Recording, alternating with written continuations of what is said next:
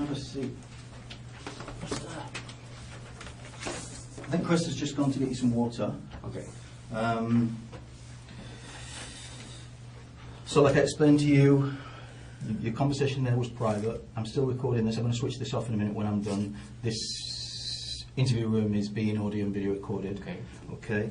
So first things first, you just spoke on the phone there with Ron Dumonceau, is his last name. And, you spoke to him, yeah? Yep. Yeah. And do you feel you had adequate opportunity to access counsel? That mean, were you given the opportunity to speak with a lawyer? Yes.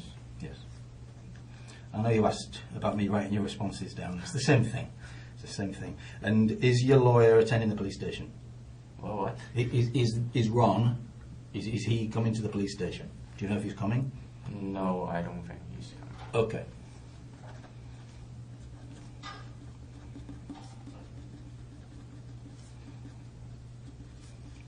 Okay.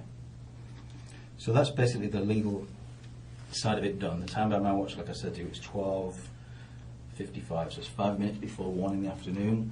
Okay. It's still November the 6th, 2017. I just switched that recorder off while you were in the room. So again, to explain, you're here in relation to police file 2017-199228, and for the benefit of my little recorder there, what's your date of birth, Rocky?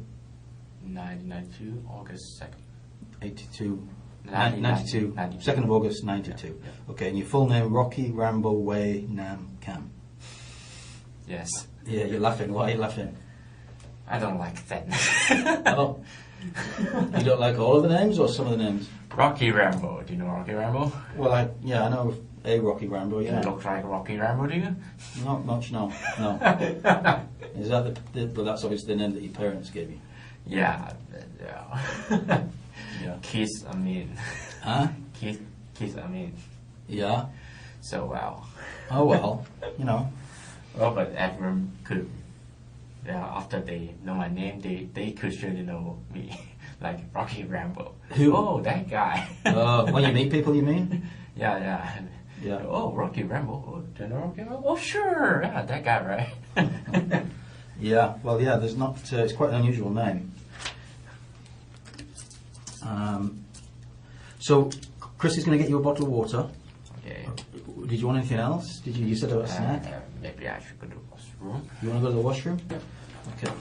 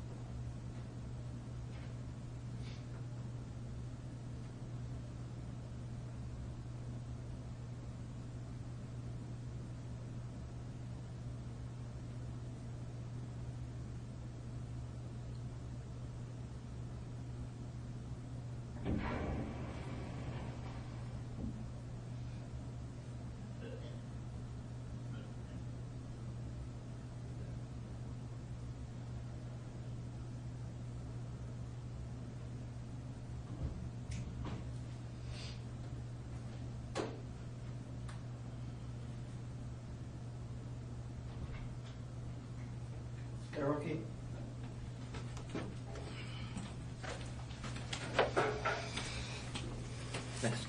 Okay. What type of snack would you like? I don't know. Are you more like... What do you have? Well, I think the sort of stuff we'll have will be like chocolate bars or chips or, that type of thing, or Sure, chocolate bars. like a granola bar, or Yeah. what do you normally eat? Anything, actually. Anything. Okay. Well, I'll bring a couple of things down, and if not, we can try somewhere else. Everything's good. Yeah. But everything else is okay? Mm. Yep. You fully understand what's going on? Not hopefully. Well, But, what, you know, I told you before, if you have any questions to ask. Yeah, but like, I don't think you could. No, and like I said, Chris and I, our job is to make sure that this is taken care of.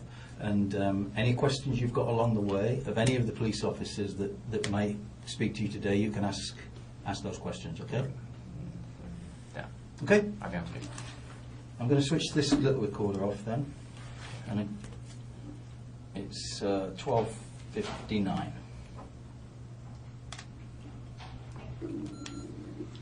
Okay.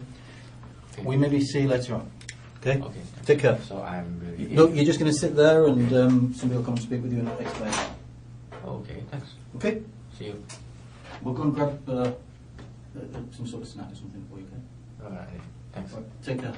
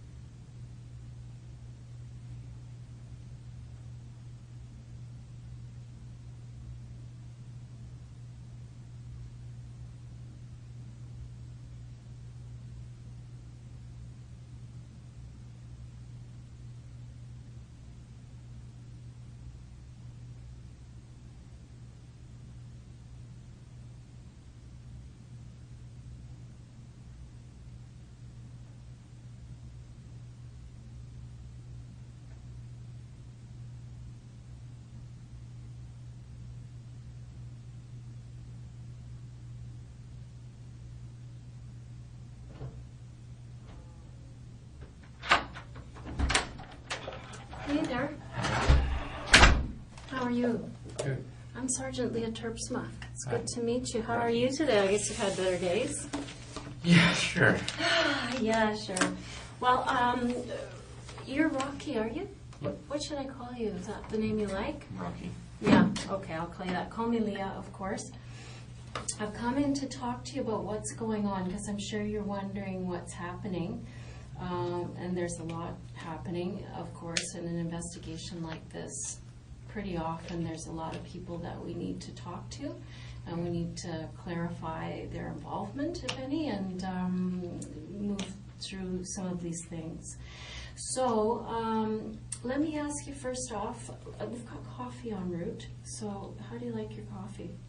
No, thanks. You don't like coffee? No, thanks. Oh my God, you are not a millennial. Would you like something else? I want some snack, please. Some food? What would you like to eat? Something that I can eat. Like what? Like a sandwich? If I can, sure. Sure you can. What would you like?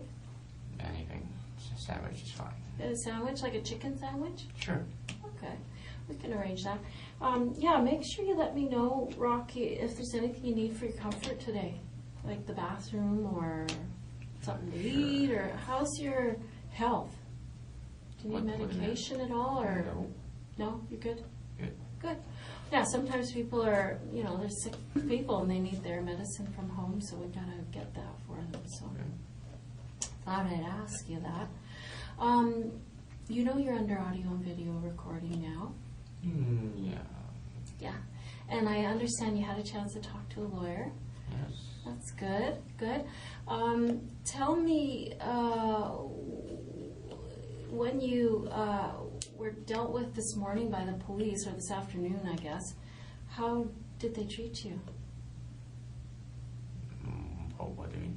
Well, how were you treated? Were you treated well? Do you feel... Surprise, of course. Yeah, you're surprised. Okay. That makes sense to me. But did anybody do anything that you thought was kind of rough, or said anything to you like you had to talk with the police today, or something bad would happen? No. Did somebody say something good would happen if you cooperated with the police today? No. Yeah, that's good. Because if someone did or said something like that, that is not in effect, and we don't operate like that. So it's entirely up to you to, cooperate. And I appreciate how pleasant you've been, and it makes it a lot nicer for me when I have to come and talk to somebody and they're not a beast about it, So I'm going to get some sandwiches going. So do you have any understanding of why you're here today? Yeah.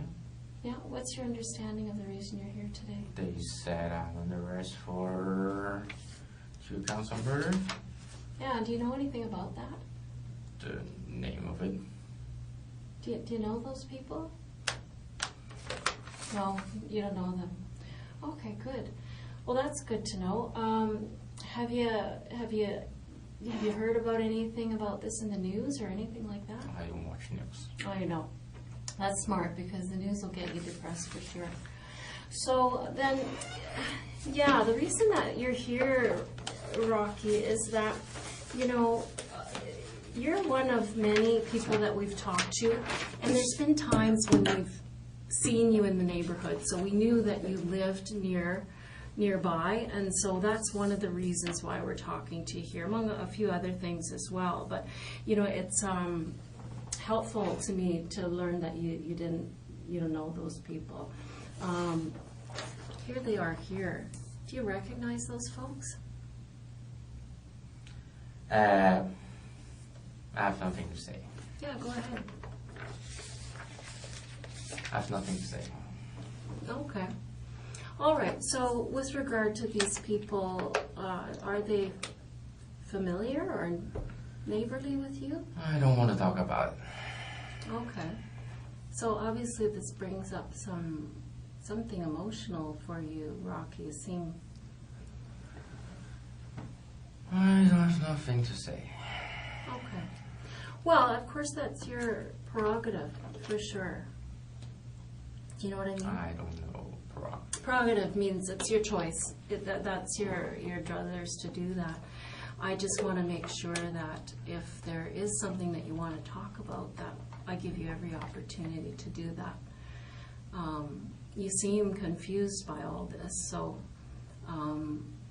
yeah, I just wanted to make sure that we came in and gave you any opportunity. If you did know those people, then it might explain some of the the video that we have in the neighborhood and stuff that that you're there. Or maybe you're friends of theirs. I don't know. Maybe you're upset because your friends are no longer with us. I don't know. But it's my duty to make sure that I give you an opportunity to talk about that if you want to. You know what I mean? Mm-hmm. Mm-hmm. So yeah, I mean, these things, you understand how police investigations work, I'm sure, and that you don't. Have you ever been arrested before, Rocky? No. No. Okay. Well, a lot of times they start out very, very broad, and we end up with a big net full of people, and slowly those investigations, they narrow and narrow and narrow, and it helps us to focus and find where we're headed next. So that's what we're doing here today, is just to find out what your involvement in this situation, if in fact you have any involvement in this situation. So if you know those people, it would be nice to hear an explanation for that. If you don't know them, that's fine too. I'd just like to know what your position is on that. What do you mean, position? Well, just about these people, like I'm unclear. Like I would like to clear that up. If you know them, then great. I would like to hear it. I have nothing to say. Okay. So from that, I'm kind of assuming that you don't know them. No. Okay. Well, thanks. Yeah, that's just basically what I wanted to know. So is there anything that you need right now, Rocky? Savage? Yeah, okay. So those guys will get that for us right away. And they've got coffee on the route, but I know you don't want any coffee. So, Rocky, you're kind of new to BC, aren't you? Yeah. Yeah, what are you doing here? Finding jobs. Oh, okay. Somebody told me that, actually, Simon, who arrested you, he told me that you were saying that jobs were kind of hard to come by back in Alberta. What kind of work do you do? I know such specific job that I know. At this point, I don't know. You don't know? You're still searching? I'm willing to do many things, but well, not much I can do. Normally what? Not much I can do. How come? Because I Well, think Simon told me that you also had been educated in, was it economics? Yep. Yeah. So that's kind of important job, isn't it? No. How come? What does that get you? What kind of job would that mean? Like accounting, or what would that be? What? Economics. Yeah. What kind of job would that give you? Working bank, kind of things. Oh, But, okay. well, so far, like purchasing, that kind of thing, but well,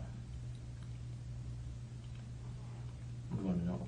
Oh, I'm interested to know what brings you out west, and I thought maybe it was our mountains and lakes. No. Or you're not an outdoorsman? No. No, okay.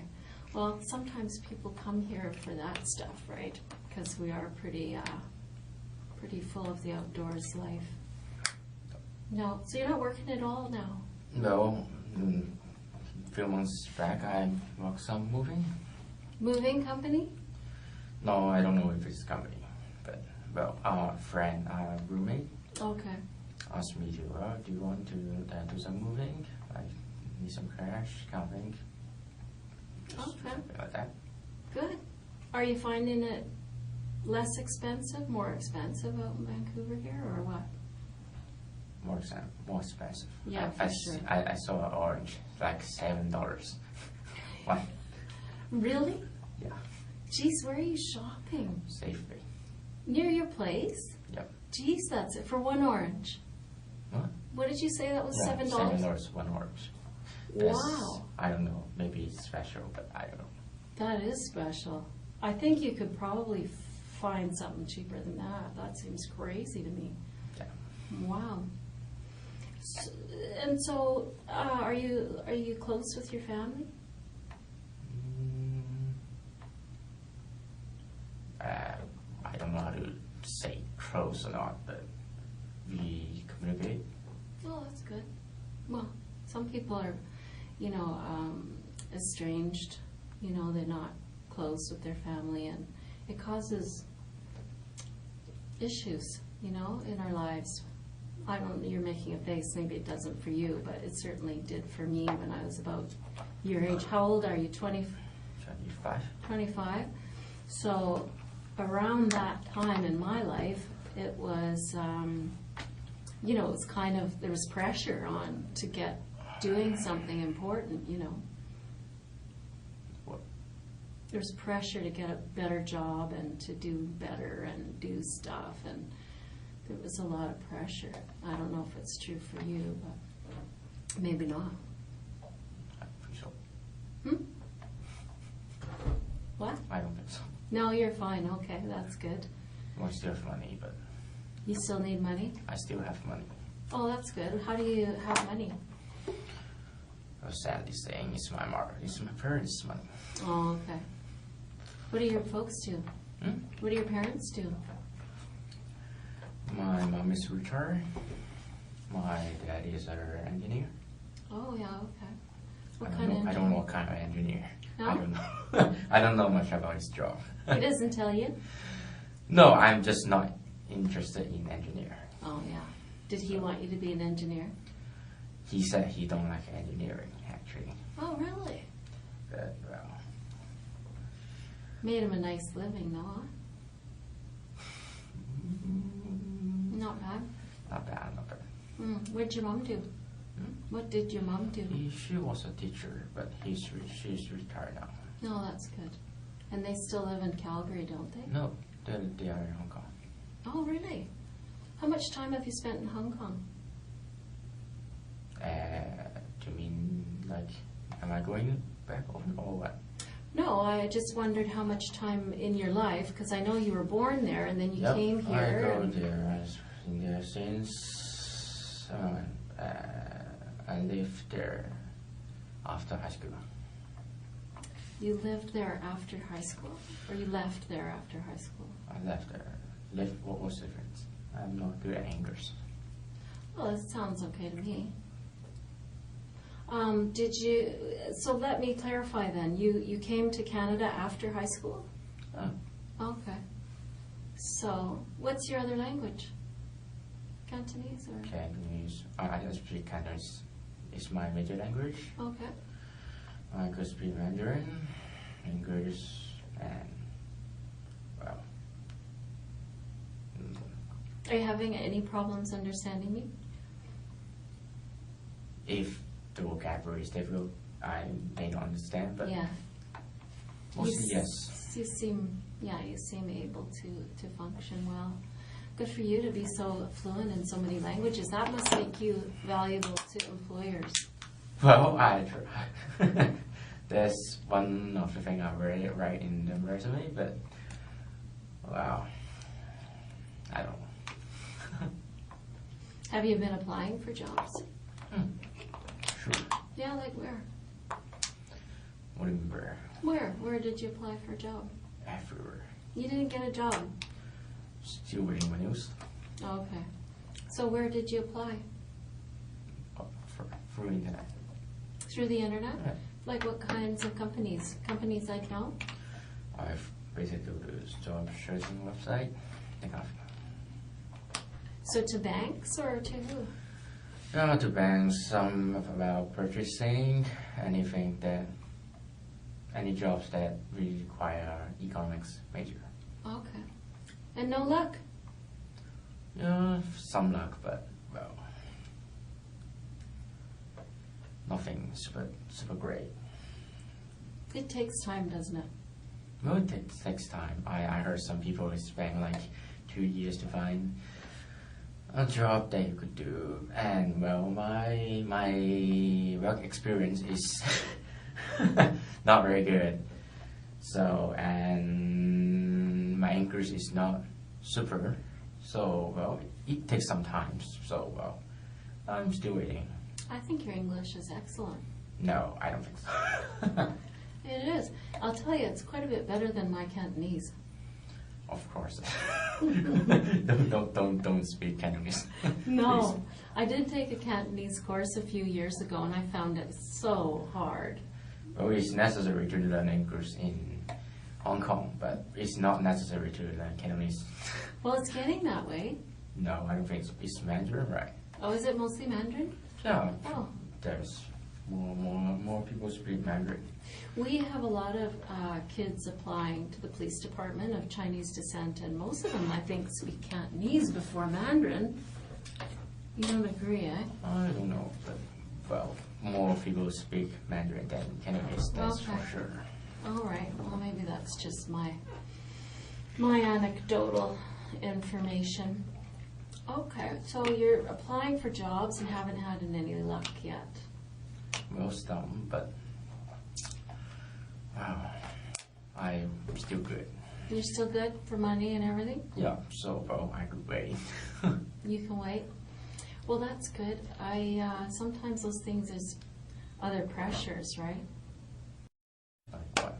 I don't know, family pressures, pressure on you as a man from yourself. You know, sometimes those things can... Well, I don't know if it's good or not, but they don't pressure me. They just, oh, I want to do it. Oh, sure, go ahead. Oh, that's good. Just like, I want to go to Canada, like Calgary. I don't want to stay in Hong Kong. It's, okay, sure, yes. So, Nice. They support you. yeah. How are things in Hong Kong? Did you live with your parents? Yeah, sure. Sure. And how was that?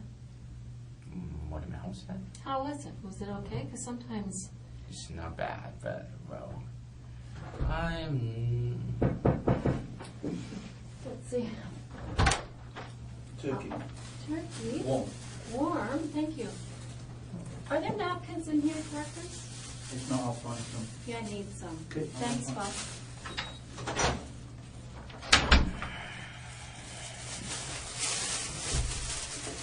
There you go, my friend. I need a napkin for my gum, don't you? But can I go to the washroom first? Yeah, you can. Hold on a sec. Let me get a boy. Hold on. One sec.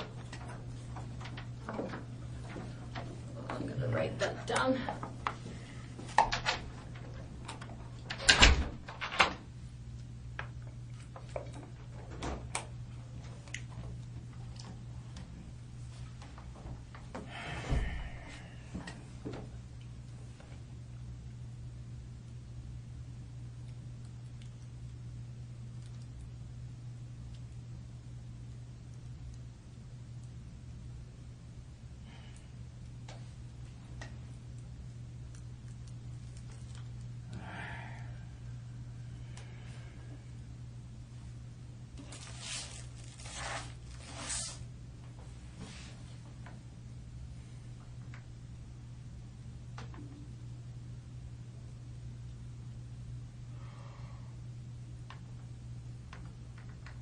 Oh.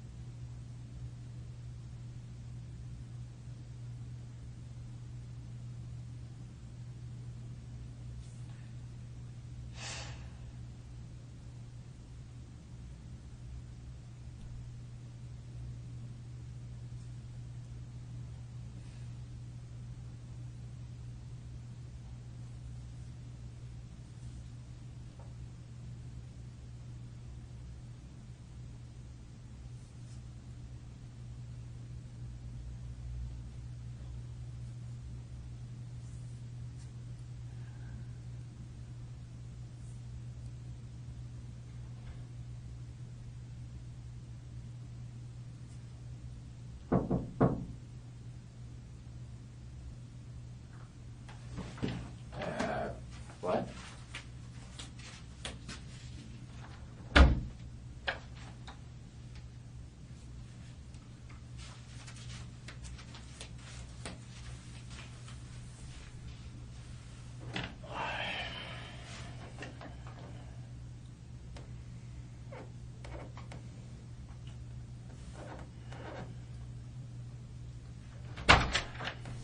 Hey, Rocky, how are you doing? Alright, good.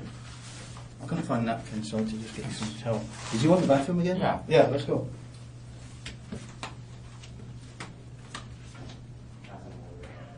Huh? You've got water. Oh, you had some water, yeah.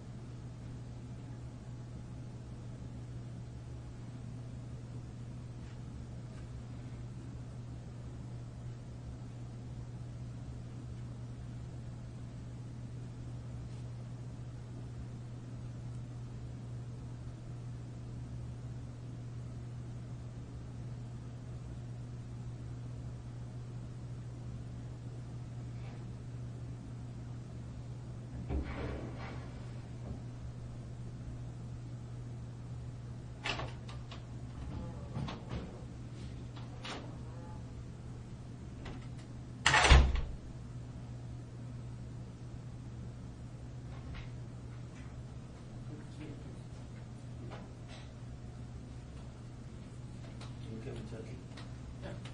Thank you. All right, no problem. See you later. See you.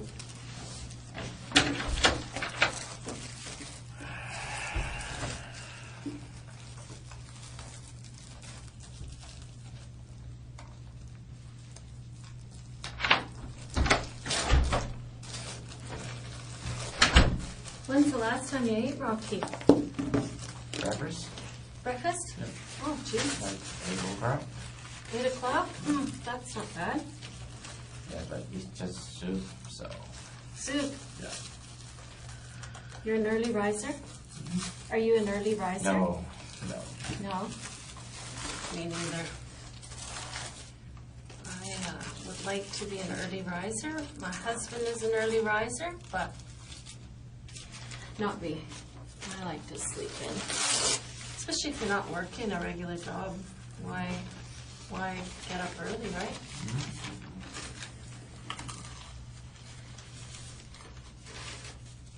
Boy, that's good. So where did you go to school? College? Where? College? Where? You mean university? Calgary? Was it hard? No. It's too easy. Too easy? Well, I took some economics way back in the day. And it wasn't easy for me. So you're pretty smart? No. So, it was easy for you, but you're not smart. Maybe just, it's just easy in that university, maybe. My high school economics is difficult than the economics in university. I don't know why. That's interesting. Maybe you just caught on. Sometimes it takes a while to catch on, and Yeah, maybe. then you had it. Well, that's good. And so what degree do you have, or do you have a degree? Well, Like a economics. BA? Hmm? What do you have? Just an economics Yeah, degree? just economics. Hmm.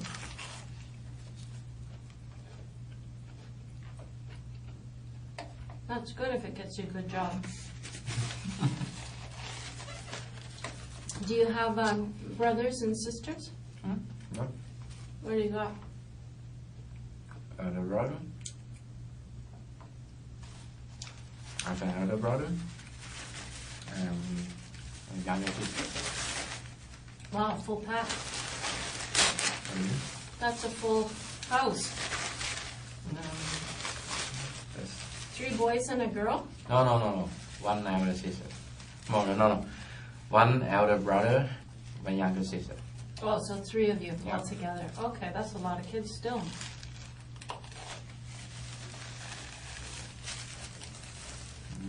No. In Hong Kong, not at all. It's fair. Average? In here, obviously not, but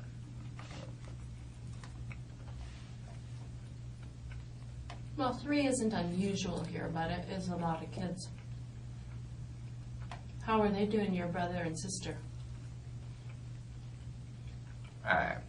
good. Are they doing good? What are they doing? I don't know what my brother do, but he seems doing pretty good. He has 2 children already, so well, I think he's doing very good. Yeah, that's nice.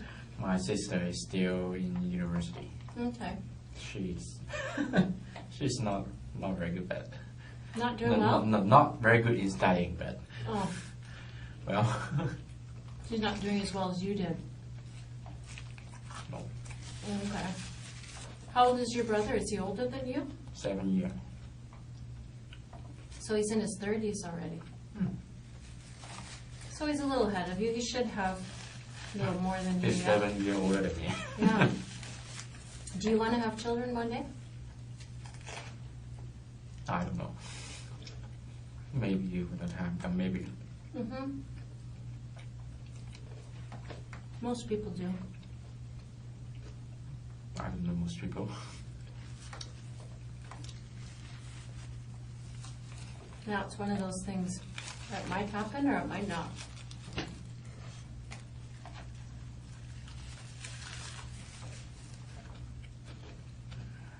What do you wish we knew about you? What? Is there anything you wish I knew about you to tell people, the investigators? Why? Well, because, I don't know, you're under arrest for murder, so you'd think you'd be saying, listen, no, here's what I want you to know. Like, for instance, I'd be super interested in your, what you were doing on the 26th of September. Because if I can get an alibi, do you know what an alibi is? Yeah. Okay, so, if there's an alibi, I can go and, I don't think I have anything to say. okay. Well, Rocky, that's not uncommon. Because I sit with a lot of people in this room in your shoes. Most people feel that way at the beginning.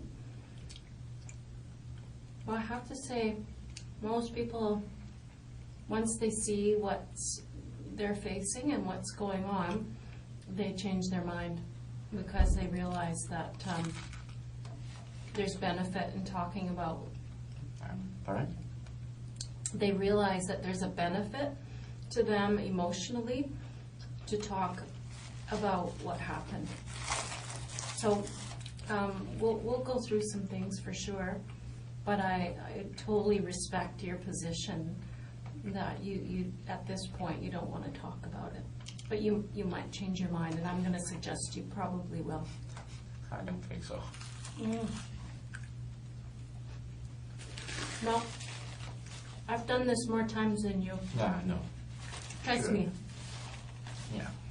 Trust me. It's a lot of work. How long are you gonna hold me? I don't know. I'm not in charge of the investigation, but I have a lot of things that I'd like to talk with you about. So, for my part, I have a lot of material. So, I think you're going to want to see it. I think you're going to want to see the material I have. I don't think so. I do.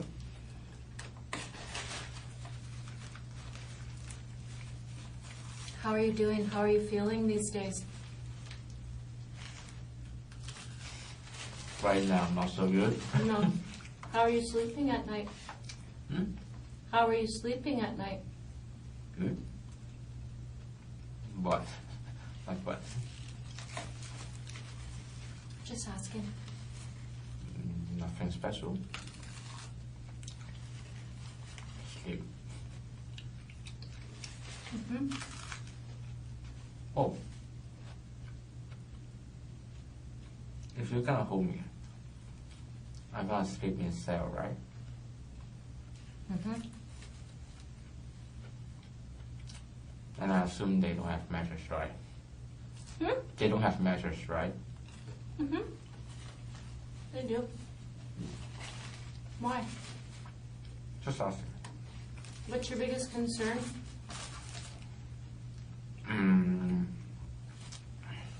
I just want to know if it's enough comfortable. If what? Comfortable or not. That is a very interesting thing. But I'm not sleeping there, so at least I want some. At least I won't be very. How can I say? I don't know. Crying. Like, wow, what the bad is that? I don't know.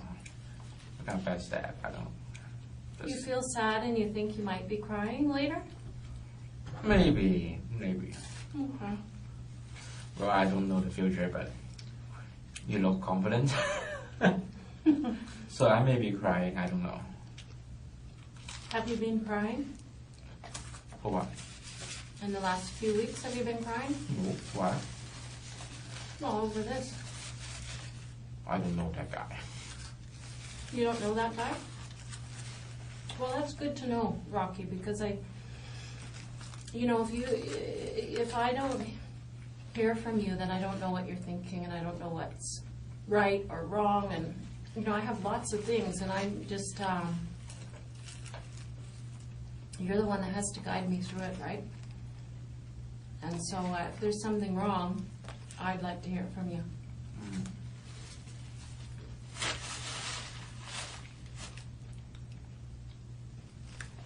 You know what I mean? No.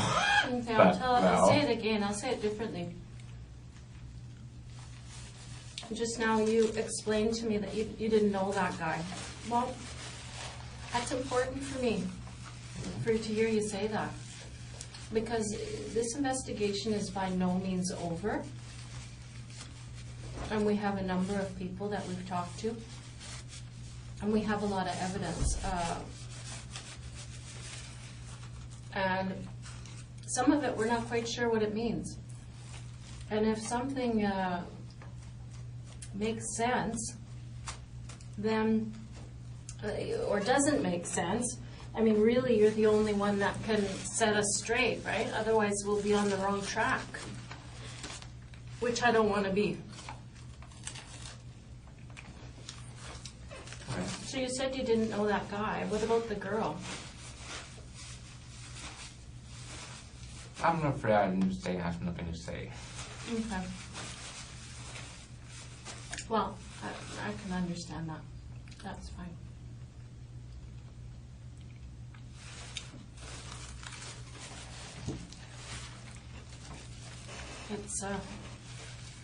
It takes a while, so don't worry. Like I said, I mean, I don't know if I talked about myself much with you, but I've been in this chair a lot of times with people who've had a difficult spell in their lives. Spell? It's a difficult period in their lives, time in their lives. And it takes a while to walk through it. Definitely people start out with one opinion about what they should do, and then they change their mind.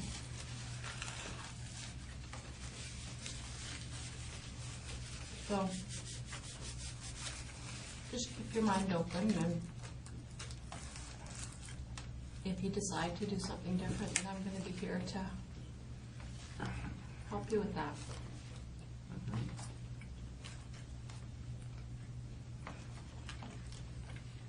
How is that sandwich?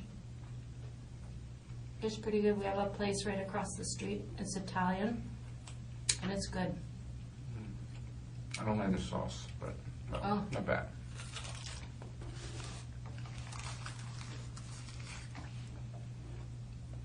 It's kind of a mustard thing, isn't it?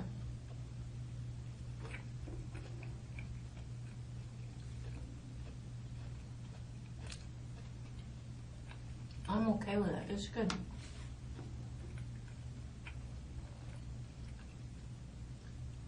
Do you have any questions for me? No. Hmm. Well, I have, but I think you will answer it. Try me. You never know.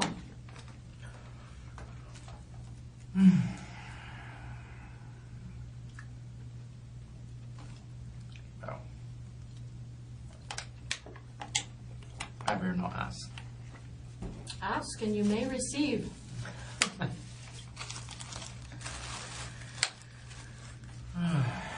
Is there anybody that you'd like us to contact? Let them know where you are? No.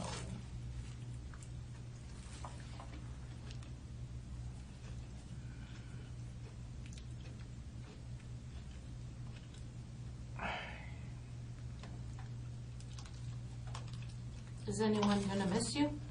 Hmm? Is anyone gonna miss you? For what? I don't know, out in the world. Maybe. Do you have a woman on the go or a No. partner on the go? No. Why did you laugh at that? What? When I suggested if you had a partner, why did you laugh? Because I don't have one. And my parents keep asking. Do they want to set you up with somebody? No. Well, just teasing. They want you to have a baby, maybe. No. I don't think I want a baby because they want it. That's not very good. No. Yeah, you should want it. Why? The baby. Like you should want one before you have one. No.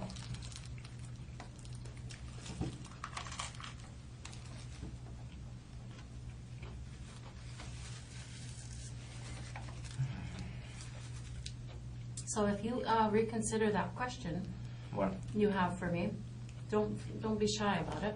If there's something I can answer, I'll do that for you right away. If I don't know the answer, I'll get it for you.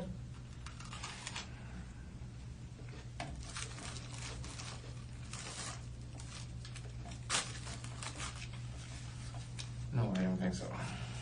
Okay. Well, just not important. Well, then ask it if it's not important. It'll be easy to answer. Well, it's your job to hold me here. But I have many things to do, but just not that important. I do the laundry. I want to buy the new pants, new shoes. But, well, you're gonna hold me for a while. A long time, so. Well. You said it was my job to hold you here. Maybe. I don't know. No, it's I don't know really if not. for- Yeah. But, well, I'm gonna be here anyway. Someone's gonna hold me. Police? I don't know. Well, I mean, one thing you should know, Rocky, is that I'm not here to hold you. I'm here to make sure that if you have something to say about this, whether it's to tell me that you didn't have anything to do with it, I'm here to receive that information from you. Yeah, but Whatever even it is. if I tell you that, you wouldn't release me because of that. You still need to do things, other people do their things, and I need to wait for a long time. until I can get home. Is that what you wanted? Wonderful. Like you seem like you have a set idea about what is going to happen. What do you mean wanted? What do you mean idea? I don't know. It just seems I like don't this know. is a The set lawyers idea. told me that you're gonna hold me until I don't know when, but you said it's gonna be a long time. I need to wait.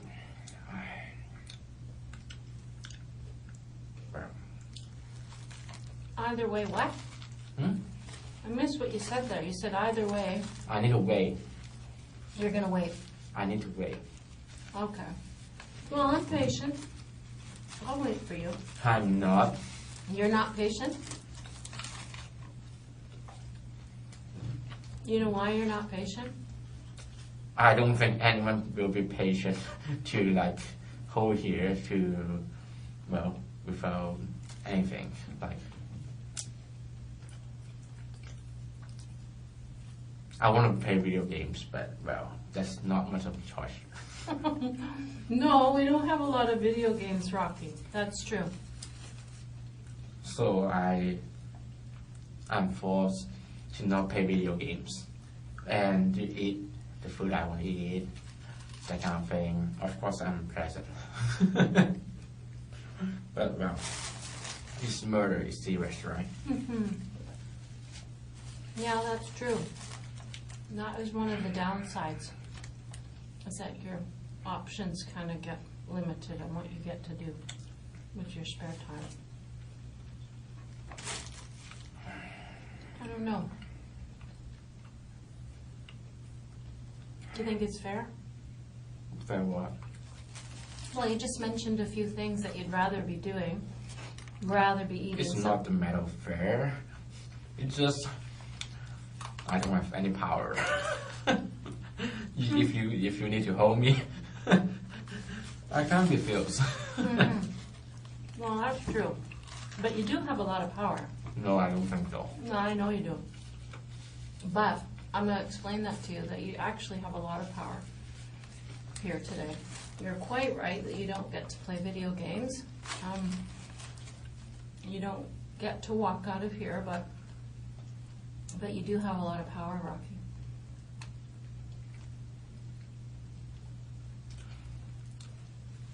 I'm sensing some not something I would hear. Not something you want to hear? Maybe. It doesn't feel like you are, I don't know how to say that. Oh, my English is really not that good. I couldn't find a word. Okay. Use another word. Like what? I don't know. I don't know what you're trying to explain. I don't know if I speak Cantonese, you don't understand, so well. No, that's true. But say it differently in English so I can understand you.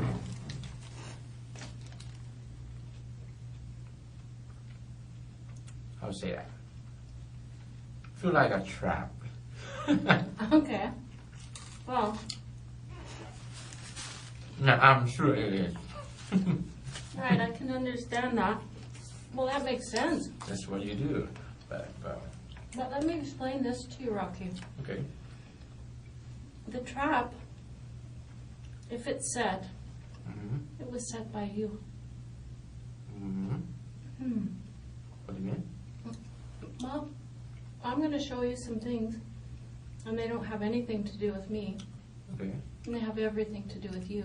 Uh-huh. So, if you feel trapped, or there's a trap, I mean, it is, I don't know. I don't know how I would feel in your shoes. I mean, I'm not trying to say that your feelings aren't valid, because I think they obviously are. But I'm going to be 100% truthful with you today. I don't know if that assuages or helps to eliminate fears. For of me? Fears so that you think that I'm setting a trap or that I'm trying to trap you. I'm going to tell you, Rocky, I'm going to be honest with you today. Well, I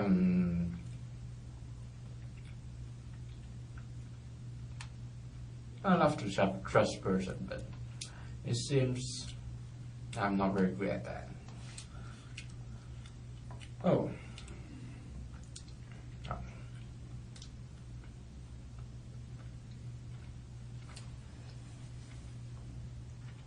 What did you just say? You said you're a trusting person and you've regretted that? But well, a few months ago, when I was first in Vancouver, how do you say? Was a fraud.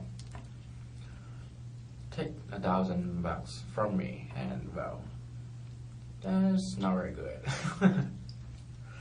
And well, I trust him, but well, yeah. I don't know if you guys catch him or not, or ready or not, but well, the police said they are investigating, but well, I don't know. I didn't follow up. So you're saying you're the victim of crime? What crime? You're saying Yeah, someone yeah. defrauded you for $1,000? Yeah, looking for a place to live. He said, yeah, sure, but well, yeah. Oh. If you say I'm a victim of crime, I don't know. Sounds like it to me. Just $1,000. That's a lot of money. You must be rich if you don't think that's a lot of money. Well, not that rich, but it's experience I need to pay. Mm-hmm. Well, that makes sense. Well, Did you phone the police? no, I didn't, but the guy gave me the address that about the place, and I go there, and the owner said that the fraud using her address to, I don't know, do lots of things, terrible things, and she says she already phoned the police, and I just give her my information, that kind of thing, and well, that's it. And well, I don't know if someone caught him or not, but Where did that happen, Rocky? what do you mean where? Where? Where in Vancouver? You mean the house or where at the? Mm-hmm. Well, I live in a hostel at first here, looking for a place to live, and well, that's when he come here. So what you're saying, I think, is that you tried to rent a place and you gave the guy $1,000, Yeah, and then what happened? he took away. Hmm? He took away. He took it away? How did he do that? I spent it. I should have seen the place first. That's what I should do. But I'm not that smart. But well, anyway. Well, when did that happen? On the first day I came to Vancouver, I'm not very good at dates, so. Okay. Well, I'm sorry that happened. Why? Well, because I don't like crime. That sounds like you were ripped off to me.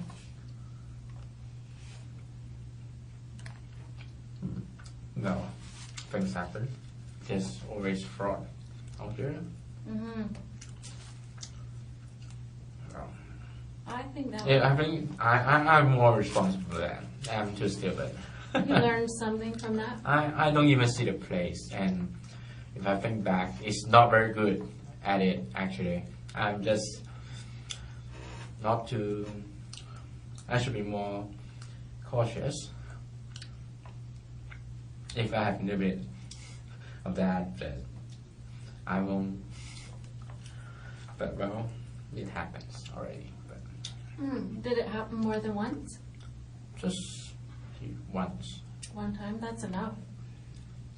Because, I mean, I still think that's a lot of money, and that would make me quite mad, actually. Yeah, sure, man. Yeah. But it's months ago, and well, I can't catch that guy. And the owner said they report the police like months ago already, but well, still haven't- They reported something to the police? The bad guy did? No, the owner of the house. Oh. Okay, I'm misunderstanding. So you rented a room? I went one of the room of a house, and I go to the address, and the owner said the guy is using the address to. Oh. I see. He's pretending to be the owner. Yeah. But he's not the owner. No, he's not pretending to be owner. He's pretending. He helping the owner to find a roommate, that kind of thing.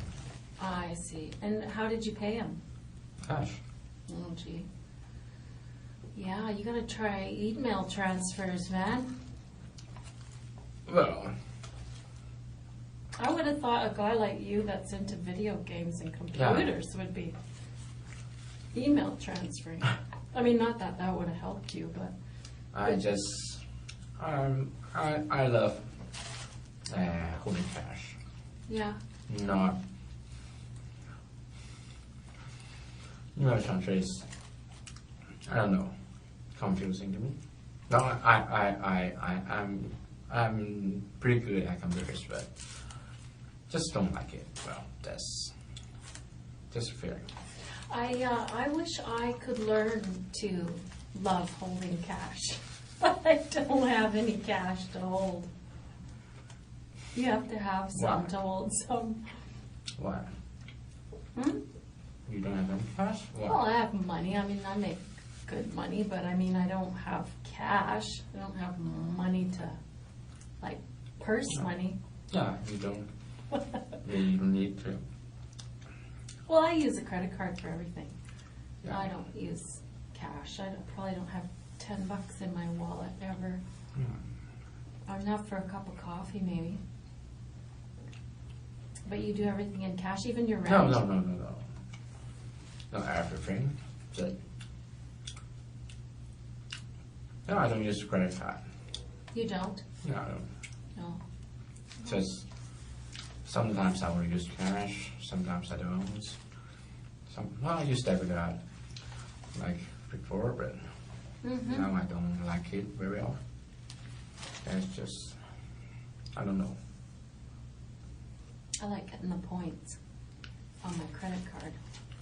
Point? Points, like if you buy lots of stuff, you get credit towards a flight. Well, I don't know. I don't use credit card.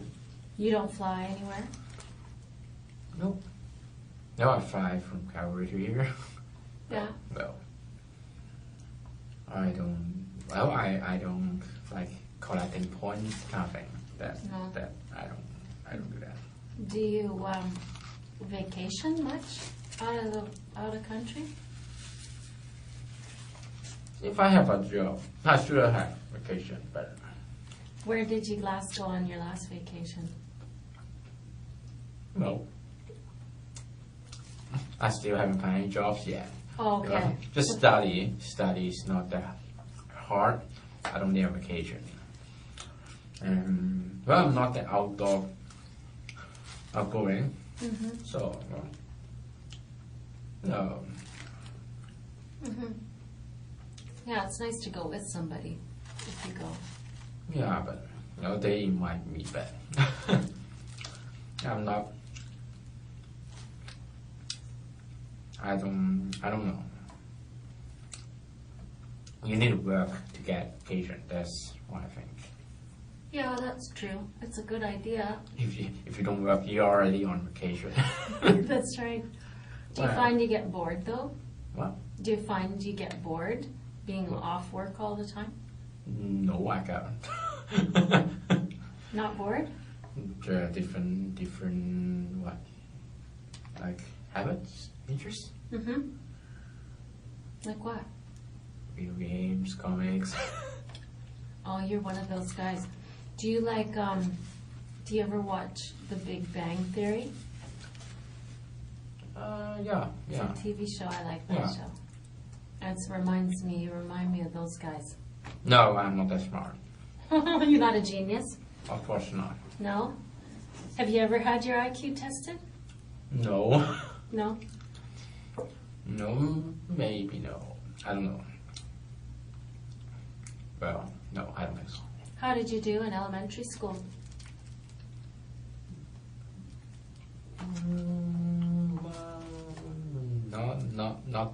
Not genius, but not bad. Good. Were your parents proud of you with your work at school?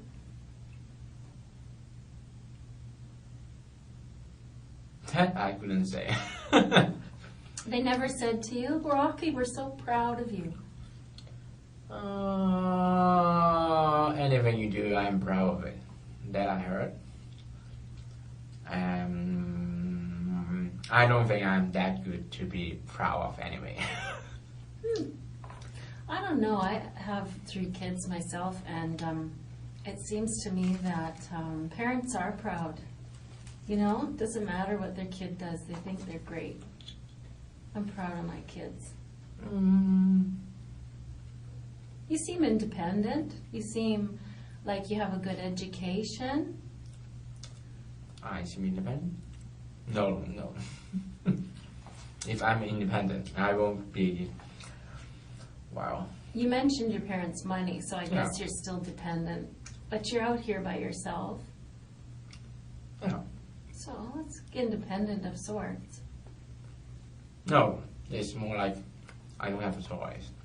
Like I spent a year in Calgary. I couldn't find any jobs, so just moved to Vancouver to try my luck.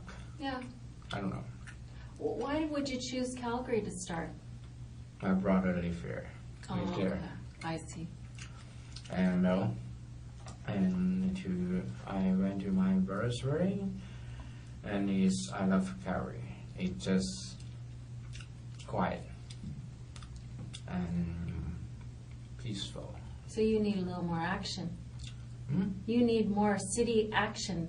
No. It's peaceful and quiet. I love it. Oh, you loved it? Oh, Yeah, good. that's why I live Hong Kong. I don't like Hong Kong. Hong Kong is a very crowded place. I've been there. It's busy. There's buildings everywhere. Green areas. That's just too. Yeah, right. So there you are. You're in. Did you ever live in Edmonton? Nope. Oh, I thought you lived there for some reason. But when you came out here, Rocky, did you drive out or fly out? What do you mean, came here?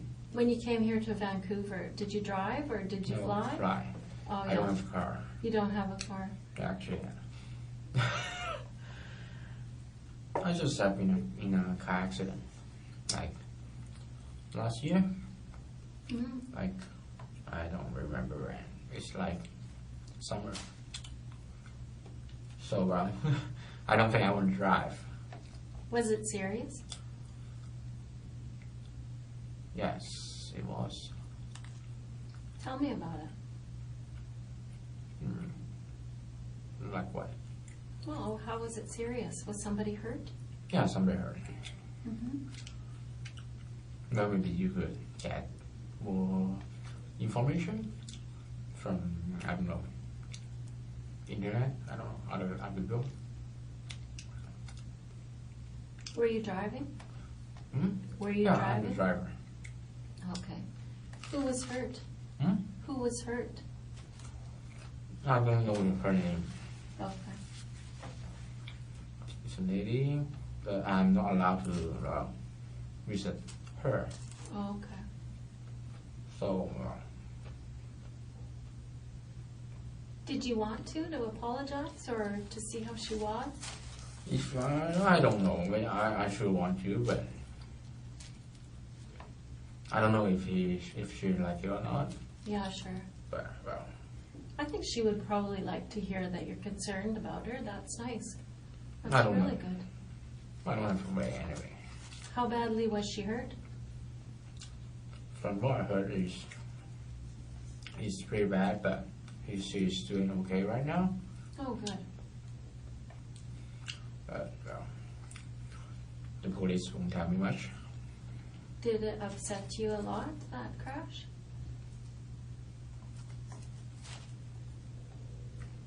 Well, I don't know how to say. I don't know how to explain that, but sure it's upset.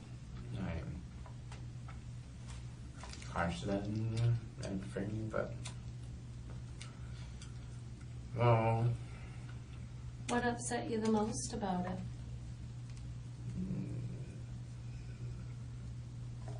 I couldn't specifically name one, but I don't know. Sometimes people are upset because their insurance goes up. Sometimes people are upset because someone was hurt or their car was wrecked, that they loved their car. Not my car. Not your car. Whose car was it? My mom. Oh, okay. Was she mad? Sure she is. Yeah. Were you injured? A little bit. Yeah, how? Your arm? What was it? What happened to it? Just only do nothing serious actually. Was it broken, your arm? No, not really. No. It just take a few days to recover. Okay. Is that where these scratches came from? Is the car crash? No. Okay. Because you have kind of a serious cut there. What is that? What? Which one? This here. And this. That's the cuffs. Oh, the handcuffs. Oh, yeah, it looks kind of red. It looks like an old scar, but it's just No. handcuffs. Oh, I'm sorry about that. Red, so it's new, right? I think red means new. Well, it looks like an old scar from here, but I can see what you mean now. It's handcuffs. Well, that's too bad that you had a crash. So you don't have a car out here, but do you borrow somebody's car sometimes when you want to go somewhere or whistle Well, it? the bus here is fine, better than Calgary. Is it? Oh, good. So you can get around pretty well. Yeah.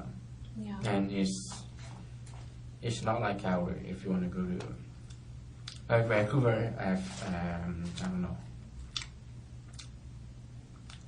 You could walk to any supermarket nearby, but Yeah, in Calgary you have a car. It's kind of More sprawling. I don't know what that means, but Sprawling means far flung, like that's even worse. Like far apart, you know. So you don't ever feel like you need to borrow a car or get out of town or anything like that? I don't go out very often. No, okay. Just if I get a chance to interview, I go out. But so far, I don't feel it's necessary to get a car. Yeah, sure. I would avoid it if I could, but I live so far away from town that I have to have a car. But I think if I lived in town on Granville Street, I would not have a car.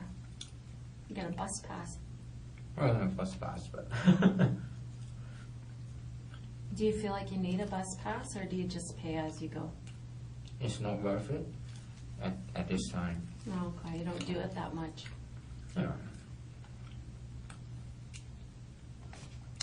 If it's free, sure I will get it. Because supermarket, the safe is still a bit far, and the weather is getting cold.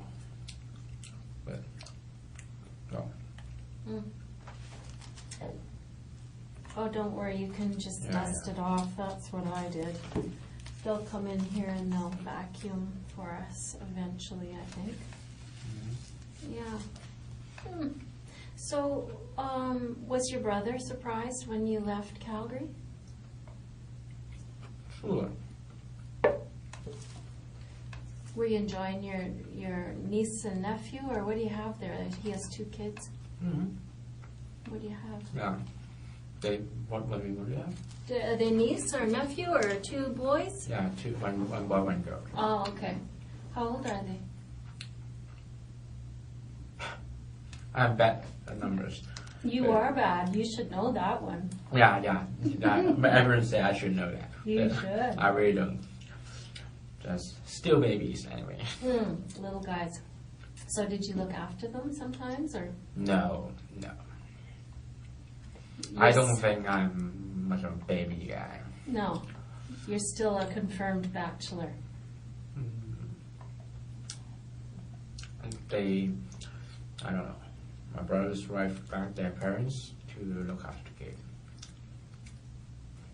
So, sometimes I, go see them and play with them, but I'm just, what do you want to know? I don't know, just to see him. When you left Calgary, I would think your brother would be sad to see you go to Vancouver. Well, I don't think so. No? Why would he be sad? Because he loves you. And? Well, he wants to hang out with you. Play video games you got with phones, you got video chat.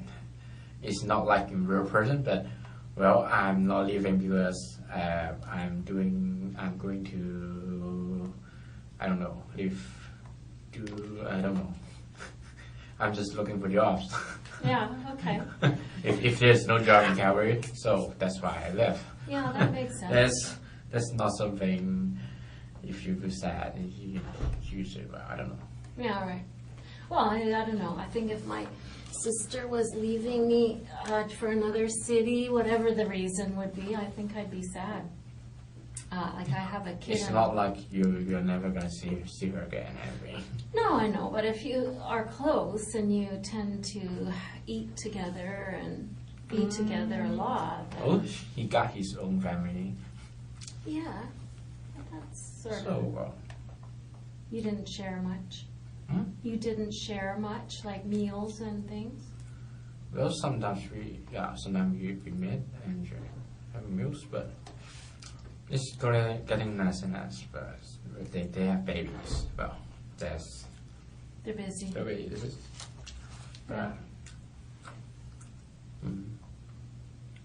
How did you get along with your sister-in-law?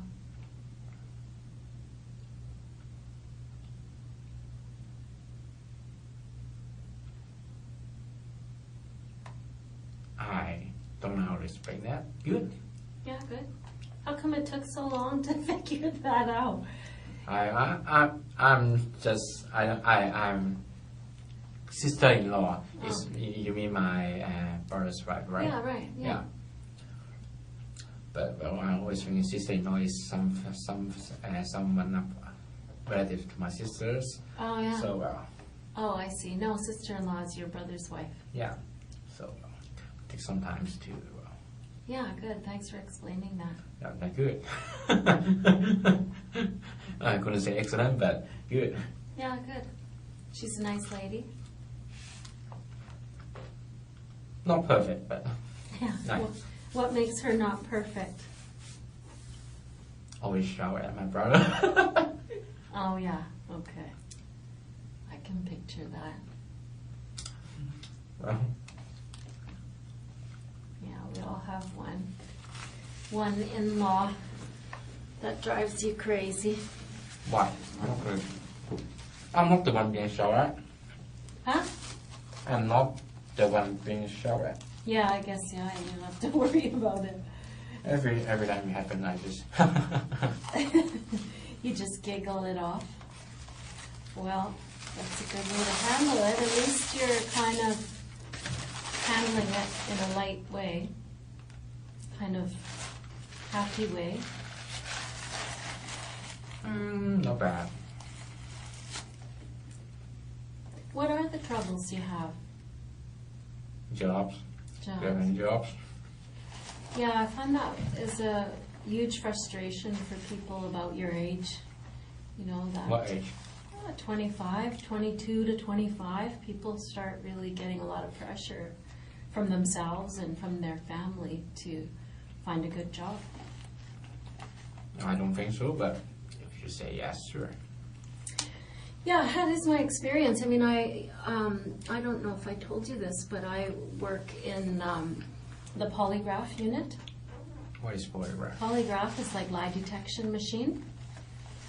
No. You know the thing? And when I do that kind of work, I'm often doing pre-employment interviews. So before someone gets hired as a policeman, they have to come have an interview with me. Oh. Yeah, so a lot of the young people that I interview express this to me, that when they're in their late stages of university or, you know, about your age, they start to get frustrated and start to feel pressure to get a good job. Not pressure. Well, we sure you got pressures. Pressure is don't push people. You need pressure to do a good job. Yeah, pressure is good. Sometimes it's good. If you don't have pressure, well, you don't put out lots of hard work on that. Yeah, that's right. Yeah, I feel the same way, but sometimes the pressure is too much and it makes people do things they regret, you know. So that's what I like to find out, if there's, you know, regret in a person's life, then I like to find out about that. Because a lot of times, Rocky, there's reasons why things happen, you know what I mean?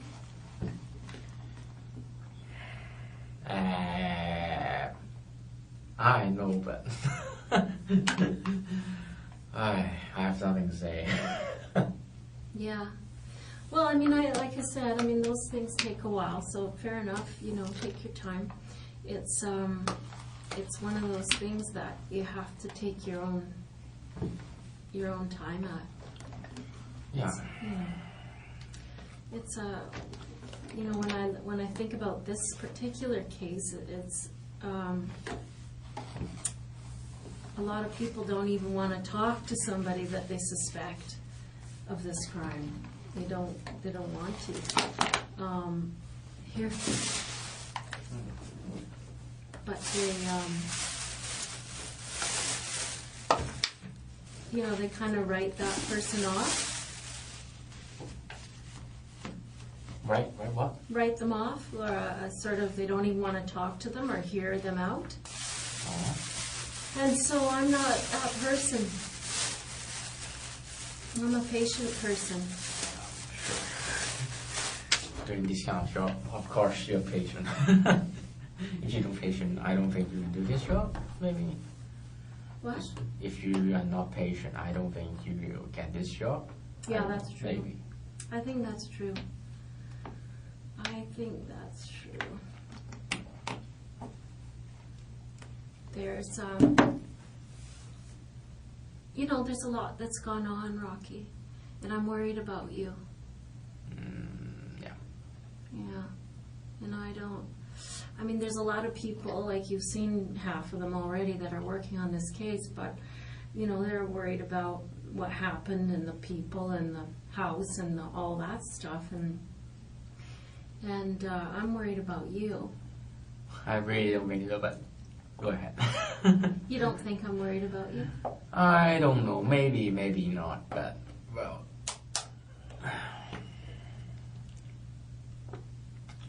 I just shouldn't have to say anything.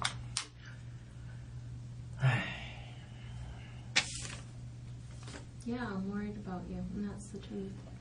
I don't know what you need. I don't know why we're sitting here. Because I'm under arrest. But why are you under arrest? Because you think I killed those people? Maybe. But why do you think I think that? I hope I know.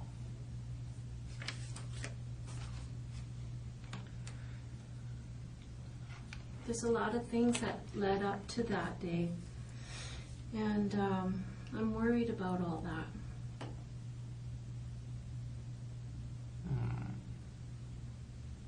I don't think it's a simple thing.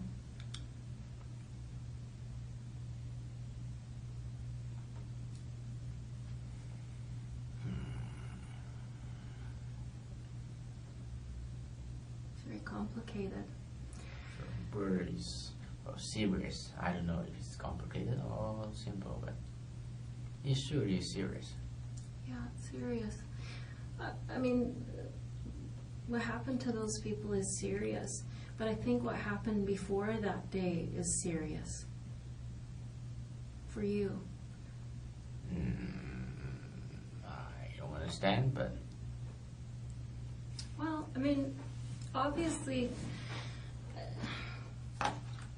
I can understand that it's hard to, I don't know, for myself, Rocky, I find it hard when I've screwed up or when I'm having a hard time. I'm Dutch. I don't know if the Chinese are like the Dutch, but Dutch people, when they get in trouble or when they're scared or when they're freaking out, they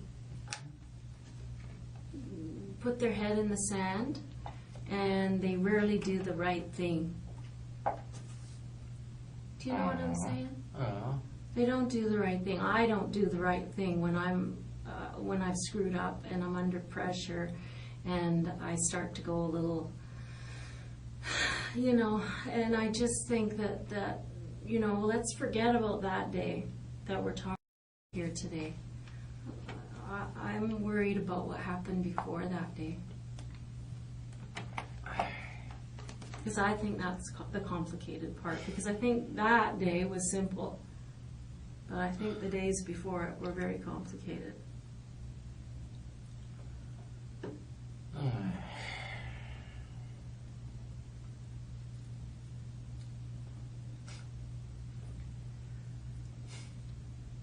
I really don't know how to respond to that. Well, you don't have to. I mean, I can see that. I can see clearly a lot of things, and I feel pretty confident. I don't need you to respond to it. I think that I understand human beings enough to know that there's something very complicated in you, and I don't know how you feel about it. I mean, if you're good, I mean, that's one thing, but I kind of doubt that. Especially when you tell me you're in a car crash and you feel bad for that lady and you know. Anyone will feel bad for the lady. Right. So, I mean, you know what I mean? You are a normal human being. And so when shitty things happen, you feel bad about it. Of course we are. We're human, right? Right. And so that's why I think that you have to be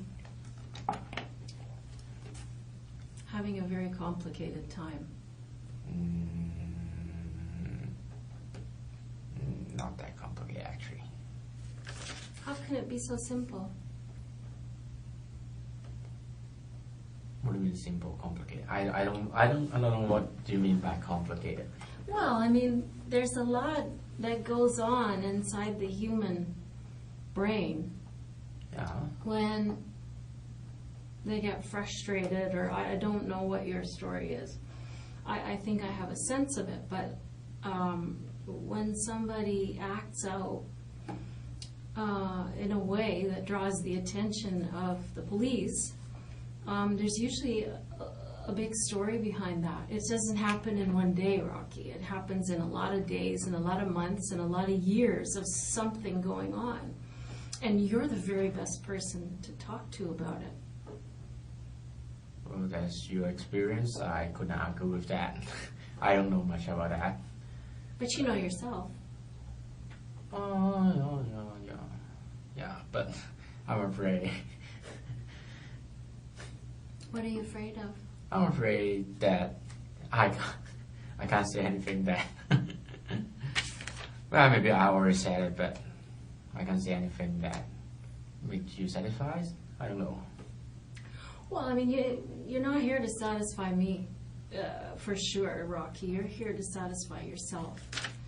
I mean, there's something in front of you, and I don't know if you know how serious it is or not yet. But Murder, right? It's murder. Yeah. But I'm not sure if you understand the magnitude of the largeness. I know. You know that one, good. But I'm just waiting for your word. Yeah, you know, the magnitude of what's going to happen and what's going on. I mean, I want you to have an opportunity to address this, because I don't think it's really fair that we only know what's in that house.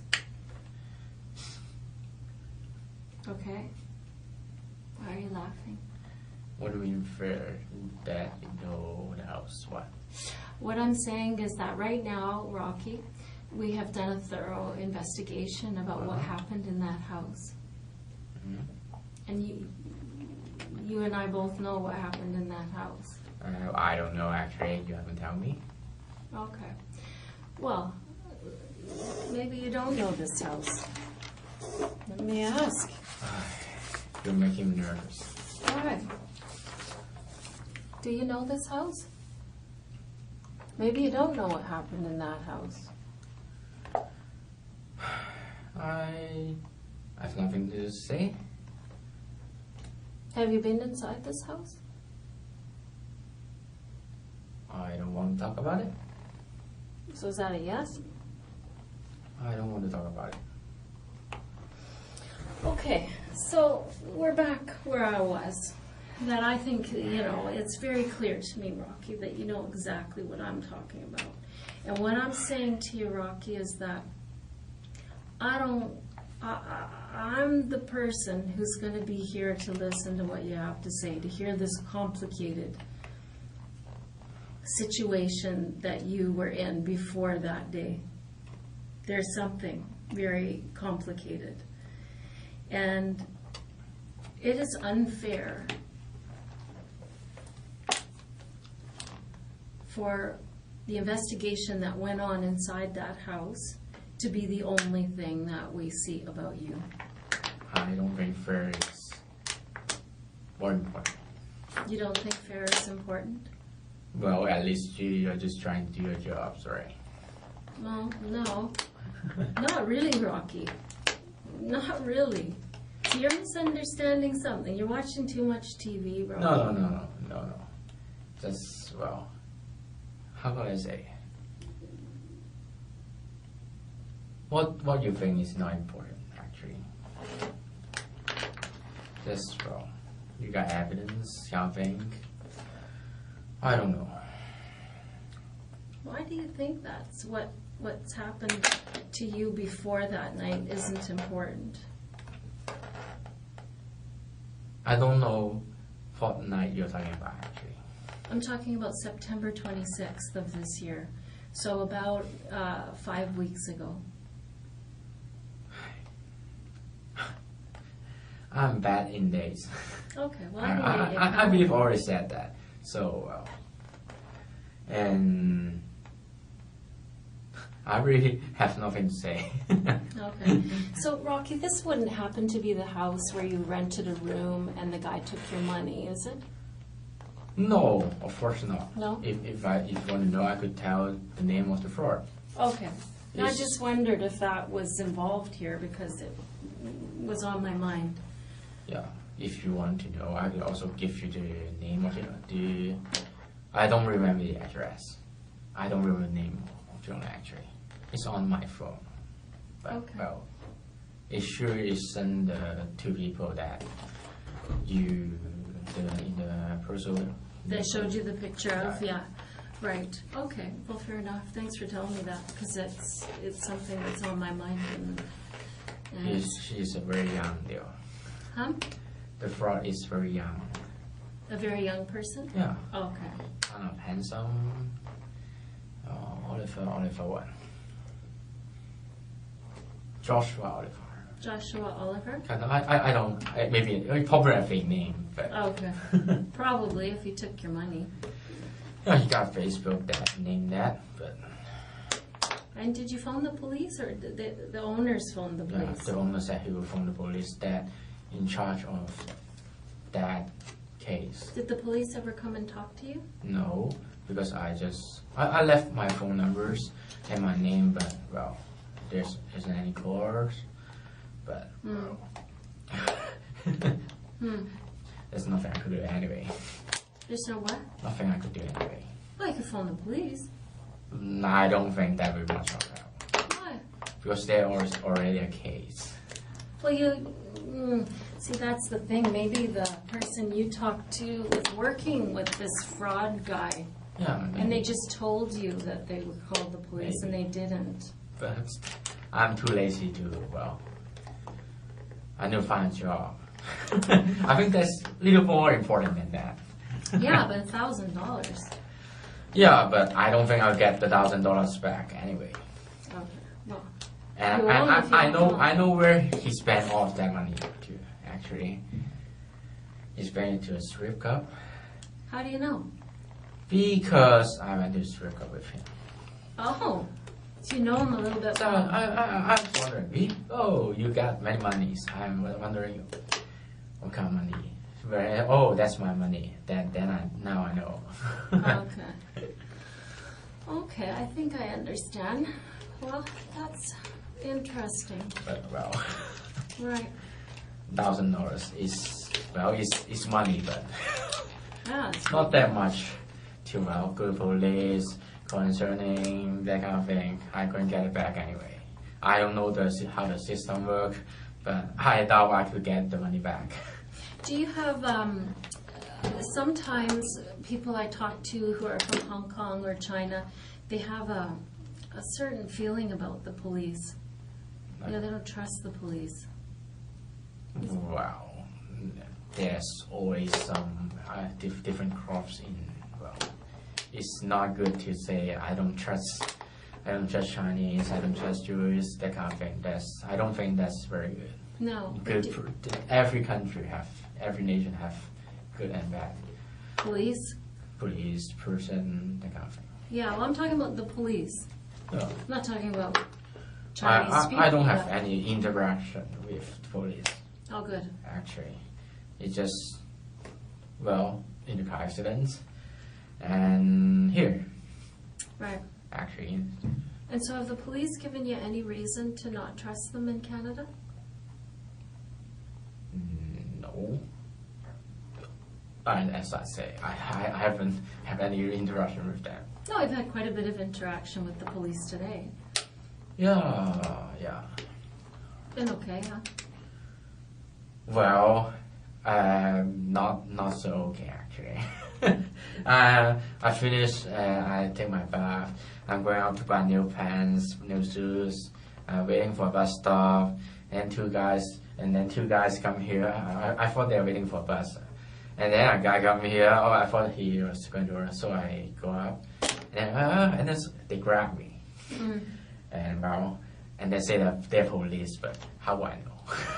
All right. Do you believe him now? You're funny. I know. I hear it all the time. I don't know. Maybe I don't know. TV they show their badge first. I don't know. Mm-hmm. But they just grab. Maybe I don't know. Maybe they're gangs. Actually, I thought someone is trying to harm me. Actually. Oh, really? 3 people trying to grab me. Yeah. All of a sudden. Did you see the uniformed policeman there? No.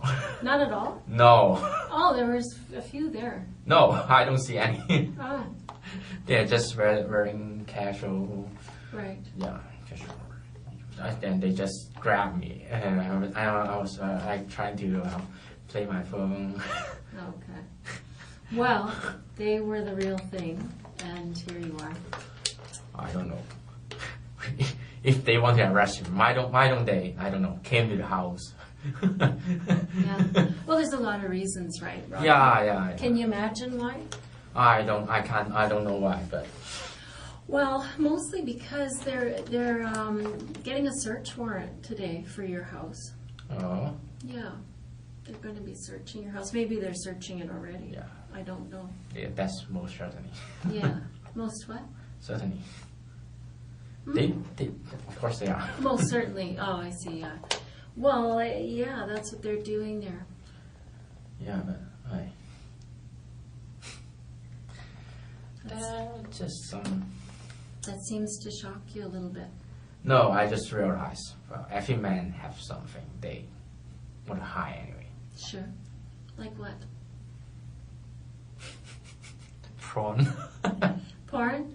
Yeah. Yeah. Okay.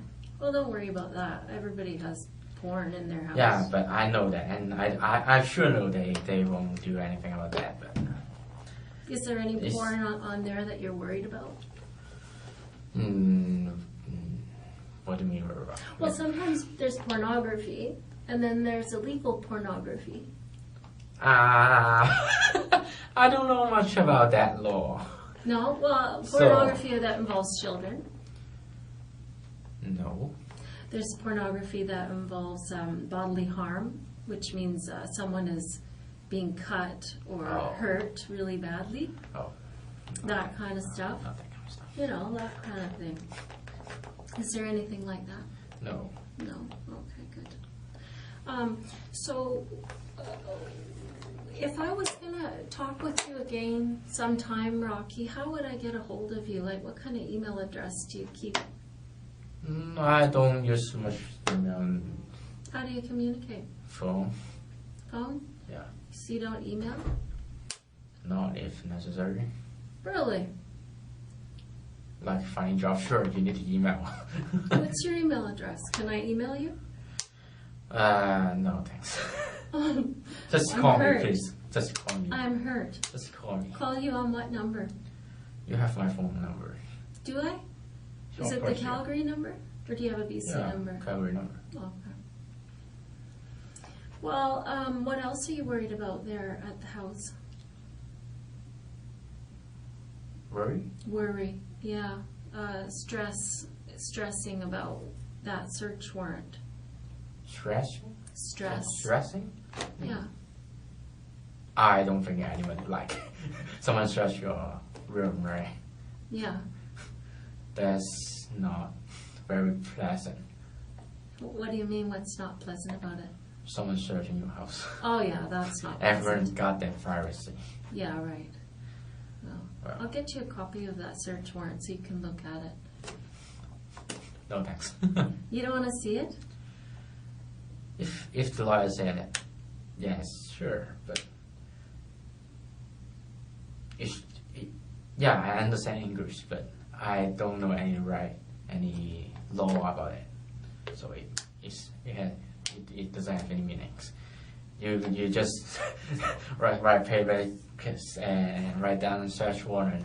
Okay, that's search warrant. Okay. Do you mean you think it might not be real? The police is Yeah, real. that's Anyway. pretty real, yeah. Yeah, that search warrant is going to be pretty real. Is there anything in that house that you're concerned about?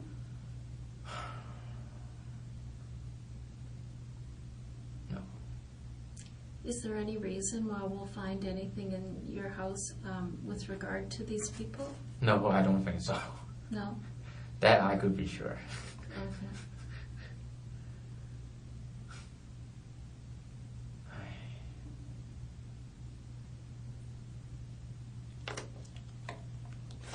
I can see that gives you some stress, Rocky. Of course it is. Can I relieve that stress for you at all? No, I don't think so. No. Okay. If there's raid, don't search my room, but you surely wouldn't do that. Yeah, they're going to do that, I'm afraid. So, they are. so what? But I don't know, sometimes we can alleviate stress. Sometimes people have pets, or they have letters they want to go off to certain people, or they want to save certain things for certain people. And so, if there isn't... Yeah, that's a way to relieve my stress. Give me my phone. You want your phone? I want to play video games, play apps. Yeah, I'm not sure about that. Yeah. I'm sure you wouldn't do it, but... I would if I could. How's that? Yeah, I just have a promise. I need to do something in the game, online game. Oh, So with my friends. So. is there someone that you want us to call to tell them No, to be able to do it? Or no. they'll just understand? The thing is, it's not very important. Oh, yeah. For you guys, it's not very important. It's important to you, though. Well, keeping promises is important. That's good to hear. That's really good to hear. But, well, I don't think I'll get my phone back. How come? You guys get it. At least not today. Not today, no. And that's all it takes to break a promise. Well, Rocky, I'm gonna show you some things today, and I really hope, and I hope that you'll make a promise to me. No, I don't make promises easy. Well, At least I don't think I'll make it here. yeah. Well, let's hear me out, because it may be an easy promise to keep.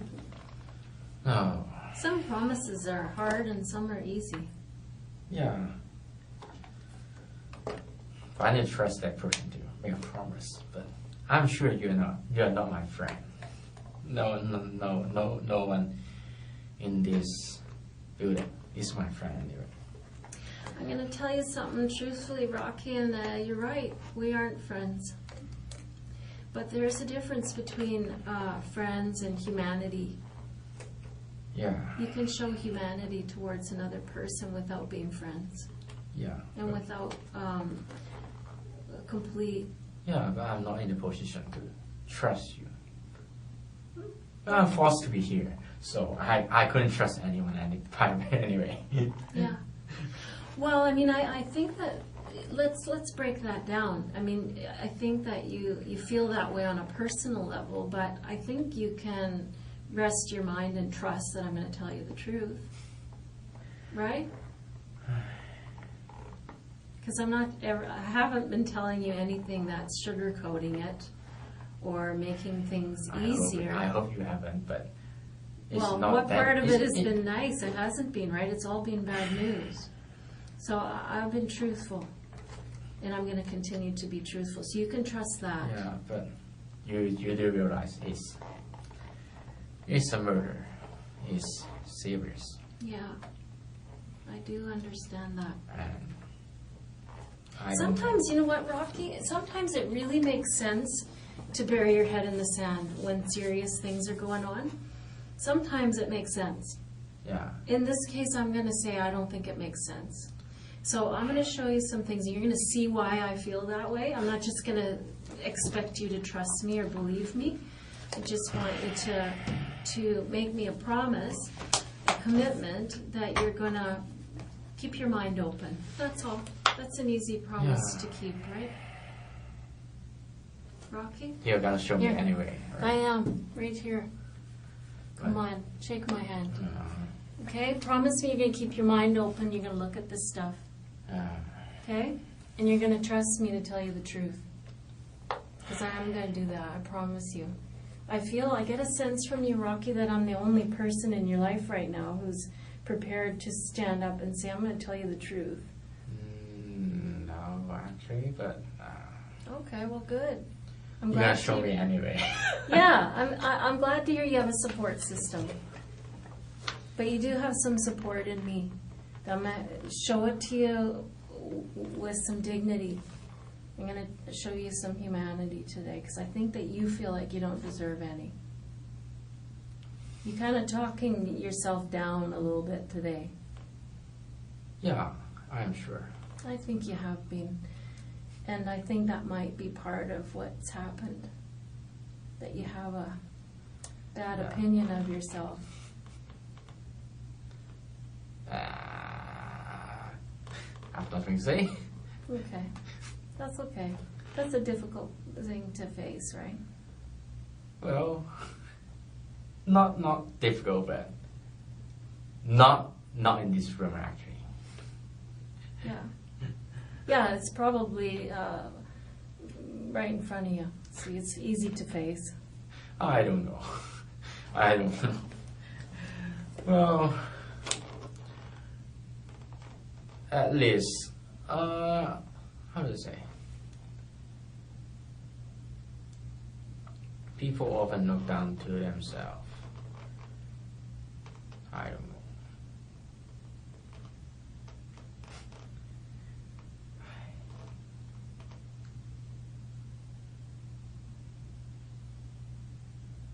Well, what do you want to know? Yeah, I just think that's a factor. Because ever since I met you here today, you've been kind of talking down about yourself. I don't think I am, but... No, you are. You're minimizing your successes at school, and you're minimizing yourself. Because I am not very successful. Well, I mean, That's a fact, actually. It is, but sometimes those things become a self-fulfilled prophecy. Well, I wouldn't lie about that, actually. I'm not that successful that and you could check that. I don't always get A. That you could check. Why would I lie about that? Yeah, but you know what I think? I think it goes deeper than that, Rocky. But you know what? We don't have to debate that. Here, do you want me to take that garbage? Thanks, hon. I'm going to go get some more water. And I'm going to get some materials to show you. Sure. Okay? And remember, you're going to promise to keep your mind open, and I'm going to promise to tell you the truth. And you don't have to trust me like a friend, but I want you to trust what I'm telling you. Because I am telling you the truth, okay? Okay, I'm going to try. Good. I appreciate that. Give me a few minutes. Do you need anything? Okay. Hang on.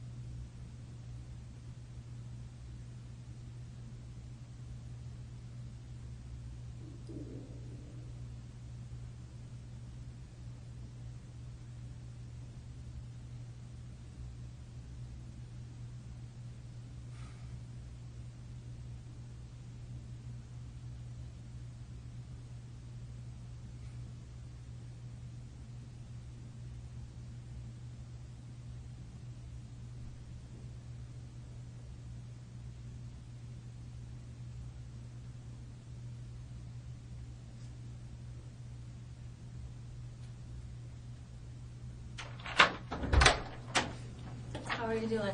Okay. Yeah, you okay? Alright. Check water? Thanks. Yeah, you're welcome. How are you doing? Not bad, not bad. Yeah, good. Of course it's boring. It's But- boring? Of course it is. Oh, you hurt my feelings.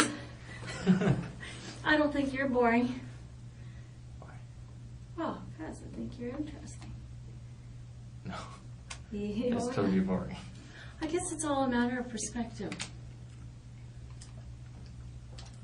Earlier when I was talking to you, Rocky, I said, I thought that you were kind of being hard on yourself. And you just did it again. Why? You just said you were boring. Locking this room.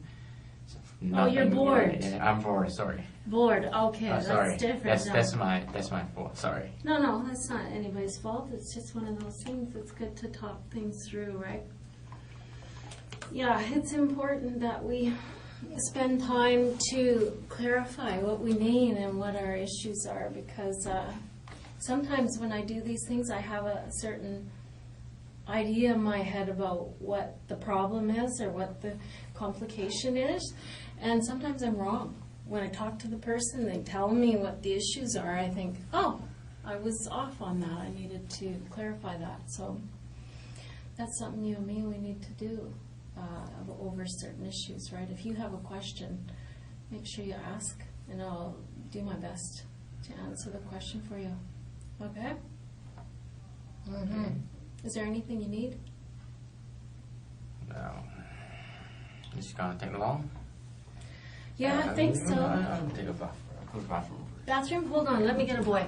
Oh, sure. Because, you know, the bathroom is for boys. Hold on.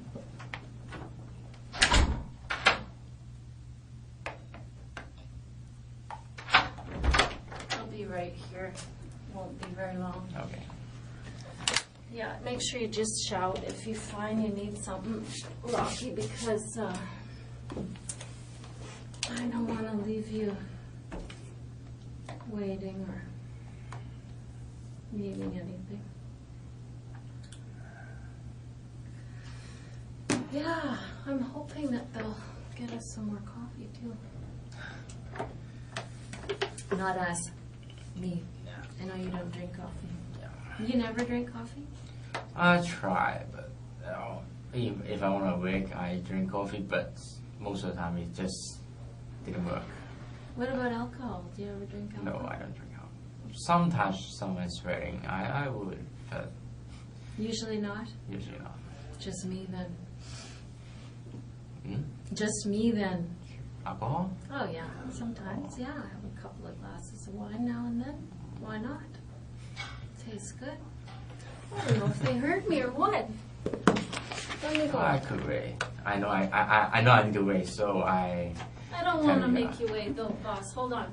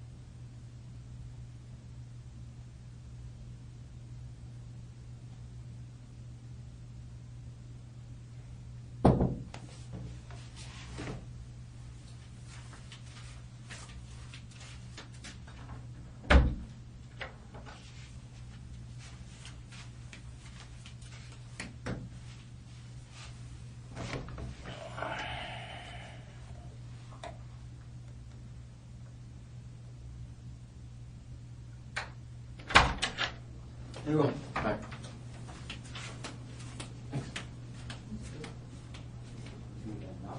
Sorry? Yeah, I thought Lee was still in there. I didn't realise that she left. Sorry.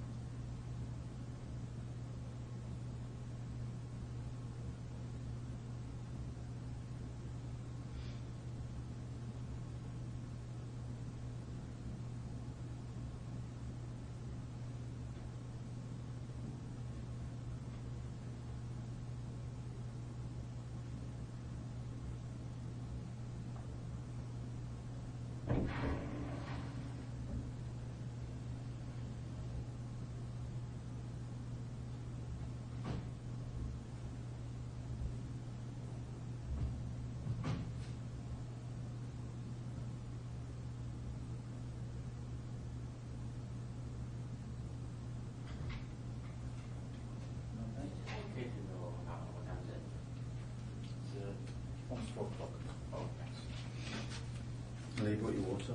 Do you need another one or have you got enough? I think it's good. Thanks. Is it good? Okay.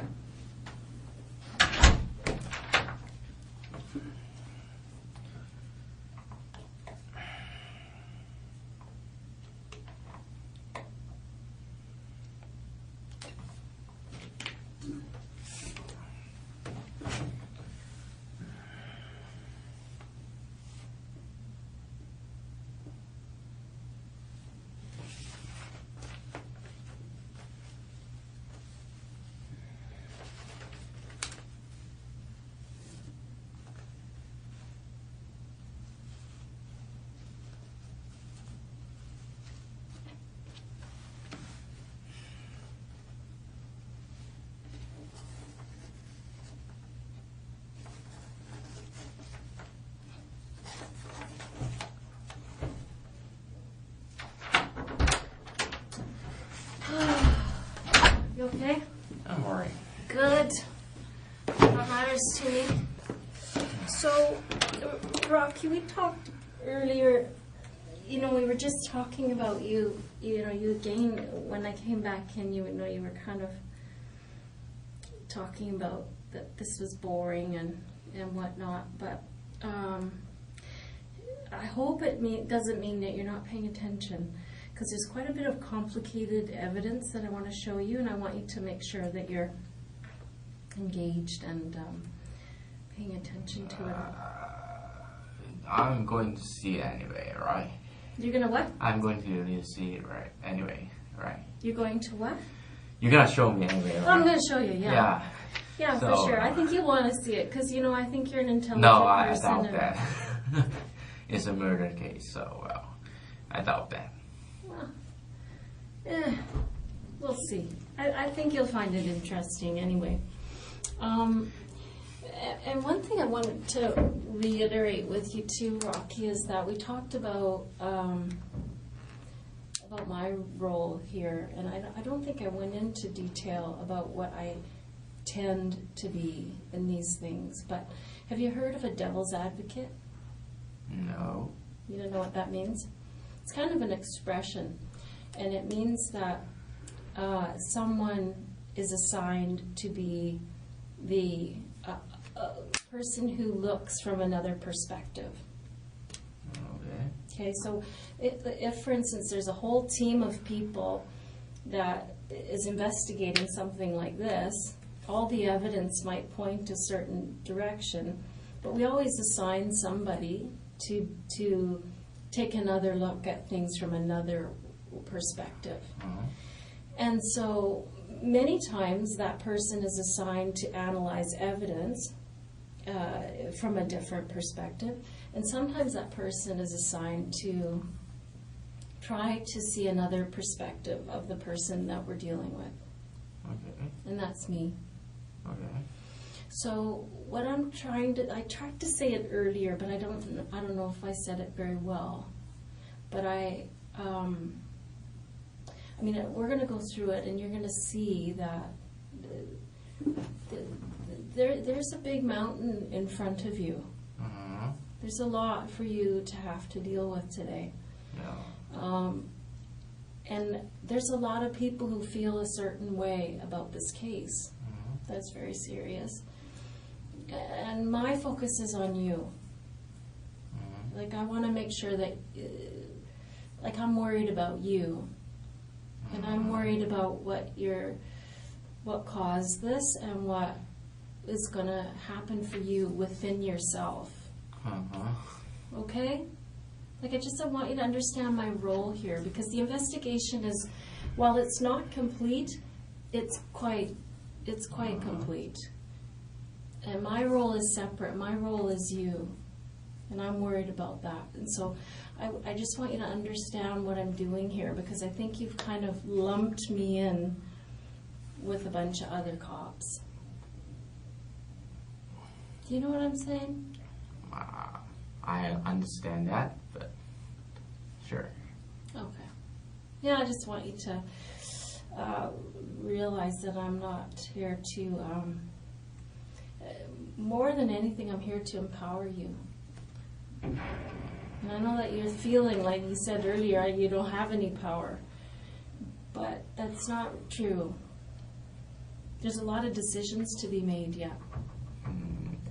Yeah, there is. And I'm going to show you what they are.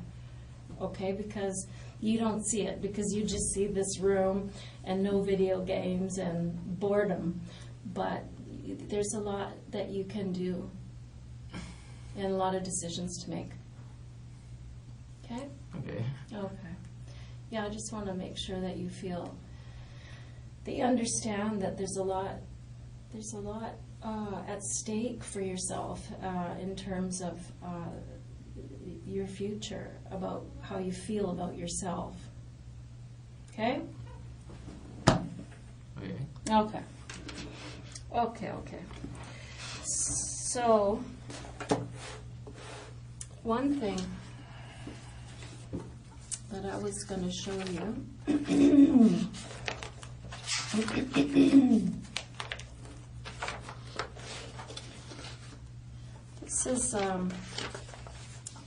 This is a ball cap.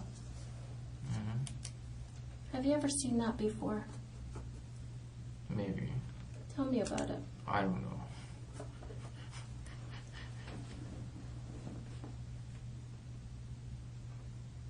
What do you want to know? Yeah, I want to know, do you own that hat? It's a ball cap. Yeah, it is a ball cap. Have you ever owned a hat like that? I have nothing to say. Well, I mean, it's an important thing. If you have owned a hat like that, I'd love to know about that.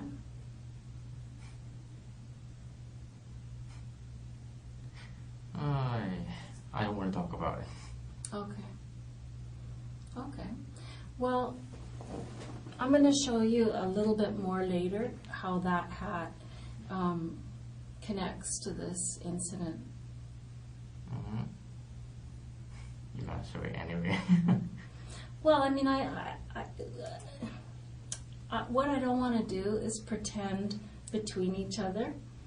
I know that when you see that hat, that it has an impact on you, and your mind is going about that hat.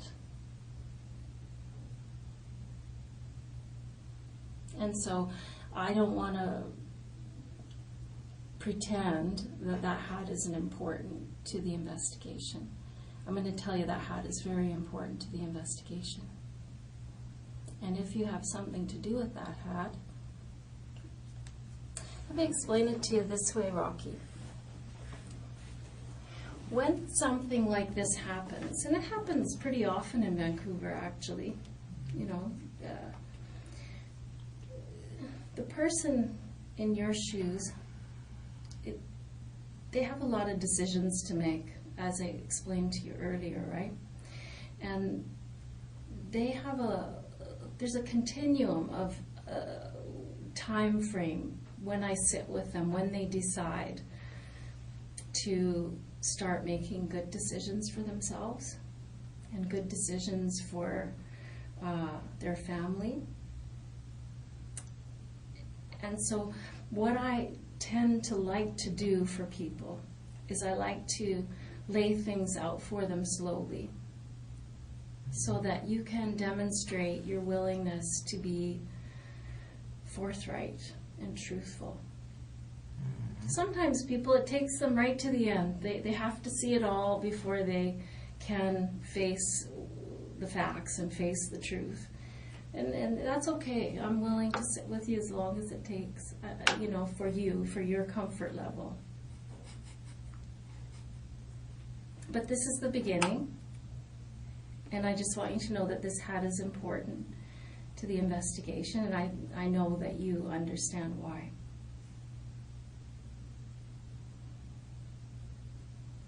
Have you ever seen that hat before?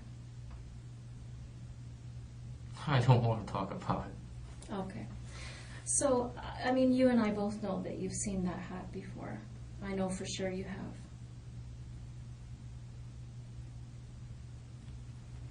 And remember what I said to you earlier, that I'm not going to bluff ever today. And I'm not going to lie to you, Rocky. But I'm going to tell you with 100% certainty that I know you've seen that hat before. And I'm going to show you how I know that in a little while. But I'm going to do this slowly because I want you to show your humanity to this case and to yourself. Do you know what I'm trying to say? I'm trying to say this, that people who have done bad things in their lives, we don't just, I know me, when I've screwed up and I've done something bad, really bad, and I've done really bad things in my life, we can't just say, oh shit, I'm sorry, I apologize, right? You can't do it. It's too hard. There's a process, there's a grieving process that has to go on with somebody like you. And today's the first day that you've realized, holy cow, I'm going to have to face this now. I have to deal with this. How am I going to deal with this? And it takes people some time to say, okay, I'm going to do this. I'm not going to do that. I'm going to make some decisions here. And so that's why I am here, because I like to be that person, that conduit that helps people to take the step towards doing the right thing. Because you've done some wrong things here. There's no doubt about that, Rocky. Very wrong things. But I'm not judging you for those things.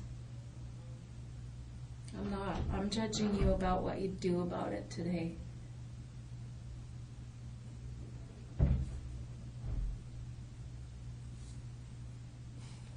Okay? So there's a lot to go through yet. It's not just about a ball cap. But I just want you to know I'm going to be very patient and let you do what's best for you. Do you have anything you want to say about that? No. Do you have any questions? Okay. So that's the ball cap. Have you ever seen anything like that? I'm just showing you the axe.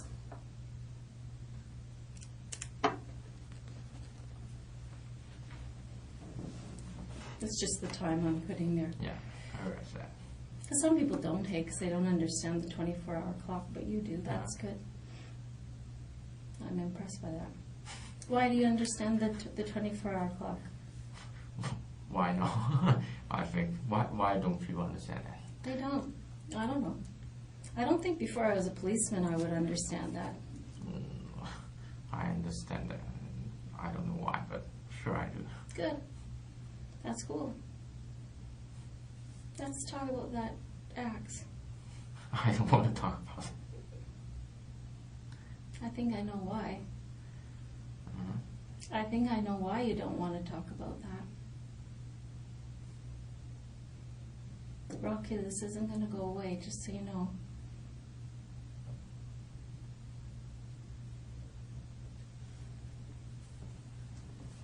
It seems a point of discomfort for you. Yeah, it's the comfort. Yeah, good. Every discomfort. Yeah. What makes you most uncomfortable? his room. Is it uncomfortable having to make decisions about this today? No, it's difficult to stay here. Yeah. Did it not occur to you that this might be the ultimate result of what happened? That someday it might culminate like this? I don't know what you're talking about.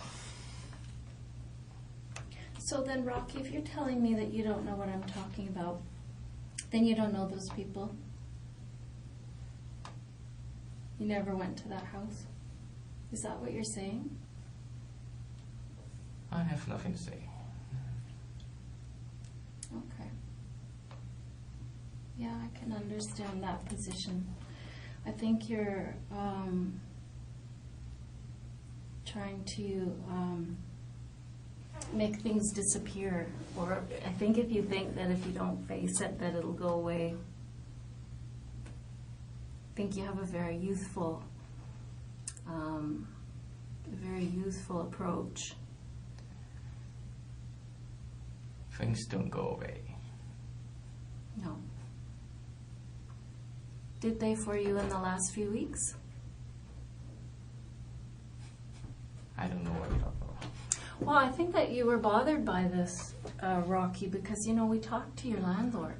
Uh-huh. Yeah, and you know what he told us? Mm-hmm. He said that in the last few weeks, last 5 weeks, in fact, that you used to be kind of a social guy and you'd sit out in the common areas of the house and use your computer and talk with the other tenants and things. Not exactly. Yeah, I can see you're not a super social guy, but he said Yeah. you were, you know. I go to the camera because the Wi-Fi connection is better. Okay, I see. And after the lady, what's his name? Lisa? Yeah, Lisa. Okay. Move out. And I found a way to, I changed it to 5G to not 5G, and the reception is better in the room, even in the room. Okay. So I go to the room. Oh, okay. So when did that 5G change thing happen? The date where the Lisa lady moved out. The Lisa lady moved out. And I think it says 5 weeks early is September 26th, right? Mm-hmm. I think she moved out like before it, Okay. like at the beginning of the month. Okay. And the landlord don't see me very much. Actually, I see. They live in the basement. Okay. And I doubt he see me very much. Right. Well, I guess he's talking to other people there who are saying that there was a change in your behavior after this incident occurred. I don't remember the dates, but I have something to say about that. Yeah, I think that would be quite a normal reaction, Rocky. You know, if something like what occurred happened and a person was part of it, whatever the things that happened before it, I think it would be quite a have an impact on a person's mood. I already said I didn't change the behavior. I don't remember dates, but probably not dates here. Okay, so you're saying that your behavior changed because the connection to your computer got better. Basically, I just used the computer outside, Right. and the connection is better, so I moved it inside. Okay. Oh, well, fair enough. It's a coincidence. And most of the time, using computer outside is not very good Okay. because I have some personal stuff I need to deal with. Okay. Well, I'm glad I asked because, you know, it seems like a clue, right? If somebody says to us, this guy's behavior changed a lot right at this time, and you're Or you telling could say me- I'm back to normal. Over in this house, in the house I live, Okay. like 1, 2, 3, 4, 5, totally including me, 5 people. Okay. All 5 of them, out of 4 of them, basically just lock them in the room Okay. unless they want to cook something, basically the common areas. No one uses it. Pretty quiet. Yeah. Okay. So I'm the only one who uses it. Before that. Rocky used the common area because of the internet connection was stronger. And then it was corrected after Lisa moved out. Yeah, Or you did no. something. I changed it to 5G to not 5G. Okay. Use the common, the internet connection. After Lisa left, Rocky changed it from 5G to not 5G. And you think that happened right around 5 weeks ago or so? I don't know the day Lisa moved out. You could ask the landlord. I don't know the date, actually. Okay. Because Lisa is moving in there, and it's difficult to do some personal stuff with Okay. computers. So I'm trying to fix that. Okay. Or when Lisa moved out. Okay. Well, I'm glad I asked. That's why we talked to you, right, Rocky? So that you can say, that's not right, this is right. Okay? So if there's something that is wrong about what I'm going to show you, Then I have nothing to say. well, no, you should correct me like you just did. That's the right thing to do. So it's smart. You gotta do the smart thing, right? You gotta do what's best for you. I'm not very smart. Well, you know what? Everybody feels that way sometimes. Everybody does. Mm-hmm. Maybe. Maybe. But you're not a dumb guy. You have a degree in economics. That is impressive. Doesn't mean I'm not dumb. Well, I mean, people can be dumb in ways, right? I mean, you're good with math probably and numbers. But, maybe you're not that good an outdoorsman. I don't know. Yeah. Well, Some people are good at some things and not so good at other things. And I don't think that you're a dumb guy. That's why I'm taking the time here, Rocky, because I don't think you're stupid. Some people do bad things, and there is no hope for that person. There is no getting some connection with that person so that we can have some understanding that they're never going to do it again, that they get the help they need in terms of psychological help or whatever it is. That's what I'm doing here. If I thought you were a write-off and dumb, I wouldn't come in here. I'd just let them take their evidence to the court and that would be it. Most people don't want to bother talking to someone who's done something like this. But I do. but why don't you just take the evidence to court? Because we're learning all these things about what's a fact and what's not so true, like this thing with Lisa leaving, which caused a behavior change on your part. We thought the behavior change was because of what happened in that house, and it's not. So we've corrected it. I doubt anything I say will change the result. Well, it depends. You're right on some level. I'm not going to lie to you. On some level, it's not going to change what happened in that house, Rocky. That's true. I'm not going to lie. That's true. That happened, and that is done. But what you say can change people's opinion of you. It can change the opinion you have of yourself. You know what I mean? A lot of amends can be made. A lot of understanding can go on. A lot of humanitarian feelings toward a person, because something like this doesn't just materialize. It doesn't just happen suddenly. Something's happened to you that's caused this. I don't know what it is. I want to know what it is.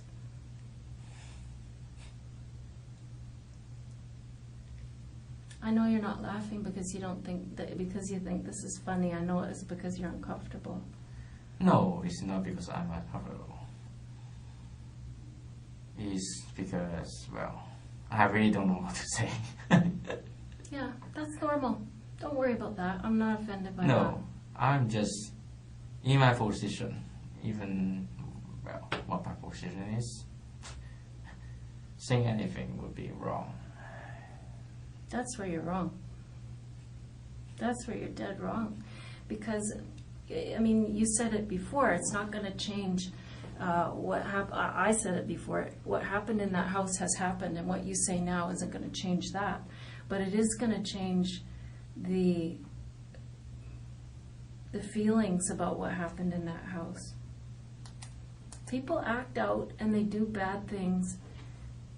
Usually, well, every single time I've sat in this room with somebody, Rocky, and I'm telling you the God's honest truth, when I go back and I talk to that person, and it takes longer with some people, right? Some people are very upfront about their mistakes very quickly, and some people take a little longer.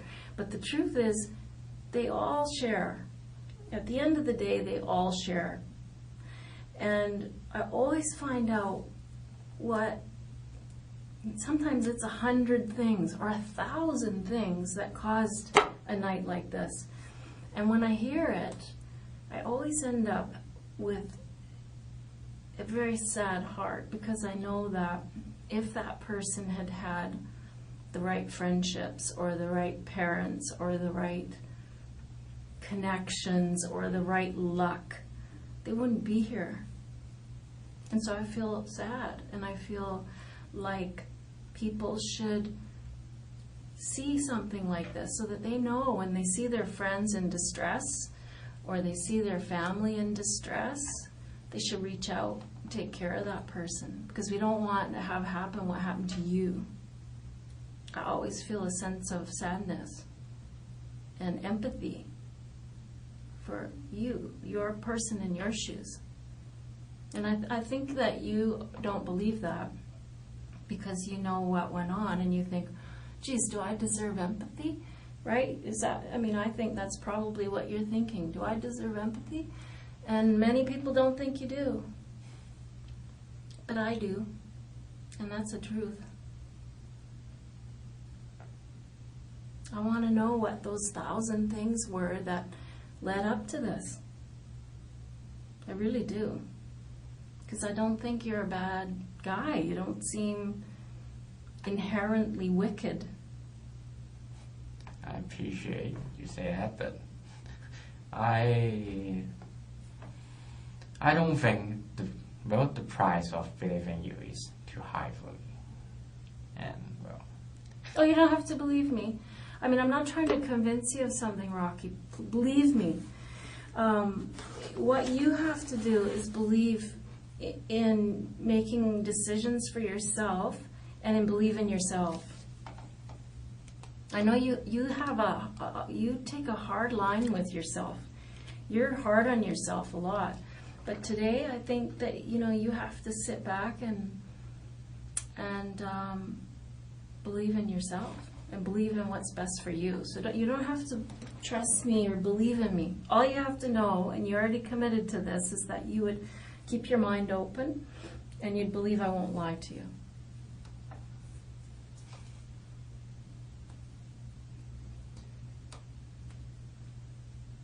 You have to try to think about what's best for you. And I know you're thinking, what is the upside here for me to talk about this? Wow, that doesn't make any sense. But really, Rocky, as we go through this, and you're going to notice, I'm starting small here with the evidence that the investigators have gathered, because I want you to come in with me early. I want you to show your empathy for those people and their family early, to show your humanity. So that's why I'm doing this slowly. If it takes longer, that's okay too, brother. But I'd like you to come in with me early so that we can go together and say, here it is. It's a ball of shit and we feel bad about it.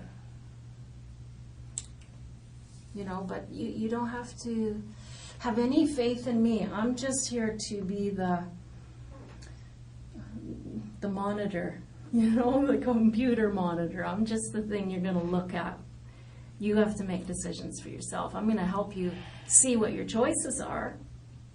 And I hope that you'll make the right choices, but you don't have to trust me or believe me.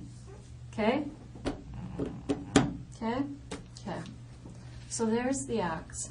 You don't want to talk about that. How about those? Have you ever seen those gloves?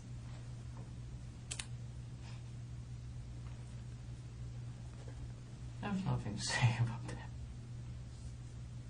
Where are those gloves now, Rocky? Gloves? Mm-hmm. What gloves? These, not these ones. These are some we bought after to compare to the gloves that we, the markings that we saw on the walls at the house. So we bought these afterwards too, because we know that these are the gloves that were used. So we know these aren't the gloves, but the gloves that were worn that night, where are they? Are they in your apartment? They haven't finished searching, so I don't know. You probably threw them in the garbage. I got nothing to say. Okay.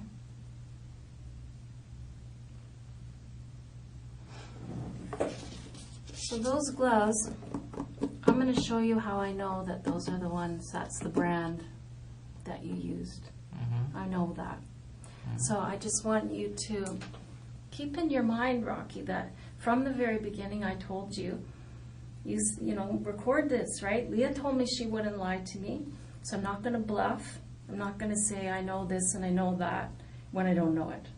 Okay? So I know these aren't the gloves, but this is the exact same kind of gloves that were used that night. I know you've seen those before. I know that for sure as well. And I'm going to show you how I know that in a little while. And again, the reason I'm doing this is not to torture you or make you guess or anything like that. I'm doing this, Rocky, to give you every opportunity in the world to come on board with me early in this investigation that I'm going to show you. Because I want you to look better than you look now.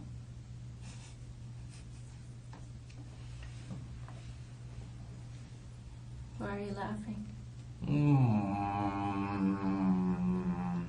I don't look bad. I don't look good. No, I mean, you don't look good. I promise you, you don't. Yeah. It looks terrible. So there's absolutely no downside to taking a step towards something that doesn't make you look so bad. I don't know why this happened, Rocky. I really don't. But I'd sure like to know why. I'm going to tell you something about that guy. That man. He isn't a very nice guy. Hmm? That man that died. He's not a very nice guy. Did you ever meet him? In the street or at the shopping mall or anything like that? I don't want to talk about it. Well, I just want you to know that I've heard from lots of people in the neighborhood, because he walked a lot in the neighborhood, and he had a problem with alcohol, and he wasn't a very nice man. Mm-hmm. He was rude to people at times. Mm-hmm. And I just wondered if that played. Like if this guy was an asshole to you at some point for some reason, and it hurt your feelings. I have nothing to say. What's so funny? Because I have nothing to say. Well, that's not funny. I don't know, I'm trying to connect the dots. I'm trying to find a reason for this to happen, because it either happened because of something that was going on with you separately, or 1,000 things, like I said, that's happened in the last years that has caused something with you, or maybe it has to do with these people. Maybe that man was rude to you. Maybe he was a dick. Or maybe it was a combination of the two. You know, it was I don't know.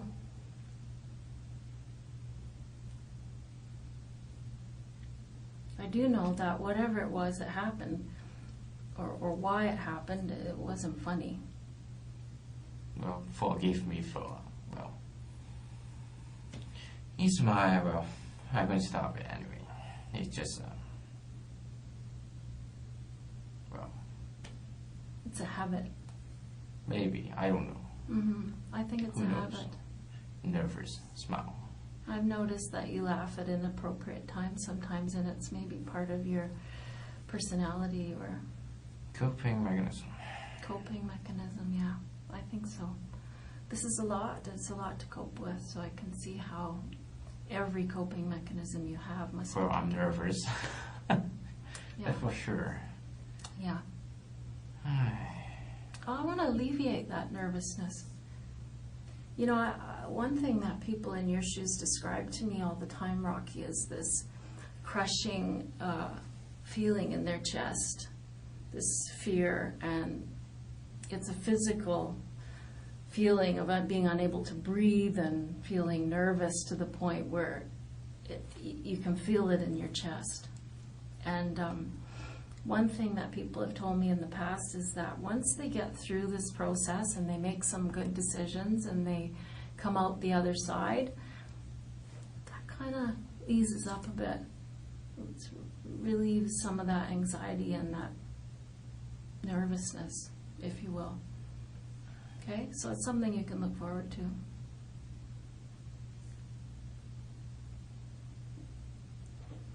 Okay? I know you feel like laughing because you probably have to laugh. or you'll No, cry. I appreciate what you have to say, but I really have nothing to say. Okay, that's okay. We'll go slow. We'll go slow. So those gloves, you ever seen them before?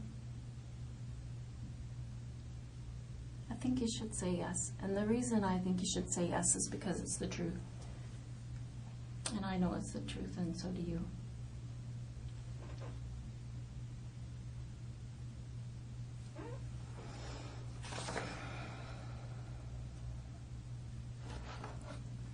These are some footprints that were at the house.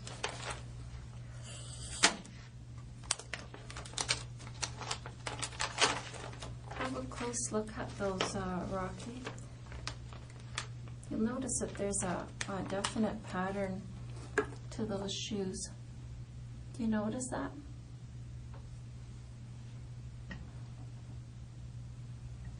It's kind of got it like a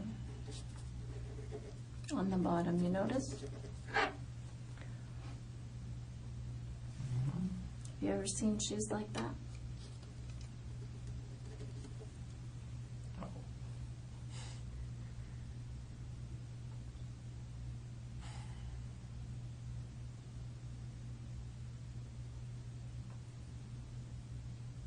Are those your shoes? I got nothing to say.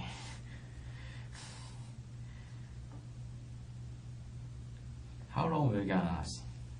How long will it gonna last? Like how much longer do you know? Well, I would say that we're about 1/10 of the way through the evidence. And I haven't shown you any evidence yet, actually. I mean, these are things that I'm trying to bring you along with me so that you'll talk to me about this sooner than later. Just because it makes you look better, Rocky. It makes you look better if early on when someone is caught to say, shit, I'm caught, I'm sorry. But I mean, that's why I'm doing this slowly, but there's a lot to go through. I have some video to show you. Do you understand how police investigations work? No. Okay. Well, let's back up and do that. Shall we? Let's do that, Rocky, because I feel like you're thinking to yourself, I'm not sure. I don't know if this lady's telling me the truth. I don't know if I trust her yet, or if she's really gonna try to bluff me or lie to me or whatever, but let's talk about police investigations. When something happens, like in this case where this couple has been murdered, the police show up, and one of the first things that they do is they do a canvass. Do you know what that means, a canvass? Yeah, search the nearby area. Yeah, they search the neighborhood area. They search the immediate area of the house. They'll interview people in the neighborhood. And they go to every house within blocks and blocks and blocks and find all the video. It's so common now. Just about everywhere you go, in a situation like this, a person their movements can be tracked. Yeah. Because, lots of houses have video, right? And so I want you to know that your movements were tracked. Do you know what I mean?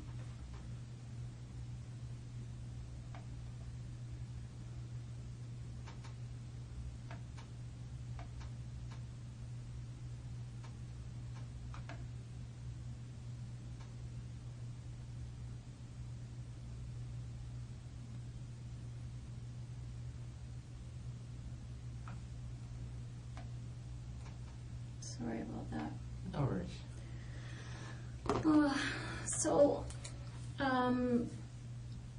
Yeah, that's what happened, is that your movements were tracked.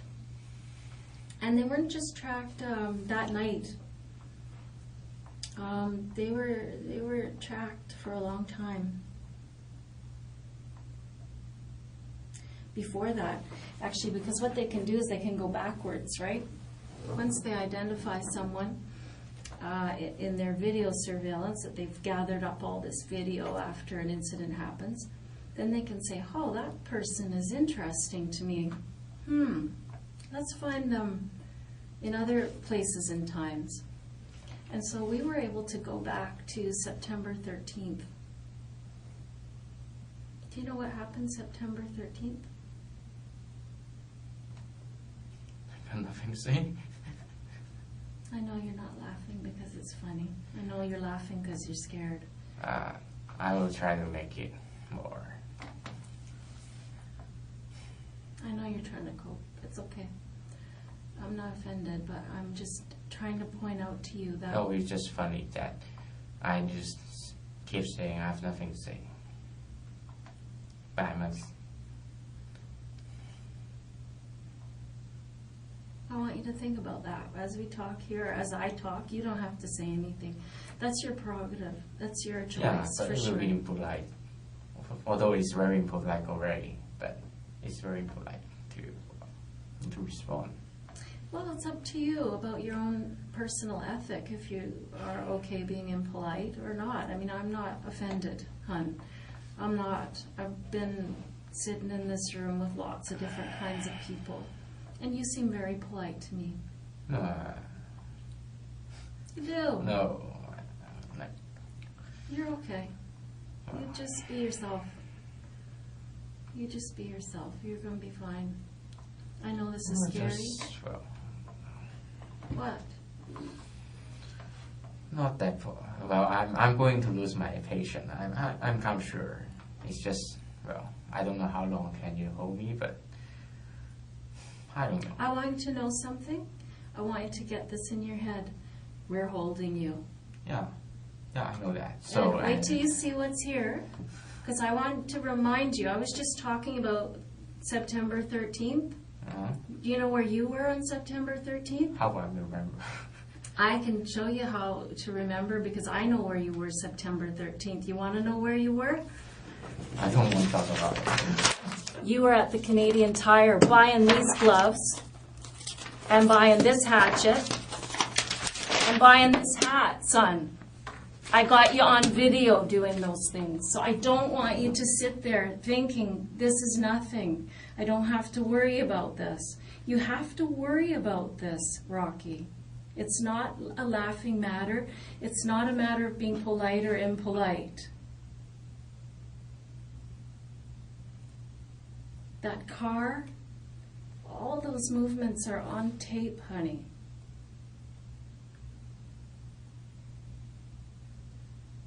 Now I'll show you that stuff. Sorry. That's okay. I know as I reveal these things to you, it's going to become scarier and scarier. No, Because it's just impolite too. Well, just What's using my impolite? shoulder. Using my shoulder to respond you. Just Pardon me? using my shoulder to respond you. That's not very good. Well, I mean, that's your own ethic, but you don't have to worry about offending me. No, I know. What offends me, Rocky, what offends me is that something like this happens and someone doesn't offer an explanation. Because I don't think you're a bad person. I think that something's happened to you which has caused you to act out. That's what I think.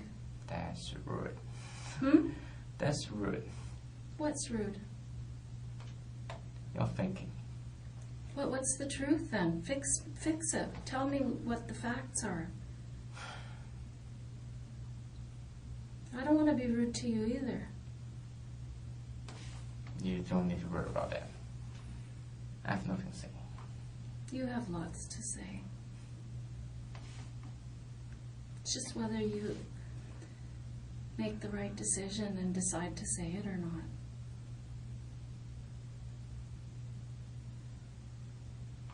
You know, it's about decision making. It's about power. It's about giving these people's family some idea about why this happened. Yes, exactly.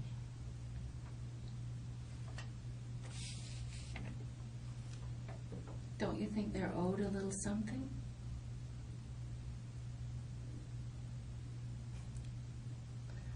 I really have nothing to say.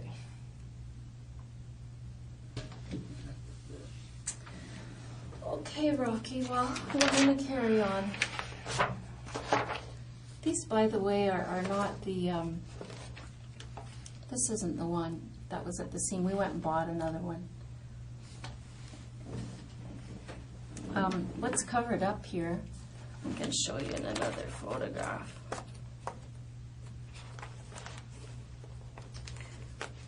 That's the receipt for your purchase.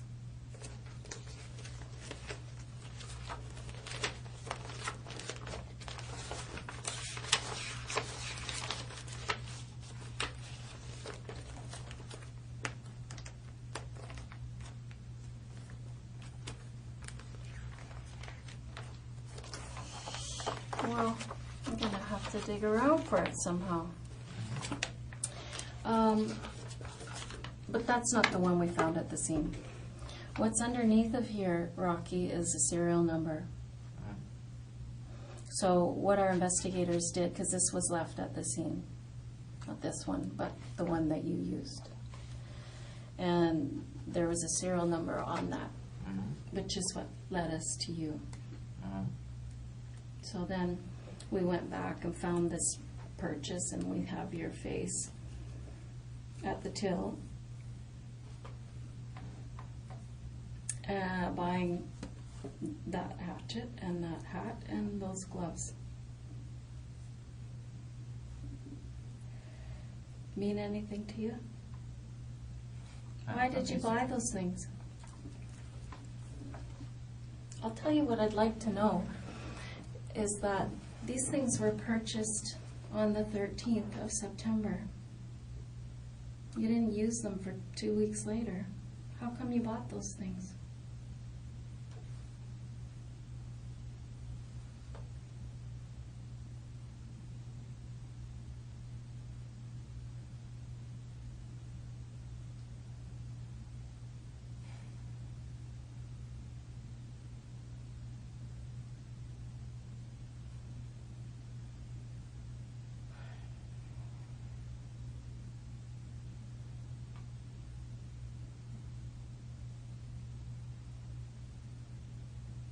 Did you know it was going to go so bad once you went inside? Maybe you didn't intend to have happen what happened. I don't know. If things just went really grossly bad and not your intention whatsoever, then I'd like to hear about that.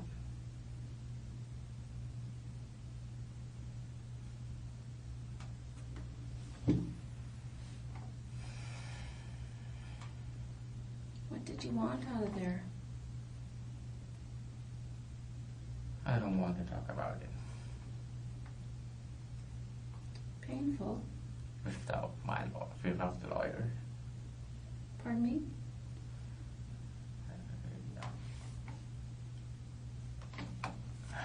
What? What did you say? I don't want to talk about it. Okay. Well, what I'm going to do, Rocky, is I'm going to go and get the video so that you can rest your mind that I'm telling you the truth. Now, I've told you that I know you went shopping on the 13th of September, and that I have your image, your face, buying these things, and I have the receipt to prove that. And I'm going to show you that video so that you can start trusting that what I'm saying is true. Okay? Do you believe what I'm telling you? You're gonna show me anyway. Yeah, I am, but I want to know how you feel about it. Do you believe me? Because, I mean, sometimes people don't talk about their mistakes because they think, I'm not really caught. That's what they think. They tell me this later. I didn't really think you had the evidence, so I thought I would hold out.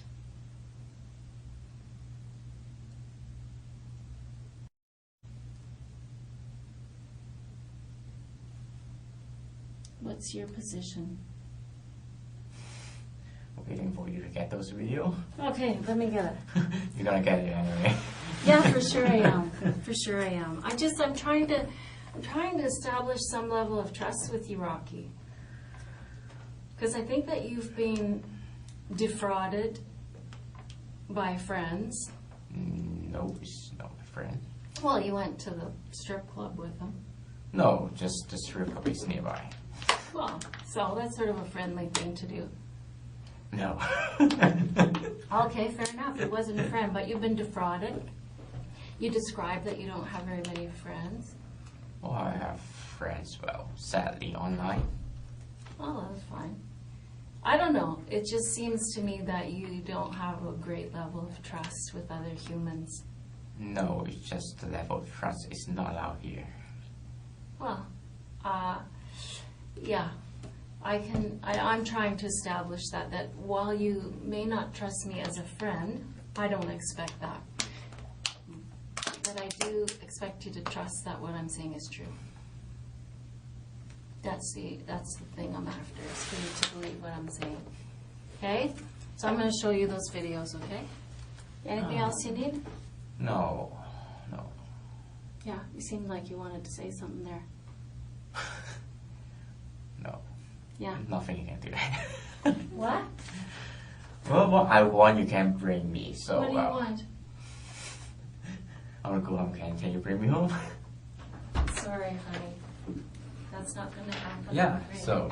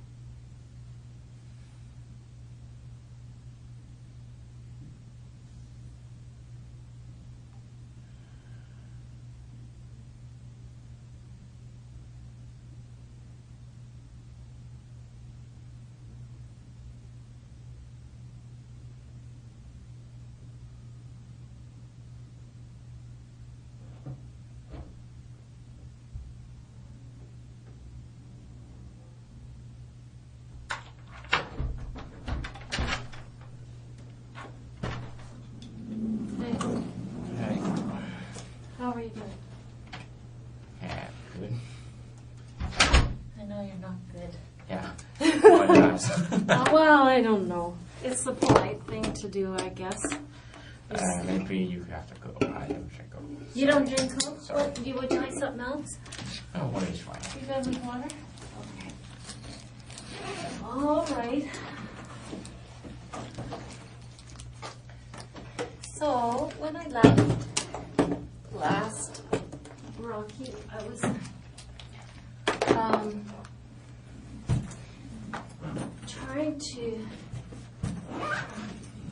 just trying to show things to you in stages, and I keep explaining why, but yeah. I'm just trying to give you an opportunity to be strong. You know what I mean? Like if someone does something on their own, if someone takes the initiative to do something difficult or hard or something that makes them not look good, like I'm asking you to do in this case, and if they do it, it shows fortitude. It shows strength, and it shows a manhood that I think that you are craving in your life. You know what I'm saying? I don't know how I got this so tied up. Holy moly. Here, fix this for me, please. Did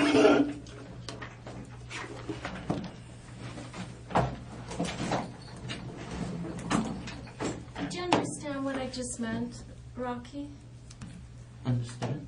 Yeah, did you understand what Sure. I meant by that? Sure. I don't agree though. You don't agree? Okay. But that's Well, not what's important here. it's not important? Thank you. Okay. Well, I mean, we don't agree about that, but anyways, sometimes people, they do the right thing because it's the right thing to do, and some people do the right thing because it makes them look better. I don't know why you're going to do the right thing, but let's see.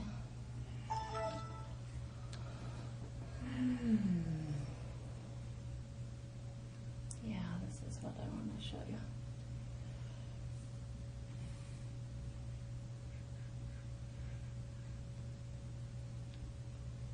So let me just pause this.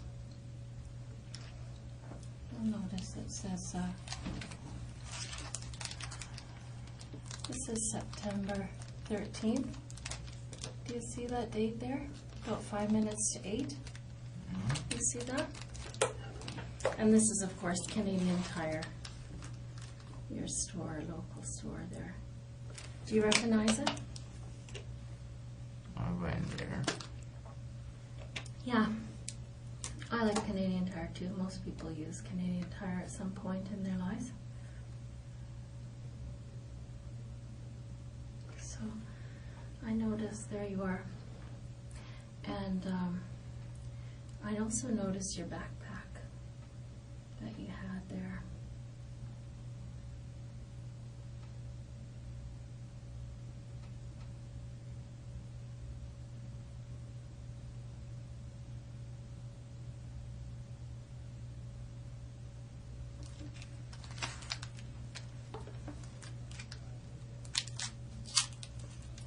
So did you notice all that? So I want you to know, Rocky, this is a key thing for us. Because once we had that hatchet and it had that serial number, this is an interesting bit of video here too, because here you're looking at the knives, right? Were you looking at knives for some other reason, for cooking or something?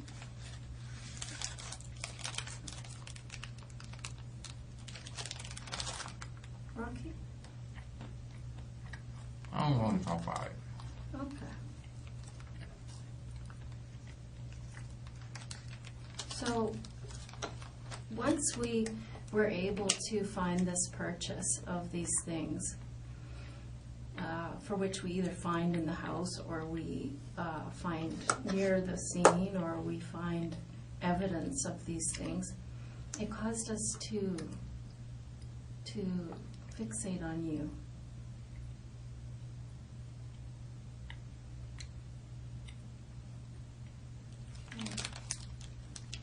Now let's look at the third Canadian Tire video.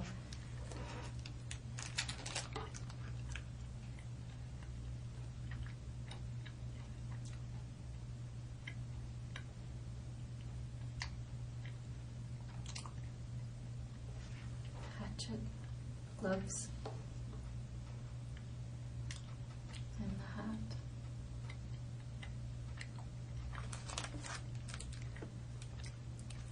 You know that hat, we found it underneath the table at the house where all this happened. Here comes the fourth Canadian Tire video.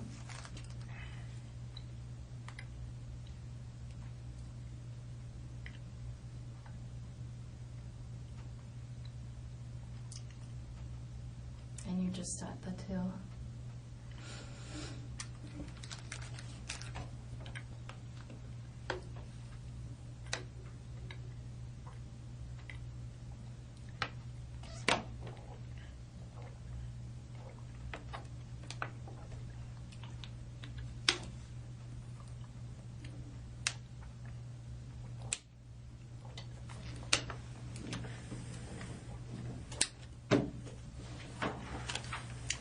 Canadian Tire was quite helpful to us because they,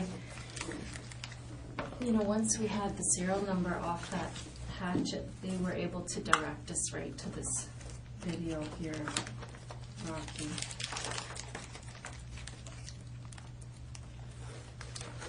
And they gave us the transaction right here that was related to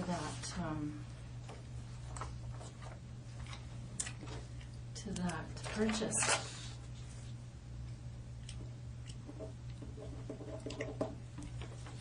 Do you have anything you want to say about that? Do you want to tell us why you bought those things? I'll tell you something about policemen, Rocky. They're always going to assume the worst if you don't offer some explanation.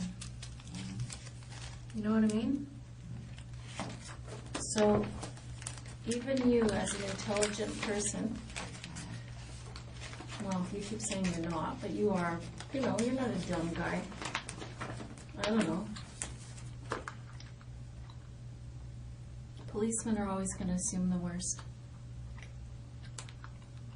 unless you offer some explanation. This is 2 weeks before the murder.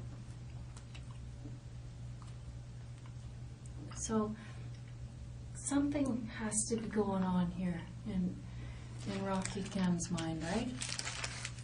Something's going on with you. I'd sure like to know what it is.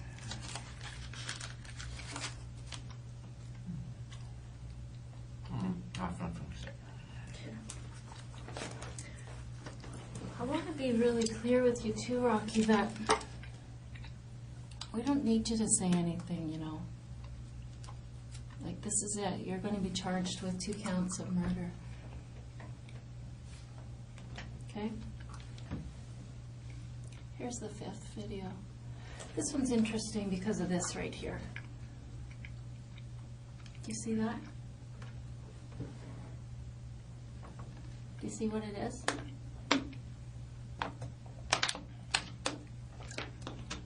Yeah, it's a backpack. It's your backpack, right? There you are, coming to get it. Well, that backpack appears later in other videos. Right? Okay, so just keep that in mind as we go through the evidence.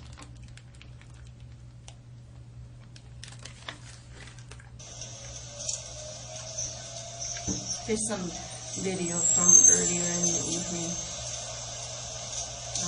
the night that those people died.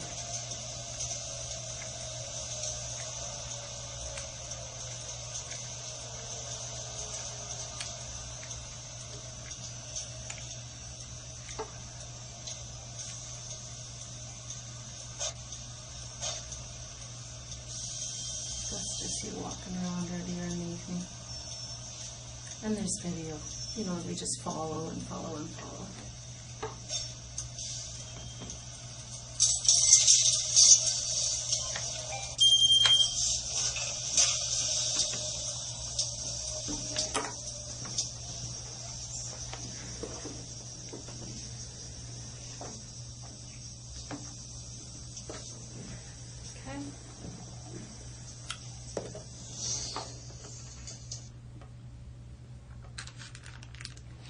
So you can understand this part of the police investigation, Rocky, right, where the police,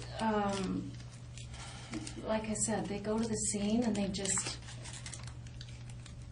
carve out a big area of space and they just start looking everywhere for video and anything else that might be of interest, things that have been tossed away, like car keys and things like that, and for video. Like when the car left the scene of the house and drove around the neighborhood, and right? Rummaging around in the car. All that's captured on video. Lock in the car and the headlights light up. All that's captured on video, Rocky. Don't worry about that, Rocky. I want you to focus here because it's important. It's way more important than a dirty carpet. Okay? Is there any reason why you'd be driving that woman's car? I have nothing to say.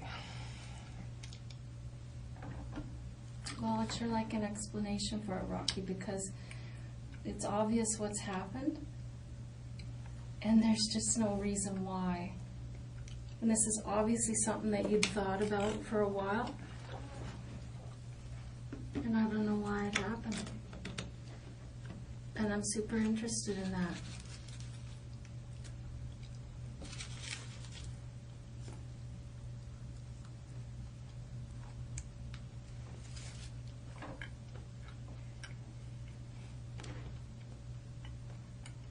You know, it just doesn't make any sense. Like, one thing that occurred to me, Rocky, is that somehow, you know, you're going to find this kind of dumb, but I'm a country girl. I'm quite different than you, coming from Hong Kong, but I'm a country girl, and when I was a kid, we used to raise chickens and pigs, and eventually the slaughter time would come, and sometimes it was always shocking to me how hard it was to kill an animal.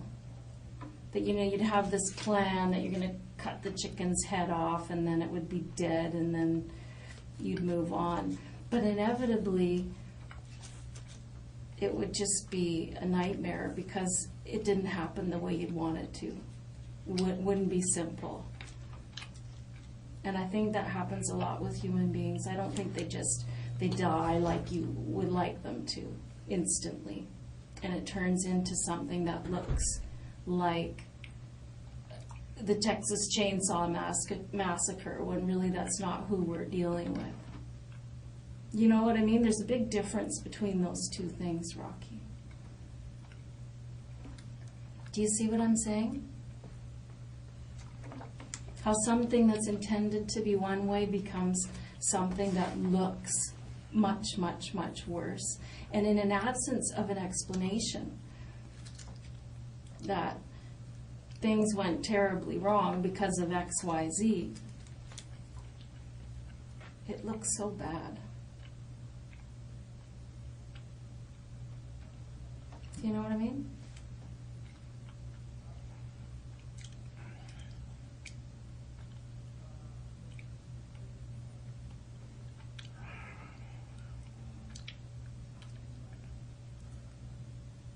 Do you know what I mean? I mean, there's lots of analogies that can make sense here, right? I mean, there's all kinds of analogies that fit into all of our lives like this, right? Where we intend for one thing to go on and it just maybe we keep saying the wrong things and it turns into, someone's offended when really our intention was to apologize. Or in my case of trying to butcher an animal doesn't go smoothly and it turns into a big nightmare because it just didn't go the way we thought it would. The animal didn't cooperate. I mean, I don't know what happened there. I know you went there for a reason.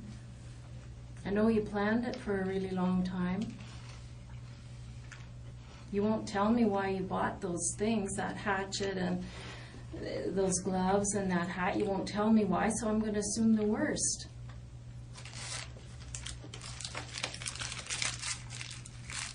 I'd like an explanation for those things.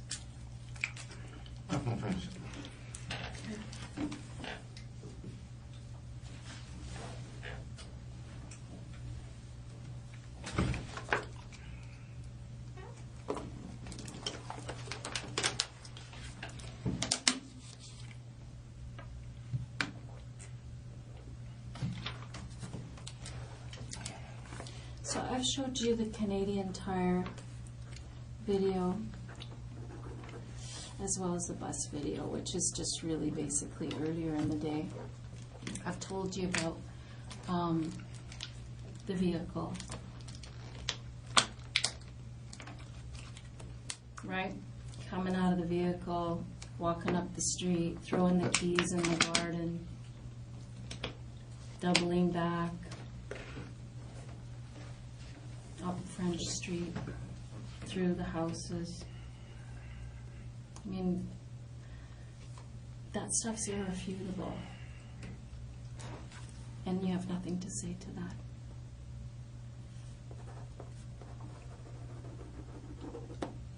Okay. So let's move on. Rocky, what do you want to see next? Tell me what you'd like to see. Tell me what would convince you. Like, are you still on the fence about whether we have good evidence against you? Are you still wondering about that? Because that's often a barrier for people. You're gonna show all of them to me, I assume? Say again? You're going to show all of them to me anyway, right? I'm going to what? Show all of them. I don't know. Yeah, sure. I will. Yeah. But I mean, I don't have to if you don't want to see it.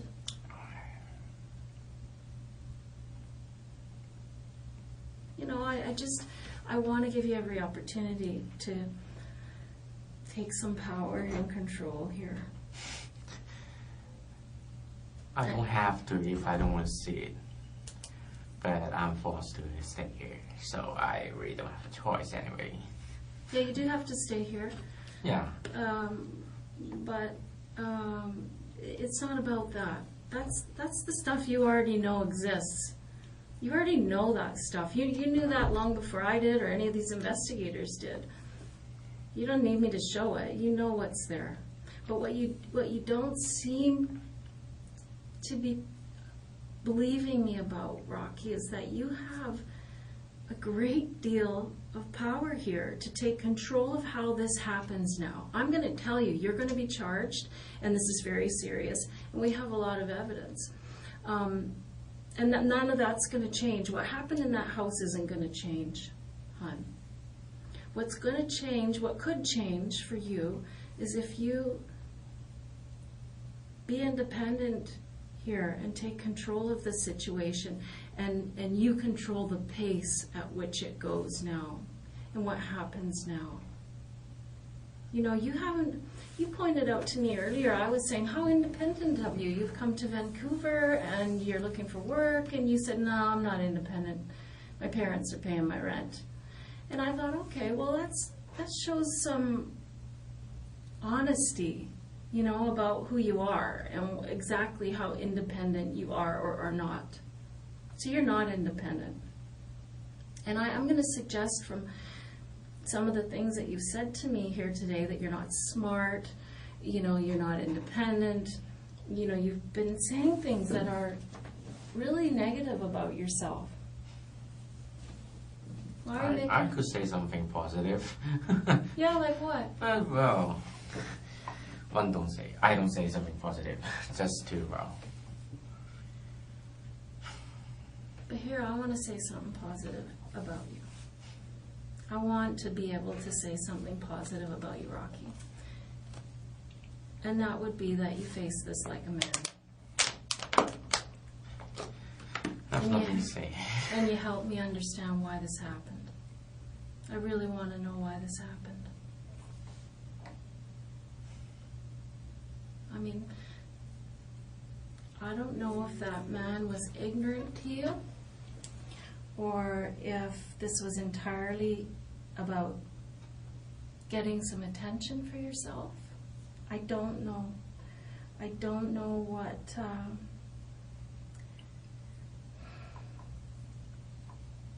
I don't know. I don't know why it happened. All I know is what happened. And I know you thought about it for a long time. I don't know if this is about video games affecting the way you think. Well, so you don't believe that. Well, okay. But help me. I want to understand this. Because what I'm saying, Rocky, is you're the only one that can say why this happened and make this clear. Because what we have to do as a society together is make sure these things don't happen again. So if there is a breakdown in the parenting or in the society or in video game presentation, or if you've been suffering from depression or some kind of mental illness for a long time, well then I'd like to hear about that. Because if you need some help, and if there are things that were triggers for you that caused frustration to build, then maybe we can identify that in other young men.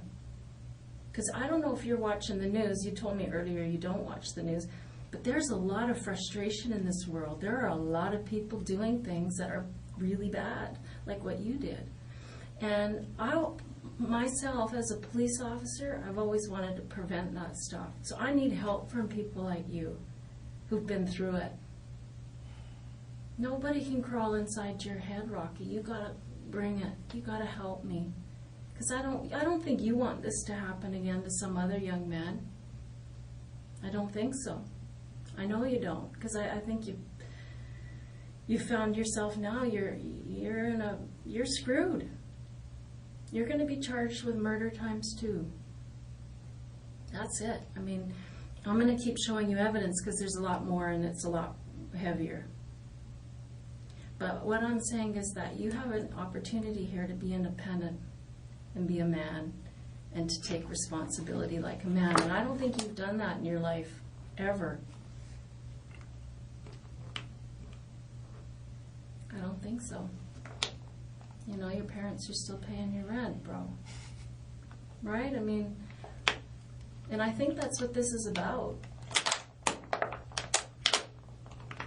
What is it about?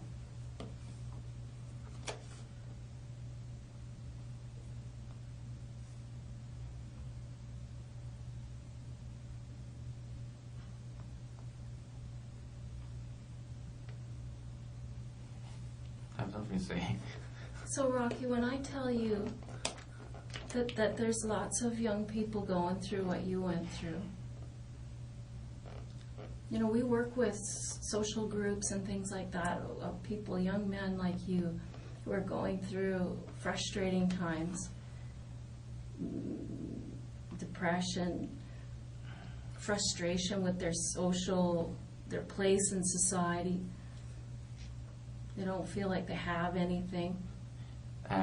Just to clarify, I remember I said I work some moving job to pay my rent, right? Mm. Just not totally using my parents' money to keep me alive. So, well, I don't know. Maybe...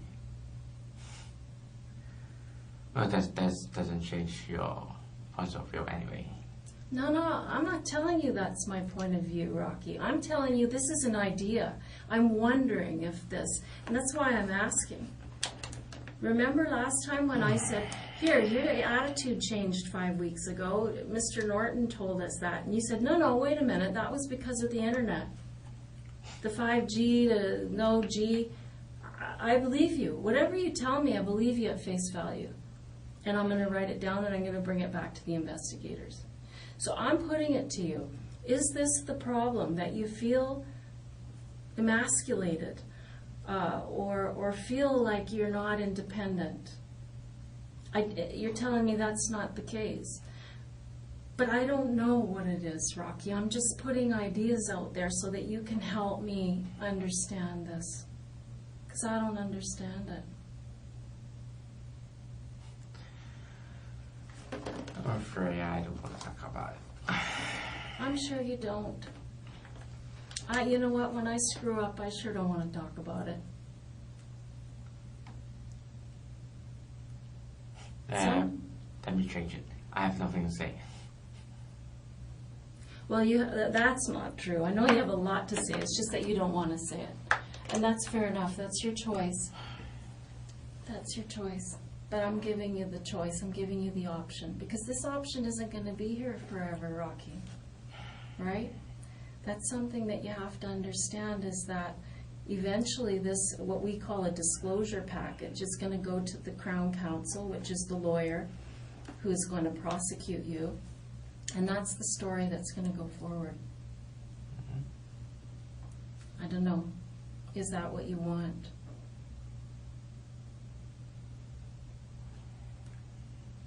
I don't think it is. And I think that you don't know what that package looks like yet. But I'm going to show it to you. You know,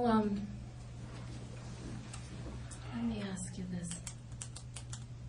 Do you remember not very long ago, I think maybe just a few days ago, less than a week ago, you were at the grocery store? Remember being at the grocery store and there was a girl there? She had a sore arm. Remember that? She had her arm in a sling and she couldn't get her bottle open. You remember that? I can see from your face that you're lighting up. You can remember that very well. Well, you were a nice guy. Nice is not good here. Well, listen. Those investigators are hunting. Hunting a hunter. Right? Touché. Would you expect them to do less? Cast your mind back to that house, brother. Cast your mind back to what you left behind. Nice? I'm being nice. But that woman with the sore arm, that was a policewoman. What did you do? You did one of these. Remember that? Do you know why you did that for us? You know why we had you do that? What do you think?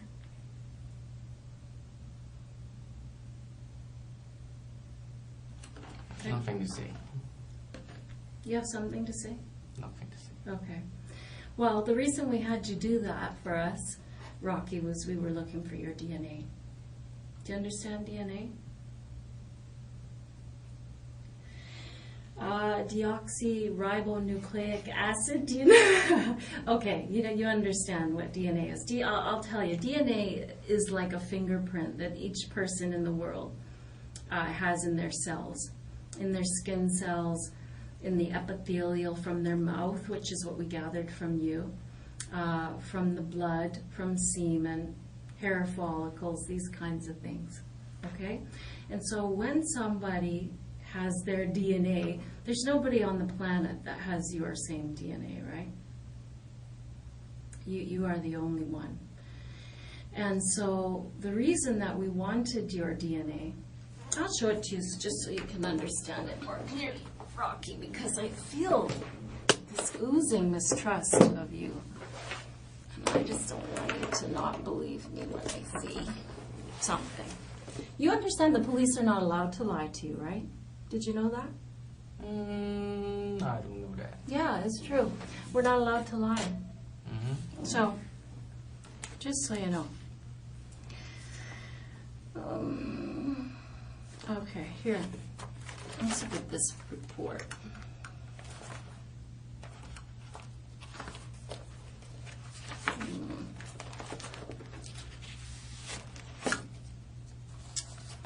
You need glasses, man. Rocky, I gotta book it out of here What? and get some glasses. Glasses? Glasses, I Oh, can't okay. see. Anyway, I have a DNA report here, and I'm gonna show you what it means. Why we would gather your Take your DNA. time, take your time. Pardon? Take your time. Okay, thanks. That's kind of you. I can't go anywhere. Anyway. No, you can't. Let me have my moment to get my glasses. And oh, stand by, brother. Oh. There they are. Fabulous. Let's go back. Let's go back. I don't think it's necessary. Why? What do you think it says? I don't understand any of them anyway. Well, it's not difficult. Let me explain it to you in lay terms. What these reports basically say is that when Mrs. Mah-Jones was taken to the autopsy, what they did is they took fingernail clippings from her fingers. And then what they did is they did a DNA analysis under her fingernails. And so what they found was a male profile. So then, what we had was we had this, just Matt here. Sorry about this, there's so many little things going on. So what we had, Rocky, just to put the whole thing in context for you, is we had this scene with two people who'd passed away. Our forensic identification people spent days and days and days at that house analyzing blood spatter, all kinds of things at that house. We found that hatchet at the scene. One of our investigators found the serial number on that hatchet and found out that Canadian Tire is the only place that sells that. And then Canadian Tire pointed out, hey, this is the only sale of that hatchet. We'll show you the video.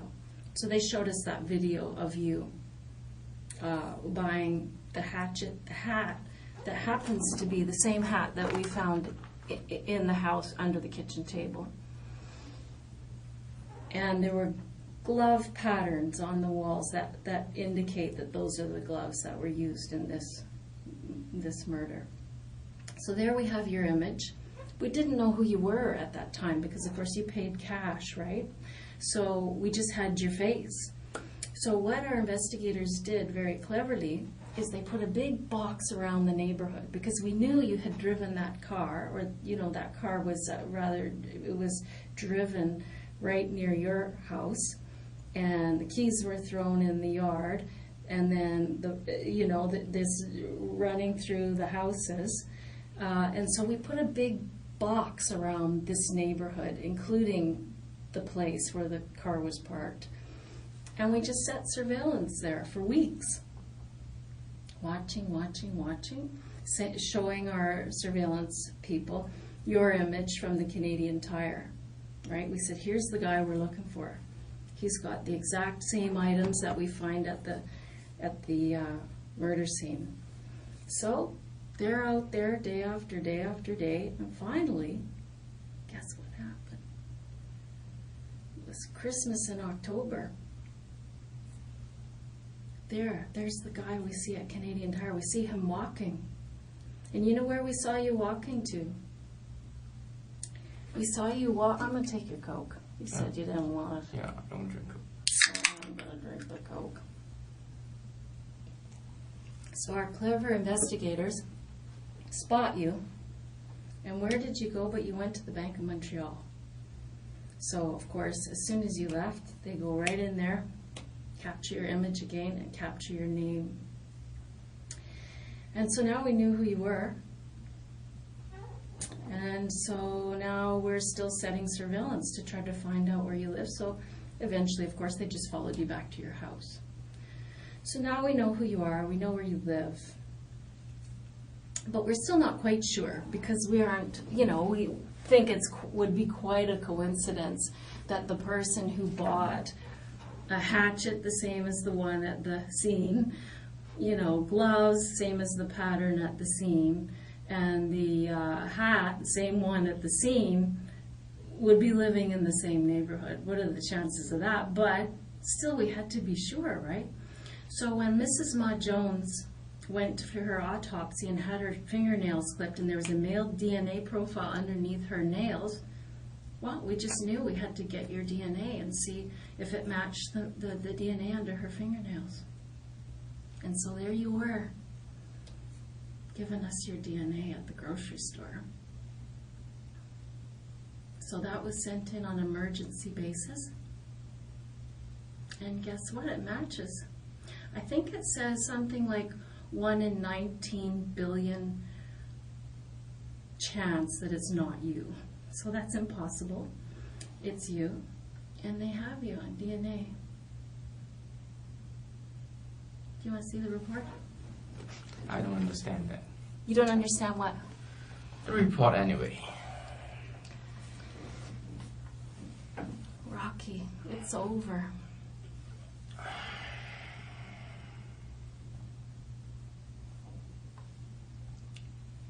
Don't forget, that's just part of the DNA. That's just the emergency DNA that we had.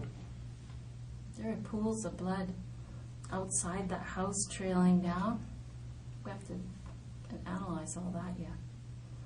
But your DNA is underneath her fingernails. What are you going to do about it? Rocky, this is awful. It's awful for you.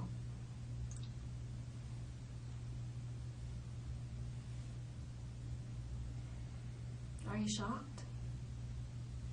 Or did you know we were coming? I have nothing to say.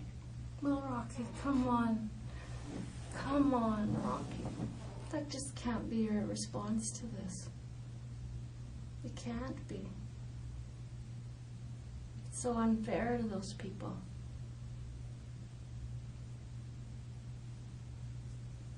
An explanation is really required for you to maintain your humanity.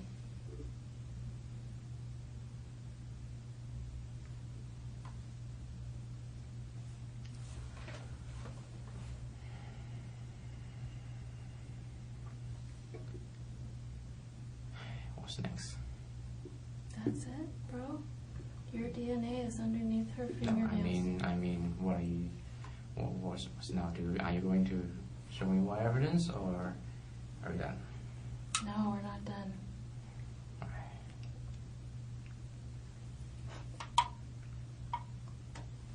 What are we gonna do here?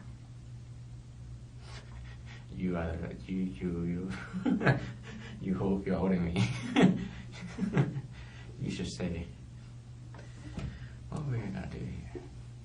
So, Rocky, I've asked you for an explanation why you bought those things 2 weeks before these people died. And what's your explanation? That's nothing to say. I've told you that your image is seen after this incident with that backpack on in the neighborhood. Your DNA is under the victim's fingernails.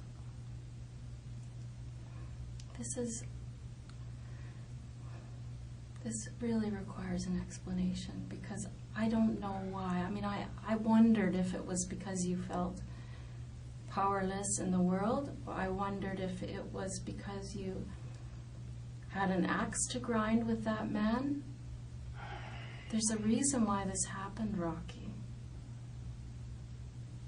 Why is it? It can't be just that you said, you know what? I'm going to kill some people today. And it's going to be that guy. Is it? That doesn't make a lot of sense.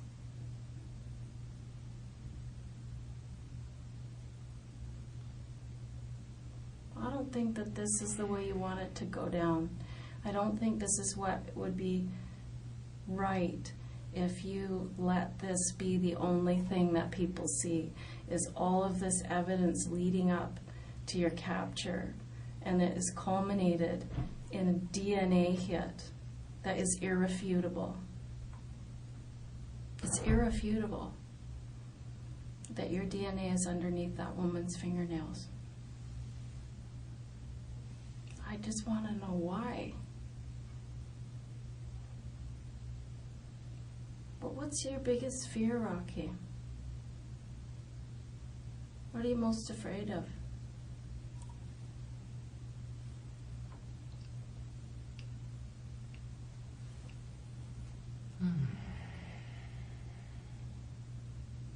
I don't want to talk about it. Do you feel bad?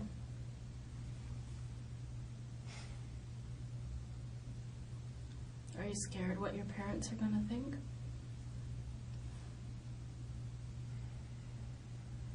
Do you care what they think? I don't know. I can't tell. What do you think they're going to say?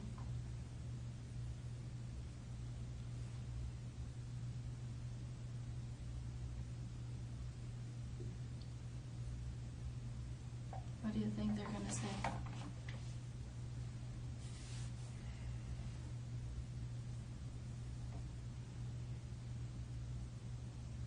What do you think your brother's going to say? Are you worried about that? I mean, some people don't care what their family thinks. I don't know your position. If you love them, you respect them, you think they're going to be disappointed or sad, and some people don't care what they think. Some people do things like this to mess with their family. I don't know. I've heard every kind of reason for these kinds of things, and with you, whenever I suggest something, you kind of give me the. Oh, just don't worry about that. Don't worry about what? I need to understand this. I don't think that's necessary. Well, it is for me. It is for you too, I think. I have nothing to say. Please don't laugh at this. That's not I can control. Mm-hmm. Have you ever been diagnosed with any learning disabilities? What do you mean learning disability? I don't know, like dyslexia or anything like that. I don't see that in you I don't know because. what that is. Oh, okay. So that means that you haven't been, that you're good. Do you think that you have problems that are internal? Some people, when they're in this position, Rocky, they describe to me that they have felt like there was something going on inside of them for a long time that they couldn't control. I don't know if that's true for you. That it's entirely about them. It had nothing to do with these people. I don't know. I don't know. I know that when we went around, and one thing that we do in the early stages of something like this is we study the victims really well, because usually the victims are murdered by somebody who is somebody they know, is a neighbor or an ex-friend or something like that. And so we did a lot of study about these people, and we learned a lot about them and their relationship, and that guy was not really a nice man to that woman. And a lot of her friends thought that, he might be part of the problem. And so, I just keep, in my mind, keep going back to the fact that if he offended the lady at the grocery store, and he offended the lady at the liquor store where he went twice a day because he had a liquor problem, maybe he came across your bow and was ignorant to you or set you off on a bad day. I don't know. But he did not impress people as a nice man. So if that's a factor, I think that goes a long way to put you in a different light. And I think you should be worried about that, about how people will perceive you, how this family will perceive you. I want them to forgive you one day. I mean, I'm not going to lie and say that's happening tomorrow, but one day, so I'd sure like to understand this, Rocky. I mean, is it something that's going on with you internally? I have nothing to say. That's been building in you a long time? Can I remain silent? Yeah, you can do whatever you want. You got to do what's best for you, Rocky. I don't think that's what's best for you, but you know, you're an intelligent person. You can figure that out for yourself. I think what's best for you is to regret it. Tell me you regret it. Tell me you wish you could go back 6 weeks. Go see, I don't know, fly home, go see your brother, do anything but this. I mean, don't you think you wish you could turn back time? I think we all do. I know I wish I could in my life at times. I mean, that kind of talk goes a long way to help people heal. And it helps people relax in their neighborhoods, right? If they understand what the impetus was, what caused things to happen, they can move on. I mean, you don't seem like a scary guy to me, Rocky. I mean, are you a scary guy? That's not. That's not. That's not for me to decide. Well, you can decide that. That's another thing that you have a lot of power in. You have a lot of power in deciding what other people see. And so far, this is all they see.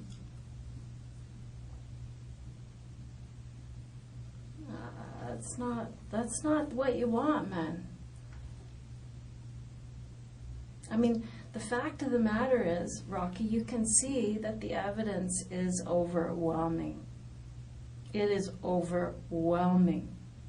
That you planned this, you waited 2 weeks, and then you did this thing for whatever reason. I don't know what you were doing in there. I don't know if you intended it to go this gruesomely. I want to hope and say you didn't. I want to hope you went in there to take something, and it just went grossly wrong. That's what I want to hear. That's what I hope is true. I only want to hear the truth. Let me be clear about that, Rocky.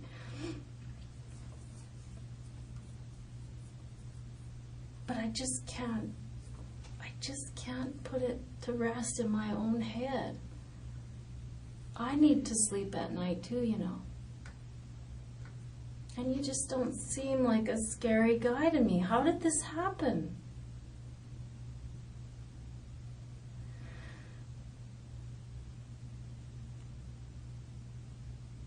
What happened to you?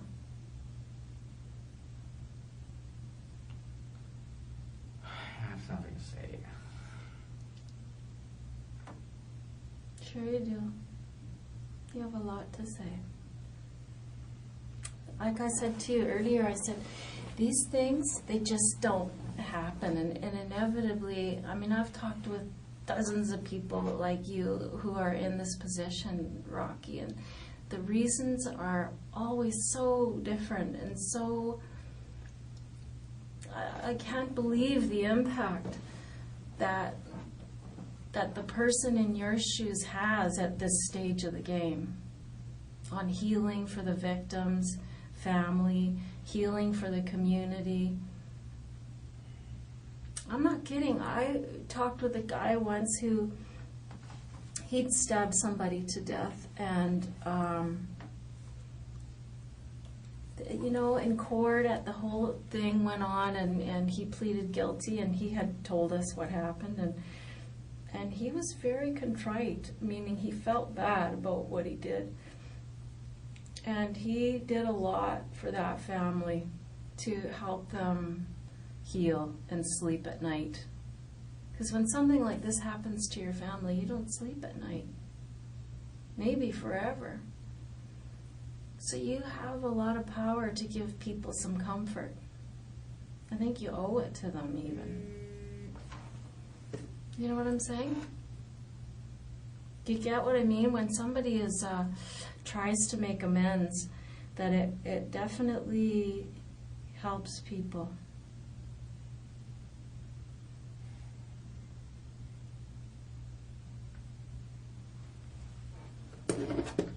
Do you have anything you want to say to your family?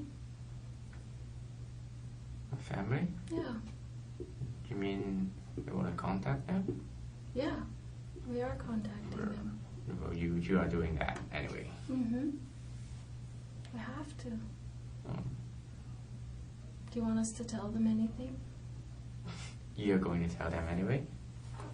I don't know what they're going to say, yeah. Yeah. What do you want us to say? Does it upset you to hear that? Yeah, I mean, what? it's, you know, Rocky, this kind of thing doesn't stay under a bushel. This isn't a theft under, son. Of course they're going to know. Are they to blame for any of this? For what? For this. I'm not going to say.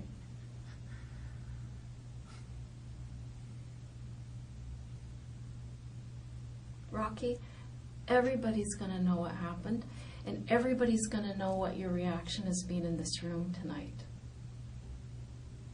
I want them to know that you feel bad and that you wish it didn't happen at the very least. I wish you could tell me why it happened so that we can keep our eyes out for other young men that go through this. I wish you'd help us with that. That's a decent thing to do. It's a polite thing to do.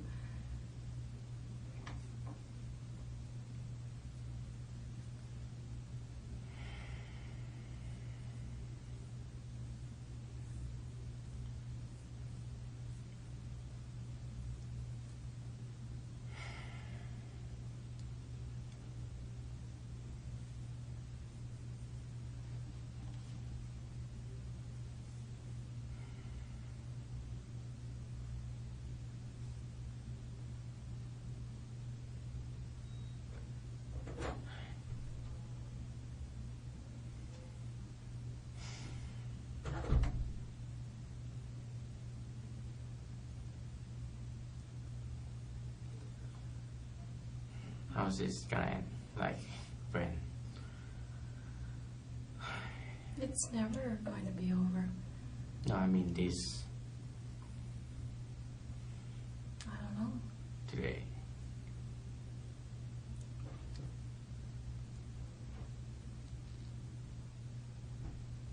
Rocky, this is bigger than you. I want you to consider what the world needs from you. Once you've done something like this, Rocky, you owe a big debt to this world. Do you understand that? When something like this happens and somebody screws up, they owe the world. 2 people have died. And you can begin to make that up to your karma, and to the world, and to this family if you start today. This opportunity isn't going to be here forever. That's what you have to think about, is that this here is very clear. None of that's going away. There's nothing any of us can do about it to erase it or to make you less guilty in it. There's all of this evidence. And I'm not even talking about it all. I'm just really showing you the highlights to show you how we got, you know, where we went.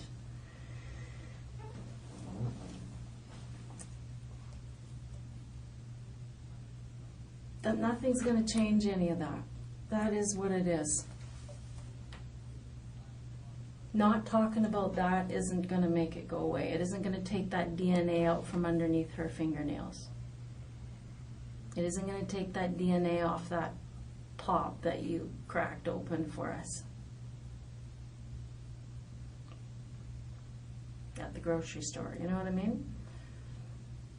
That's all in evidence now. The Crown is aware of it.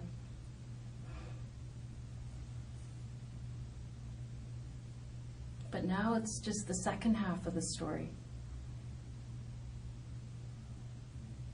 Well, let me say this. This is only a third of the story. I think there's a big third before this happened that we got to talk about. And then there's the big third about what you're going to do about it for other people. I'm not sure. Do you care about other people? Do you care about them moving forward and doing well?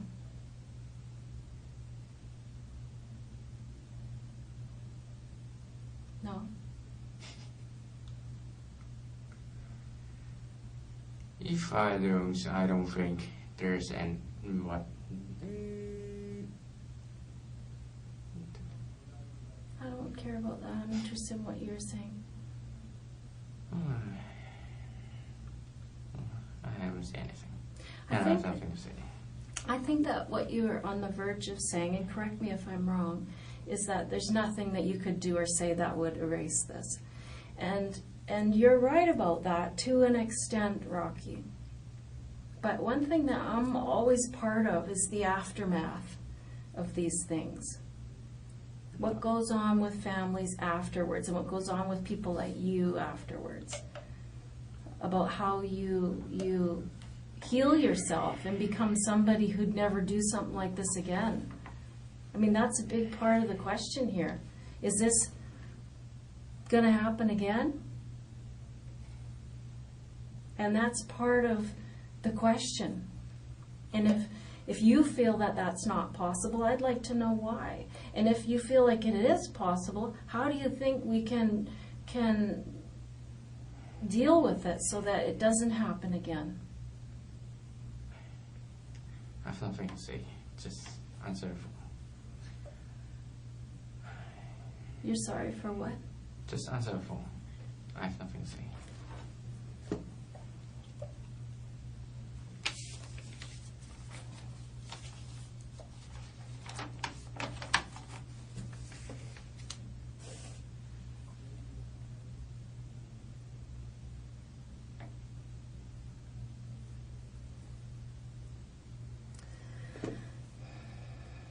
Is there anything you want to say to your mom? What? Is there anything you want to say to your mom? Nothing specifically. No, you already told that, right? They're going to, yeah. Yeah. Do you love your mom? Yeah. Well, just so you know, this is going to be in the media tomorrow. I don't understand media. What? Oh, media. Oh. The media. Oh. So they're going to hear all that. Okay. Is there a message you want to get to them? I have nothing to say.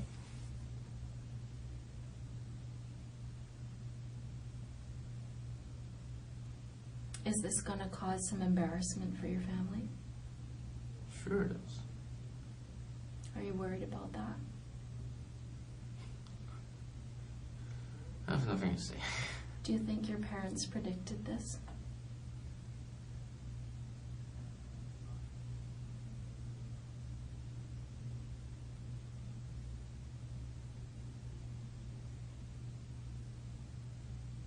Because I think when kids have troubles socially or however, the parents sometimes, they know there's something wrong. Did your parents notice there was something wrong when you were young? Hon, I don't know what you think that you're guarding. I don't know what it is. I know you think, I don't know, I think you think if you're mute that this isn't going to go forward or that this doesn't exist. But that's just not true. It is. Period. What's the procedure? Well, procedure is easy, you know. We talk. We figure out what happened. We figure out why it happened. And then we can study that and learn from it and help other people. No, I mean, what's the procedure you're gonna submit to the court? Like when, or and that they will go, this thing will go to the media, or I don't know. Yeah, it's gonna be. I just want to know the. I want to make sure that everybody sees the whole picture, Rocky, not just this. Can you understand my position? Like, I want to be a humanitarian to you. I want to give you the power to not just have people look at this. That's not fair. There's something else going on, and I'm sure of it. There's something else inside of you. I want to say kid, but you know what I mean? You're so young, Rocky. I have a son your age. I have a son 10 years older than you, too. You know, like, what is happening to you? Help me. I don't want this to happen to my son. Why do you think this happened? I really want you to know something, that I perceive you as a victim in this, too. There's 3 lives lost that day. And I know you don't believe me. You're looking at me like, "Ah, right, lady, whatever." I know that's what you're thinking. No. Well, what are you thinking? Share with me. Like, I am being absolutely honest with you. Yeah.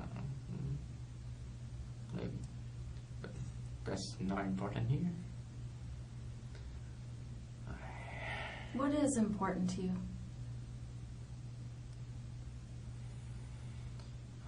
I don't want to talk about it.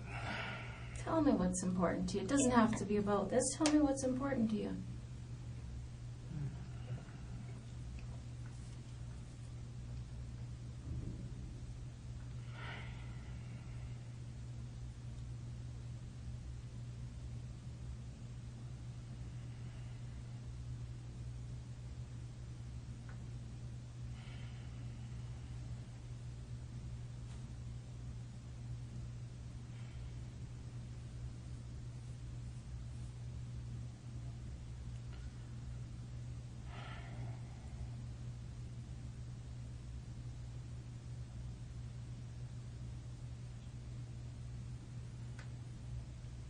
You can't do it all night, right?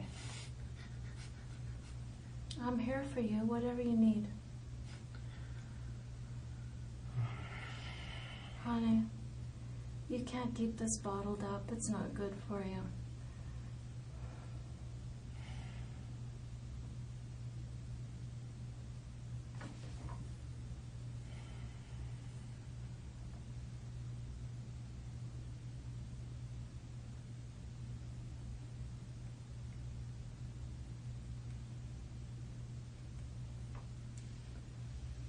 Is it all the evidence you have? Or is or mostly the highlight already? That's the highlights, yeah. Okay. The DNA under the fingernails is the... Don't need much more than that, right? Yeah.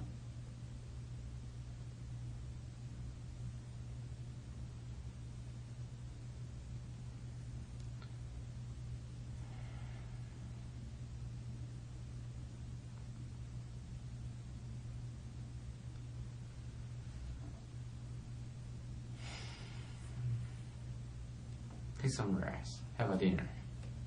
No. I'm gonna sit with you. I think you need company. No thanks. Husband? Children? Oh, colleagues. Oh, information. Contacting my relatives. No.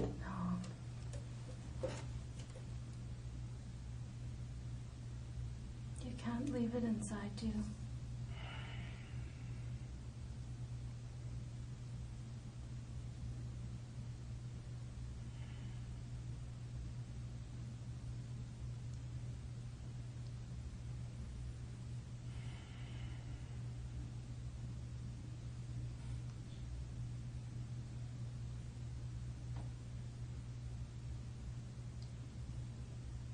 Anyway, I could make this end.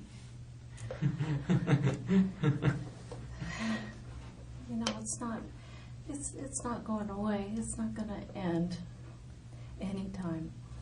I mean, this is going to be your life for a little while. But I'll tell you, there's one way to make the anxiety lessen and the guilt lessen, the feelings about it lessen. That you can do a lot to make yourself feel better. Well, I didn't ask about that. I just you stare at me is kind of boring. Well, I guess if I hadn't heard that before, I would be offended, but Yeah. Heard that a lot, and you're still doing it. Okay. It well, works you know, anyway. Rocky, it's just these things. This is very important to me. This is what I do, and those guys are doing all the gathering of this evidence. They're the ones that are hunting to capture the person responsible, and they've done that. They've done their part. And now I'm here more on the social side of things. Okay. There's been something terrible in the universe has happened, right? I mean, some kind of stars didn't line up, right? I mean, you have to admit that something has gone terribly wrong. Of course it is. Someone is being murdered. Why? I have nothing to say.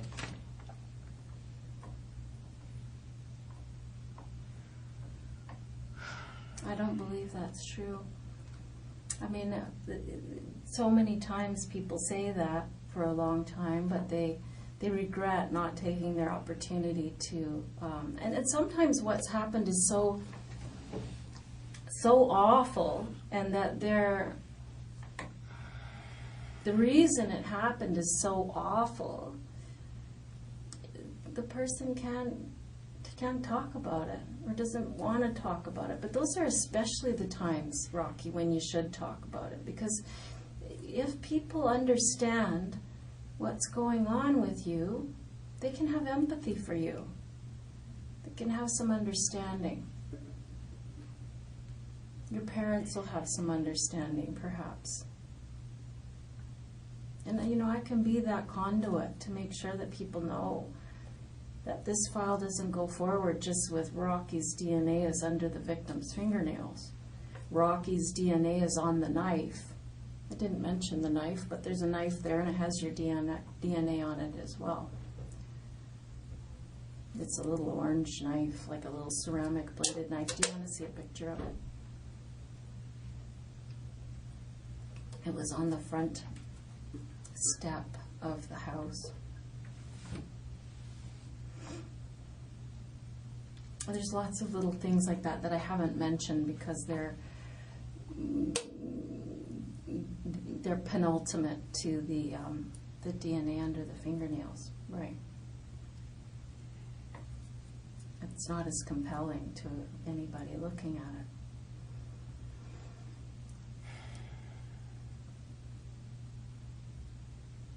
Like, I'm dying to know why you left those blades on the front lawn. What happened? How come the hat is left in the house? Like, I don't know why those things happen. I'm super curious. Was it just so upsetting and you were so full of adrenaline and you were just frantically running around that you just forgot them? Or were you planting them there? I have nothing to say. I felt like this scene was so obvious that you were trying for some attention. That's what I thought. I thought you were crying out for attention and saying, I want the world to notice me. But you're making a face like that's not true, but... No.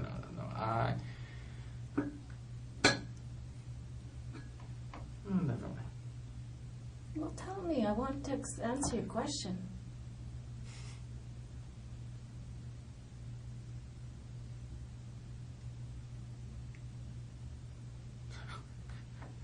I don't know what you say. ask the question, Rocky. It's okay. If I can answer, I will. Yeah, I want to ask a question. Yeah. Is there really good licks to kill people with draw attention? Yeah, there's lots of people who do it. There's like 2 sets of people this week. One in New York and one in, gosh, Alabama or down south. They do it just for attention.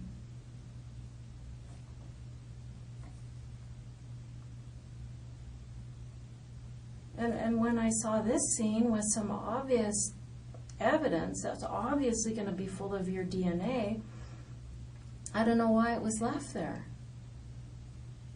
I have nothing to say. I mean, that theory obviously offends you, but I don't know. I'm trying to make sense of what happened there. And without you, I can't really do it. I can only say, I know Rocky's responsible. I know Rocky's going to be charged with murder. That's all I know. Some people do this kind of thing to draw attention because they feel neglected by their parents, they feel neglected by their family, they don't have any friends, they're lonely, and they want some attention. I don't know. Go out then. Go out. Meet people. Mom, Why kill people? I don't know, you tell me. What is a good reason? It's getting tired. What is a good reason, Rocky? Excuse me. Because there are good reasons to kill people. Is there? Yeah, there is. I mean, it doesn't make them lawful, but there are good reasons to kill people, right? There's war, and there's revenge, and somebody's sleeping with your wife, and somebody insults somebody else on a very serious level. I don't know. Robbery sometimes is why people do it. I mean, those aren't lawful reasons, but they are reasons.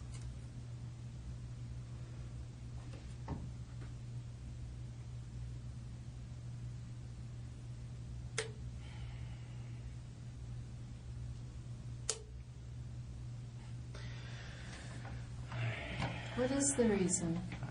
Come on. Well, you come on. What's the reason for this? I have nothing to say. How come? How can you look at that and say, I'm good.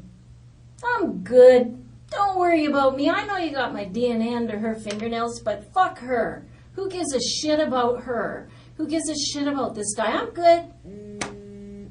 Like, how is that? Like, how are you doing that? How are you sitting there saying, no thanks?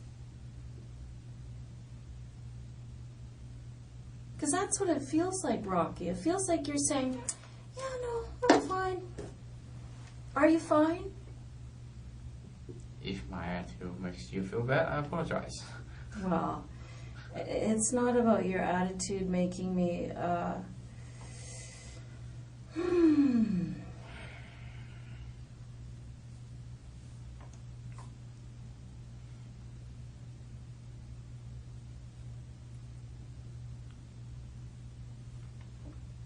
I don't know. I don't know if your family is going to be able to shed some light on this, Rocky. I would sure like for you to shed some light on it. I'm afraid you can't get anything. Well, that's up to you. I mean, it is entirely up to you. Do you visit with your grandmother much? What? Do you visit with your grandmother much? Grandmother? Not often, but No. not very much. Toronto? Is that where? Toronto.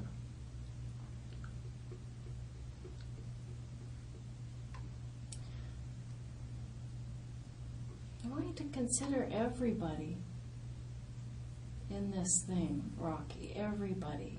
Mm-hmm. You know, you have a family that cares about you. Imagine the impact of this on them, and knowing that you opted to say, no, I'm good. Nothing to see here. I'm fine. Do you think that, I mean, there's this, which is bad enough, that's done. There's nothing that can be done about that.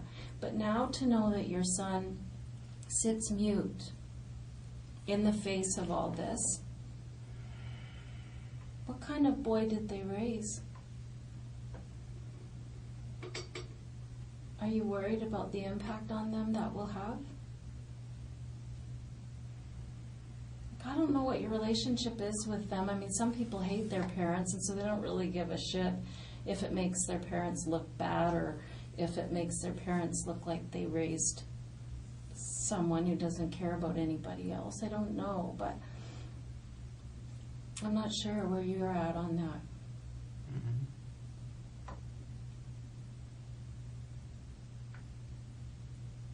I mean, mistakes happen, you know? Even mistakes as awful as this happen. Like I said before, these things, they start out as one thing and they spiral into a big mess. And they're not intended to go like that. That's what I want to believe. I really do want to believe that, Rocky.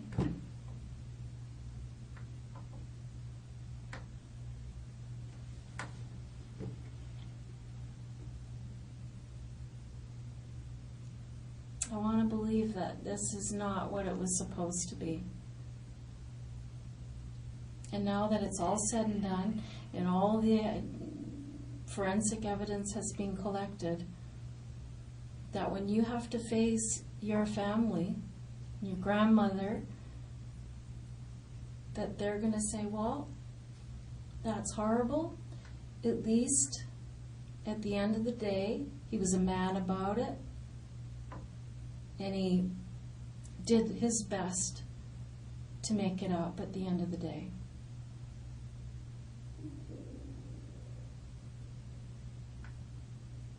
You can only do what you can do. And I know what you're thinking. I mean, you've expressed it already, that there isn't,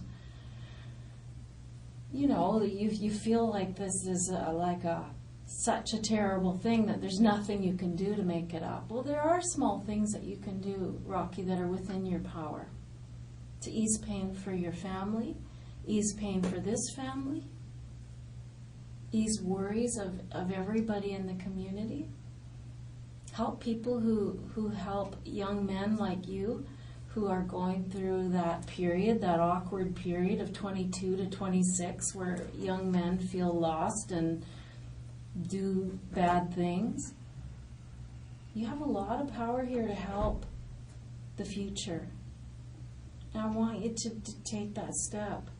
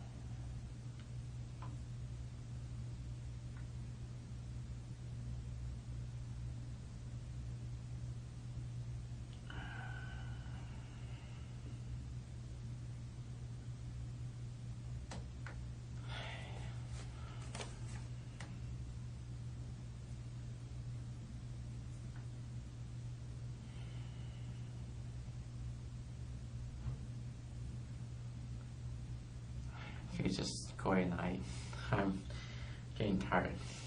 Yeah, I of know. being scared. It is exhausting to think about this stuff, Rocky. It is tiresome. But you have to think about your grandmother tonight.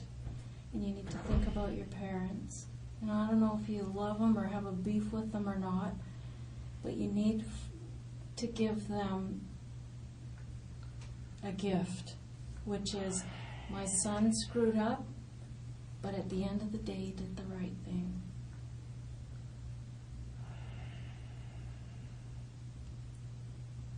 I want to understand this. And I know this isn't all your fault.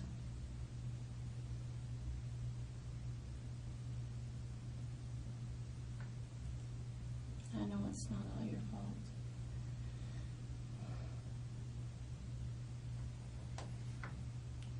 I have nothing to say. Rocky, I want you to consider everyone, not just yourself. And really, this is about you too.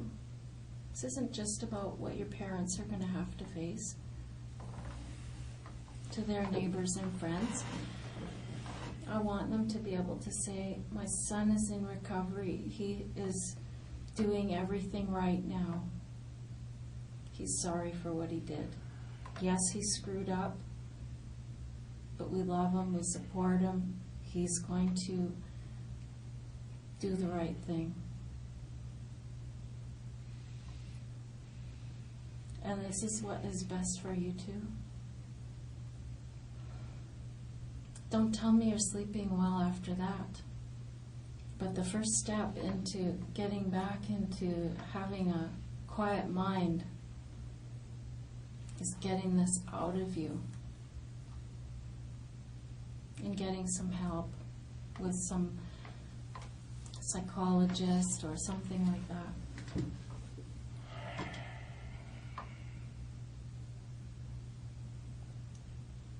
You can't do this by yourself, Rocky. Like, I'm here to help you tell this story so that people will understand. Hon, you can't let this story be the way it is. I'm afraid there's nothing I can say. Well, there's a lot you can say. There's nothing you can say that would bring these people back to life. That's true. But there's a lot you can say to help people feel better, help people move towards forgiving you.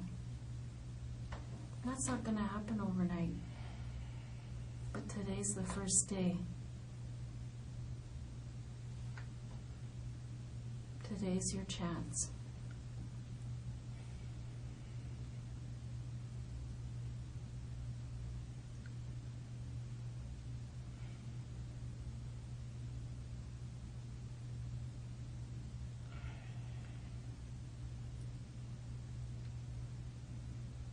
Today's your chance, Rocky. And I know it's painful, honey. I've done this with lots of people and it's painful. But it always makes you feel better. I'm just tired. Yeah, well, I'm just tired. It's exhausting to hear this stuff. It really, the adrenaline rush of the whole day and then to slowly get the evidence revealed to you is mind-blowing. I get it. That's normal.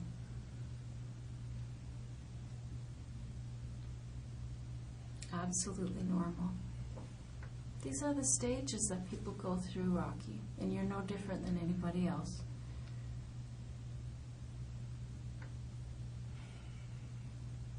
At the end of the day, everybody does what's best for them.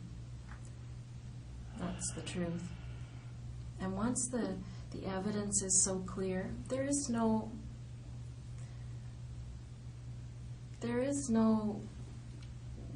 loss to you. The only benefit is to explain it or to be sorry for it and to do things that can help your parents get over it. And I know you want to do that. I can tell that's bothering you. You have a niece and nephew that are going to see that you did the right thing.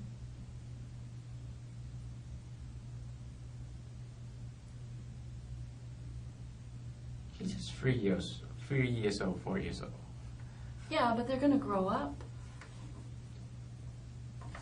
They're going to grow up, Rocky, and they're going to say, yeah, I got to watch out. I got to be careful. I got to make sure I don't make these same mistakes, because you're going to teach them. And you're going to teach them how to face their mistakes. And you're going to teach them how to be good people by handling this property. And I'm sure that is important to you.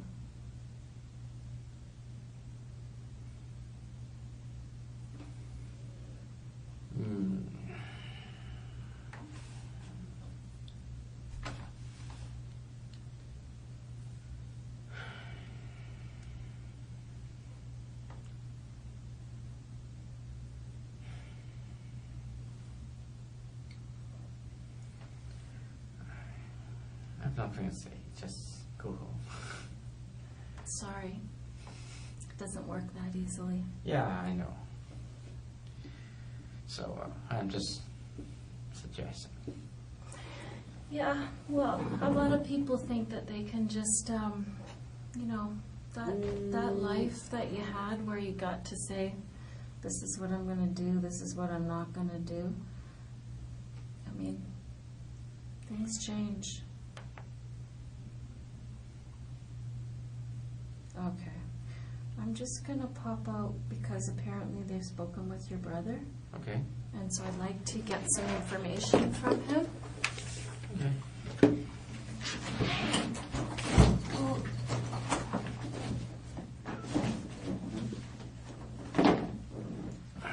Can you bring me a water and I'll be back? Yeah, sure.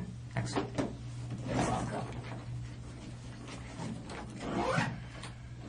Promise me you'll think about these things. Think about your family. Okay? Oh, I got water right here. Oh, thanks. Welcome. Let me know, Rocky, if there's any of this evidence you'd like to peruse more closely, like the DNA reports or Okay. anything like that. Let me leave you with something. Oh, I won't do that. Already showed it to you anyway. Okay.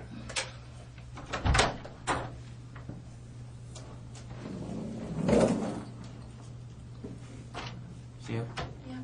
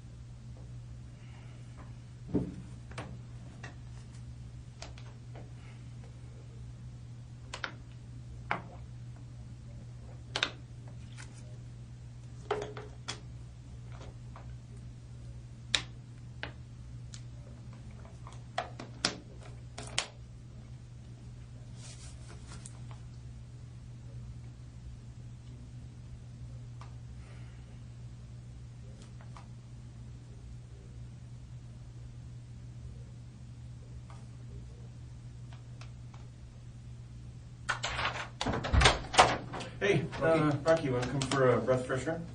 What? Just going to get some fresh air into you. Okay. I'll give you another. Only got one there? Okay.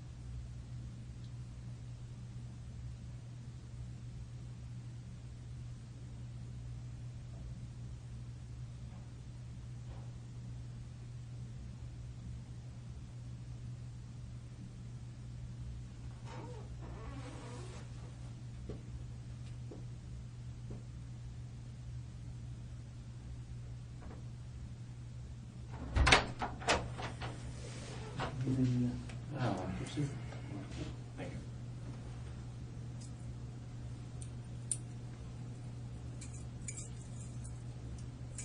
Thanks, Simon. You're welcome.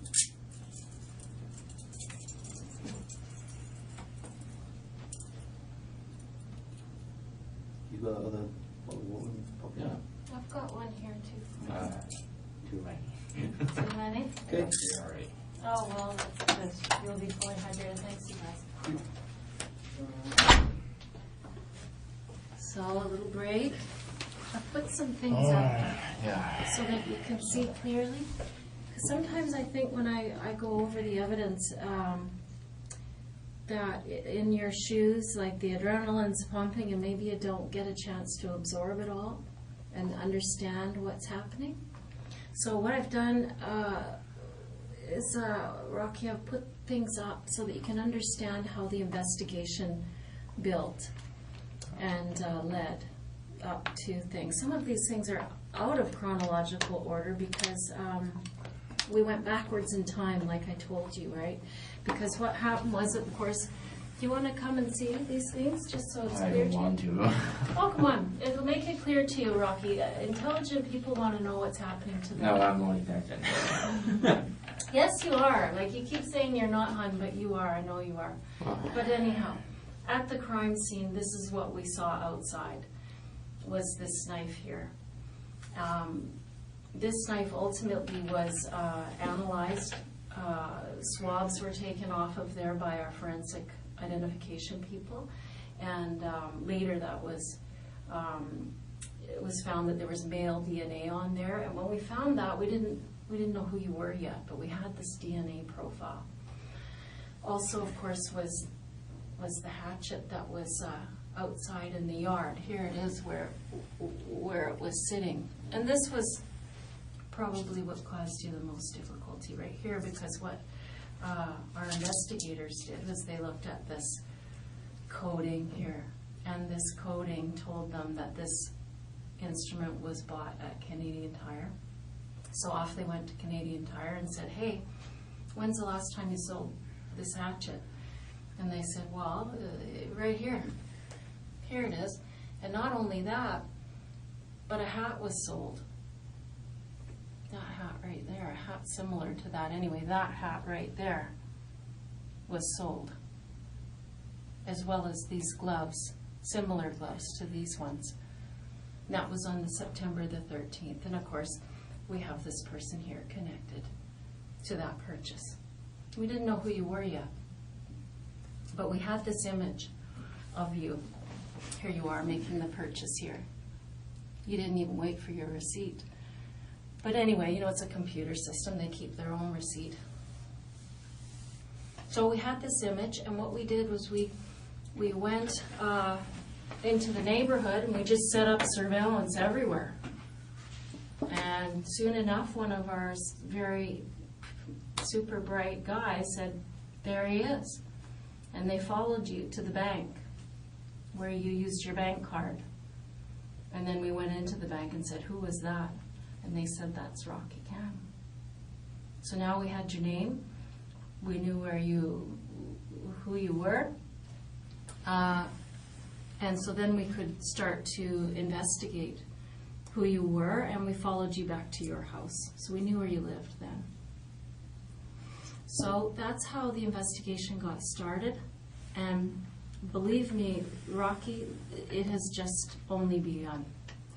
I mean, we do have overwhelming evidence, but it has only just begun.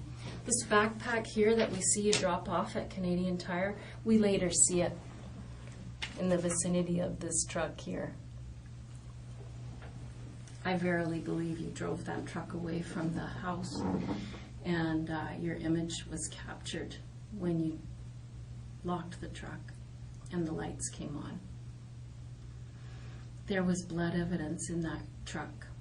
I know it looked like you tried to clean it or wipe it or whatever, but there was too much. I'm unclear about exactly where that forensic evidence is going, but the house was full of forensic evidence, so there are certain things that are taking a little longer. So then here we are, we have Rocky Cam, we know who he is. We have evidence at the scene. And we also, you'll notice right here, this is the autopsy report. And here they're taking fingernail clippings from Mrs. Mah-Jones. Okay, so we took those fingernail clippings and they analyzed them. And this is the notes from the undercover operator who took your DNA with the bottle when you opened it for her at the grocery store. These are her notes here. You can read them if you like. So we took that DNA and we compared it to the fingernail clipping DNA.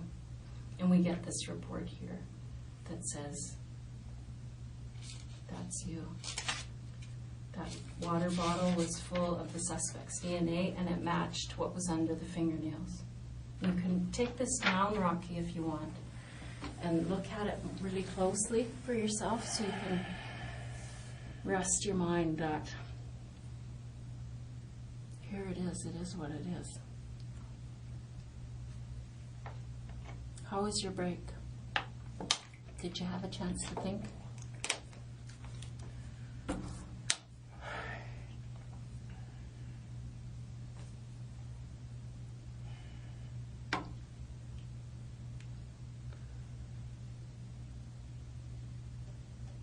Did you have a chance to think? Yeah. I was thinking I'm not gonna get any sleep tonight, am I? I didn't say that. And by the way, Rocky, it's 7:30. Mm-hmm. It's 7:30 in the evening. I don't want, like, come on. You're 25 years old at 7:30 at night. I think you're okay. No, I'm not saying I will sleep now. I'm just getting the feelings. Hmm? I'm just getting the feelings.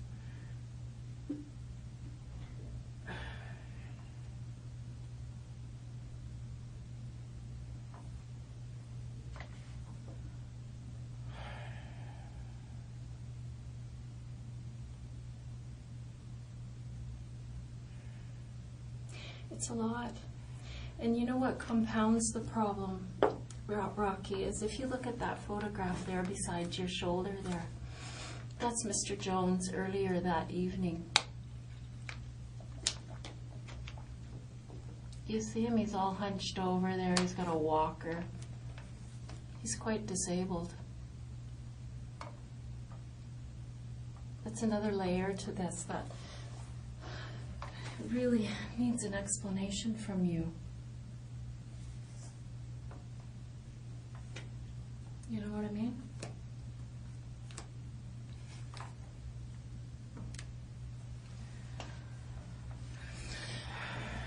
Before we were talking, I took a break, Rocky, to go and find out what they learned from your brother, and I want you to know that that is something that we always do, is we always try to find out as much as we can, of course, about somebody, because we're scared and we don't understand, so we try to learn something, right? We do everything we can. We go to Facebook, we go to friends, we go to family, we go to neighbors, and we try to find out what went wrong here.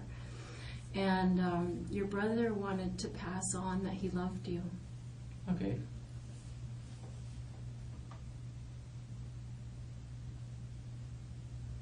Do you love him back? Of course I do. Good. The reason I'm asking, you know, Rocky, is that this is a lot for a family to understand. And it's going to be as clear to them as it is to you. And it's going to be painful for them, and I would like to be able to tell them the other half of it, that you're remorseful and that you're sorry about, you know, what you're doing for the family.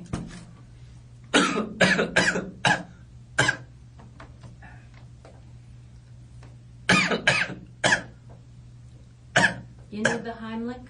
What? You need the Heimlich? You don't know what the Heimlich is? I don't know what happened. It's when someone's choking, you give them a No, just down the wrong pipe. You understand where I'm going with that, Rocky, is that this is very painful. This is going to be very painful for a lot of people. And a lot of pain can be alleviated by seeing you do the right thing from here forward.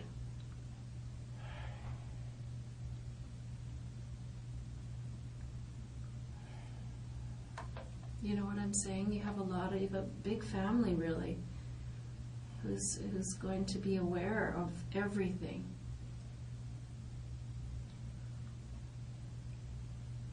Are you worried about that? of course I am. Well, good. But you're gonna show it anyway. Well, yeah, I mean, that can't be helped. I mean, that is done. I'm sorry about that, but that is done. That is not my doing, hon. If I could go back and save you from all of this, I sure would. I sure would.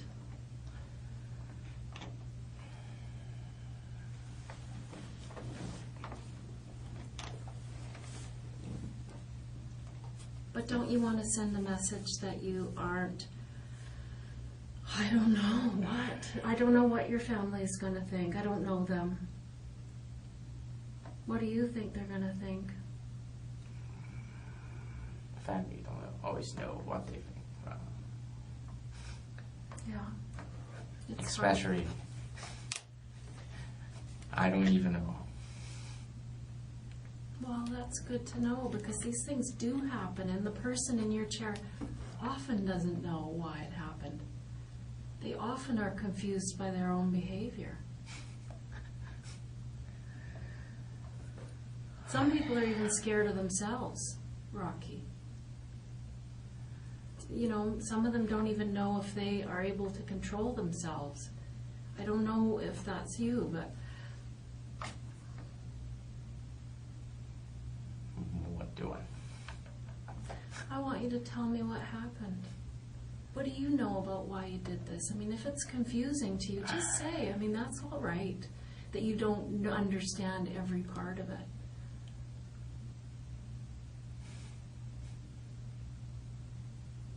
What started it? Nothing to say. Rocky, I know that it's something that you need to get out of you.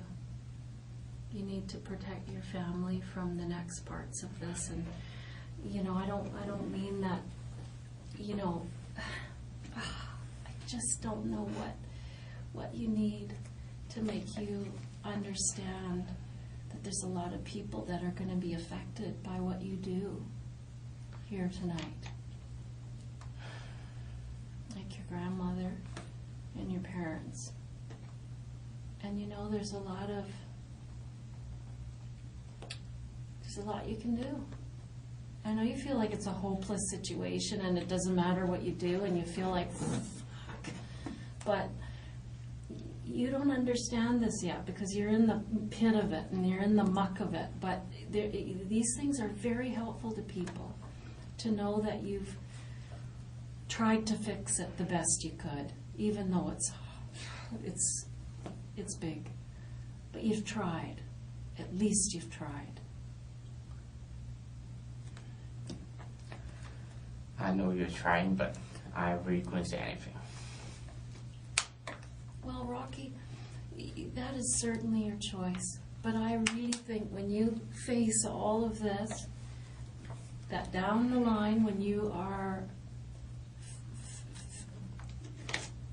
facing this for real, you're going to be wishing you'd handled it like a man at the time. And tomorrow when you're on the phone with your parents, you can be genuine when you say, I'm sorry, I did what I could. I mean, that's the important part now. People want to know why you did this. And maybe you don't know completely why. But there was some trigger, there was something that happened. And I don't know if you had been experiencing some problems for some time in your own head. I don't know. Help me with that. Help me to understand it, Rocky.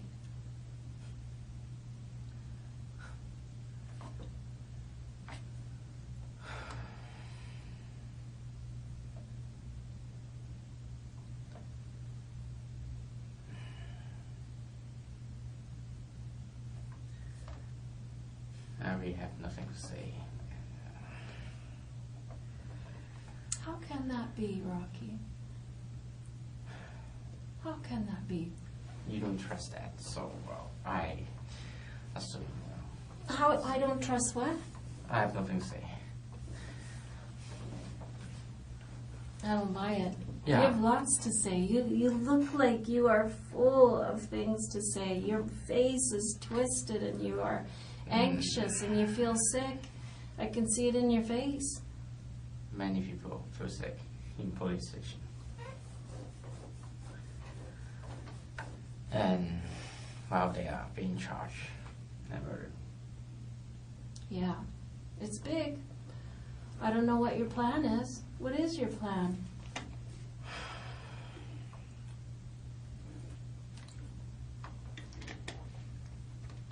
I mean, the police side of it is kind of done. I mean, they're going to continue to investigate. For instance, there were quite a few pools of blood outside as the suspect left. I don't know if that's just from dripping from the victim's blood or if that's your blood. I don't know what that is, but they're continuing to investigate that to find out what blood that is. I saw you look at your wrist just now. Is that where it was injured? No, I'm just thinking the police earlier asked me about something about scars. Mm-hmm. Well, this is my only scar. What is? I don't even see a scar. Yeah, it's because it's very long time ago. Okay.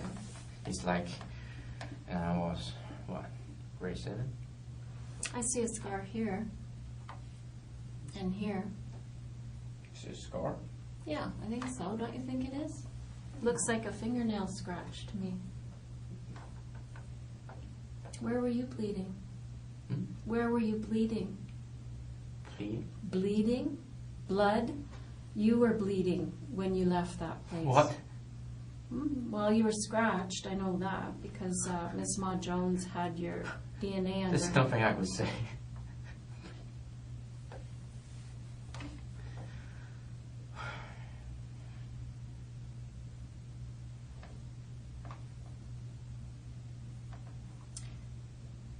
Rocky, you know, you can't put your head in the sand. I don't want this to be the way this ends. You know, I cannot imagine. I cannot imagine what your grandmother is going to think of this. Yeah. Don't you want to relieve some pain for her?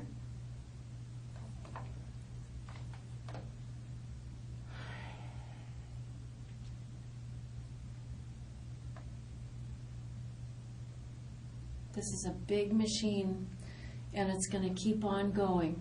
We're going to keep gathering evidence, and it's not going to get easier or better. What can get easier and better is how your family feels about it, helping for them to heal, helping them to understand you, having them know that while you did screw up, you did the right thing. I'm not kidding, Rocky. It's a big deal to come forward after something awful. It's hard. What I'm asking you to do takes a lot of bravery. And I know that. And that's why I'm being very patient, and I'll sit with you as long as you need me to. But it takes a lot of bravery to come forward and regret and be remorseful for what you did.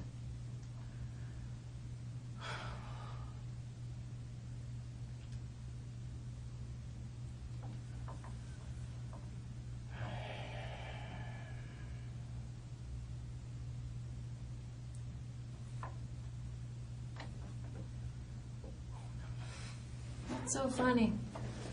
No, nothing is funny. Just, No. I don't know how to remember what the English of that, but how to say that? Well, it's not because I smile because not because it's funny. I can do nothing about that. I could only sitting here and listen to you, wait until you, well, lose your patience. I'm never going to lose my patience. Yeah. Or you feel sleepy. Anyway. Really, Rocky? That's what you're thinking here? In the face of all this, that's what you're thinking about? I'm just going to wear this woman out. Who cares? Do you care so little about what has happened here? Do you care so little about what people are going to think of you? I'm being charged of murder here. Yeah, exactly. Yeah. Let's start treating it like it's a serious situation, shall we? For you to sit there and go, I'm going to wait for this woman to get sleepy. What? Really? That's your reaction to this? I don't want to do that. Do what? Like, disrespect you, but Well, you're not disrespecting me, my friend. You're disrespecting these people. You're disrespecting yourself. You're disrespecting your parents and your grandparents and your brother. That's who you're disrespecting. But mostly yourself. I'm going to sit here and wait till this woman gets sleepy. Yeah, I've axe-murdered 2 people. I'm good. Is that what you're doing, Rocky? Come on. This old man right here is in a walker. What? You gotta explain that. That's gross. He was an elderly, old drunkard in a walker. Why did you do this? Why would you do this? You got to explain it. And if it's something that's going on inside of you and you're sorry about it, let's hear it. Because right now you look pretty cold. I'm going to wait for this woman to get tired. I don't really care. I'm laughing through this whole thing. I'm grinning away. I don't really care. I don't care what my grandmother's going to go through. I don't care what these people's kids and families going to go through. I'm good. I don't care that I'm a 25-year-old able-bodied man and that old guy is in a walker. I don't care.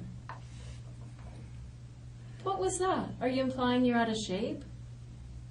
Like, so it's a fair fight? Is that what that was? Oh, look at me, I'm fat, I'm out of shape. So it's a fair fight for this old man? I don't think so, man. Is that really what you're bringing to the table?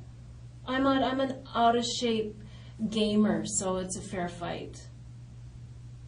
No. It's disgraceful.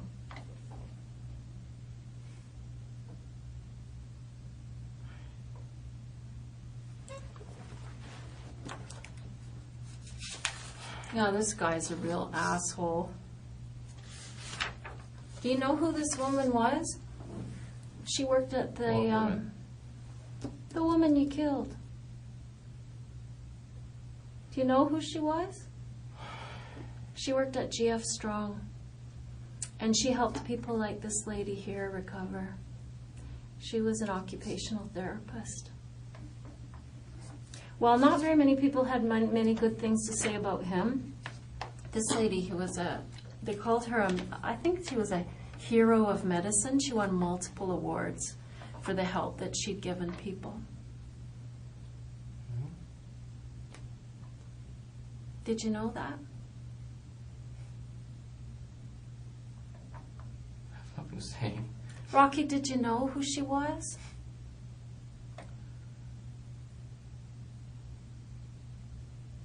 Why did you do that to her? People want to know. If something happened between you and him and she walked in on it, because I know that's how it happened, I know she came home with the groceries and pow! I think she was unexpected to you. I don't think you meant to hurt her.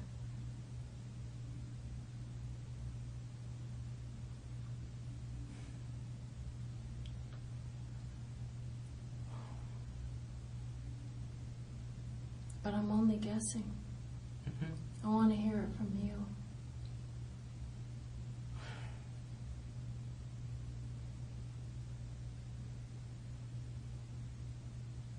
Was she unintended? Did you not expect her to come home?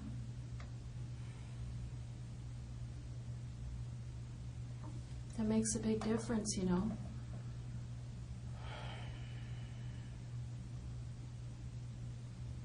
Well, that guy is old. He was a jerk. I could see you having a conflict with that man, and I'd understand that. But if this was unintentional, that's important. That's an important part of the story.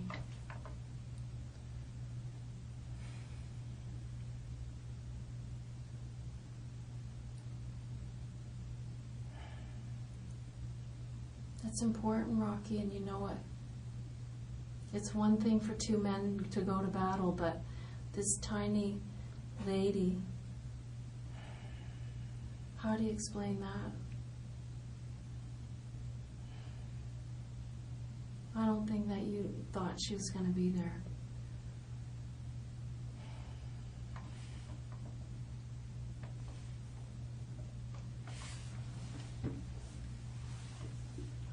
I think that was a mistake.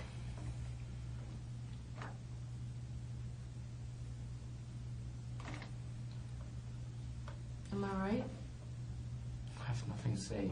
Come on, Rocky. Look at this woman. You're insulting me. I'm what? Say that again. I have nothing to say. What did you say earlier? I have nothing to Something about insulting you? Is that what you said? I'm insulting you? By implying that I want an explanation for why you killed this tiny lady? Elderly lady? You're 25 years old, Rocky. Why did you do that?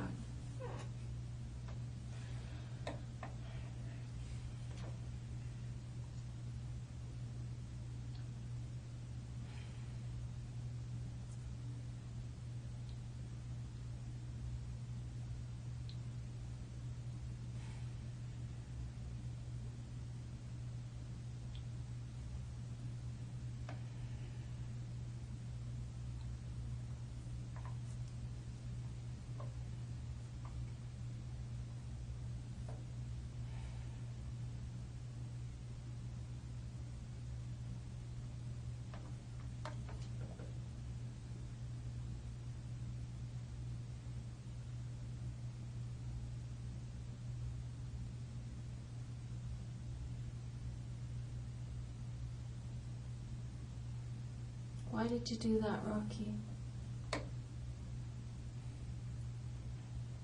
Was she accidental?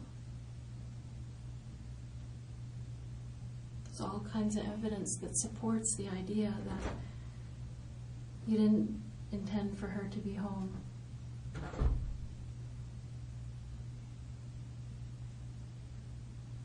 That would mean a lot to me if that was not your intention to kill that lady.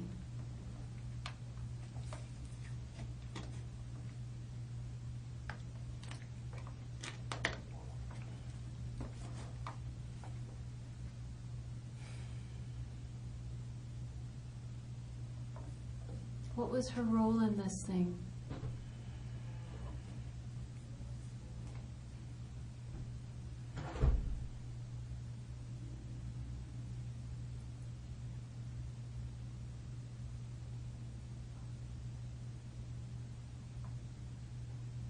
What was her role in this thing, Rocky?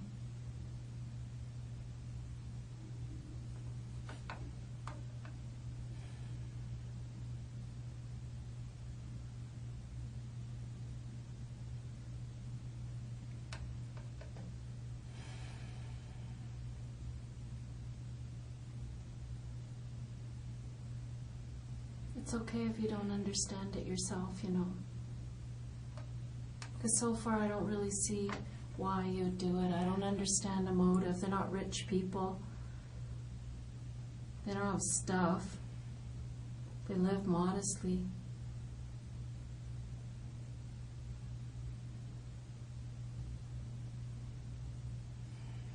I think there was something wrong with you, and you felt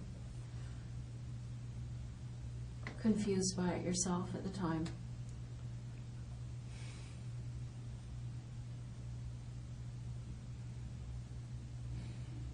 I'd sure like to understand it. I'd like to be able to explain it to people. People like her family.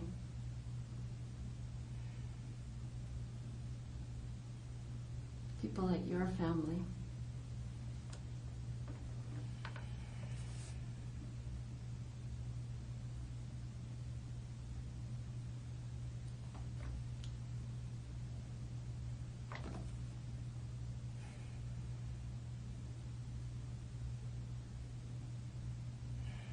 There's no downside to this for you.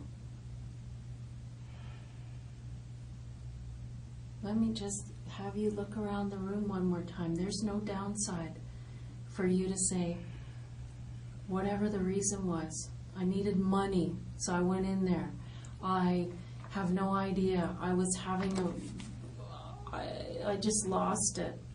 That man was rude to me, and he pissed me off, and I was just going to do whatever. I don't know what the reason is, Rocky, but there's absolutely no downside to you telling me what that reason is. None. Because everybody knows that you did it.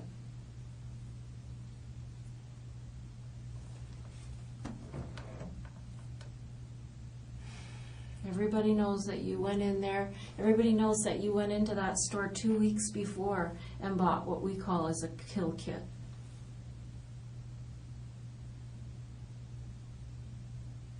Without an explanation from you, that's a kill kit.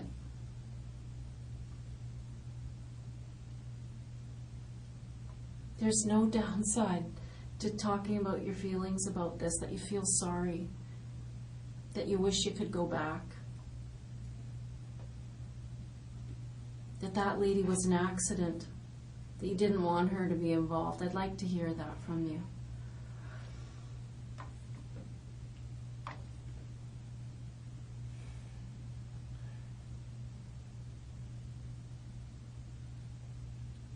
There's no downside, Rocky.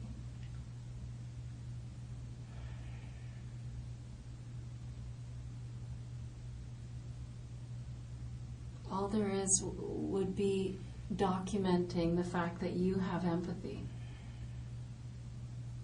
that you're taking the first steps towards being somebody who would never do this again.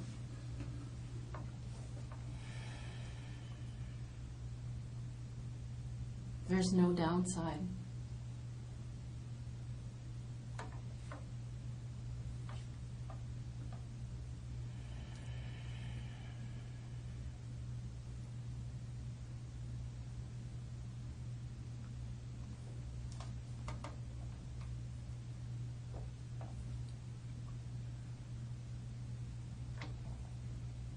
Do you hear what I'm saying, Rocky?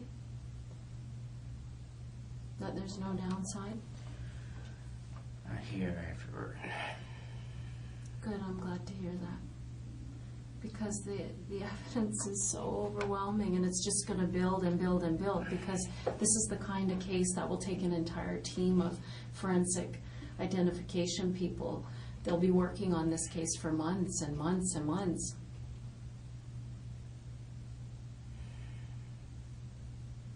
There's so much blood.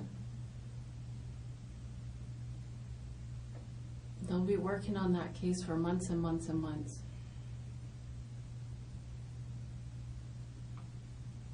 I mean, if this went in a way that you did not intend, there's no way you intended to leave that on the front lawn. You must have been panicked, Rocky.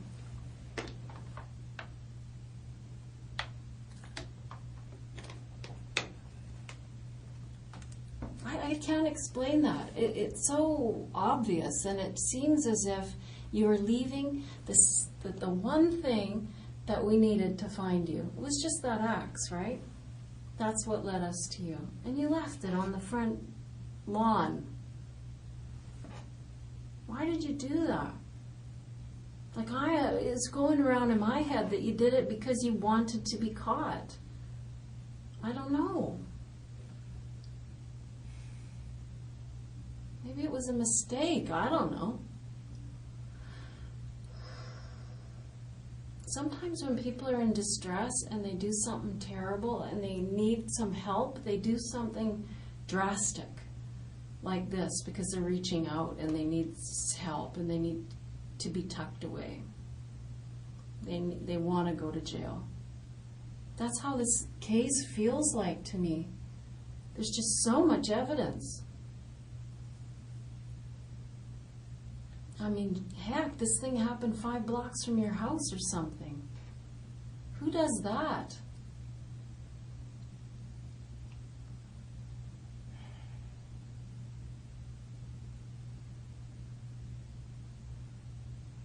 Did you want to get caught?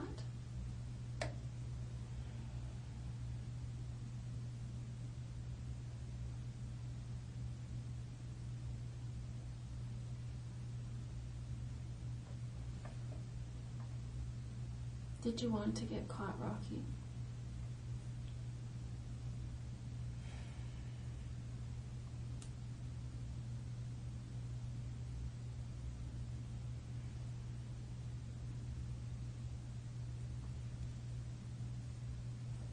Why did you leave those things there?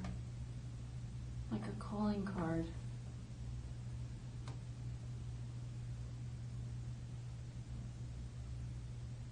It feels like you're just screaming out for help with this thing. Like you wanted to tell everybody you're the most terrible person ever, like I've been hearing you say all night in here. I'm not smart, I'm not this, I'm not in good shape. And this was just another thing for you to reassure everybody that you were terrible. I can't say I'm handsome, right? What? I couldn't say I'm handsome, right? You couldn't? That's...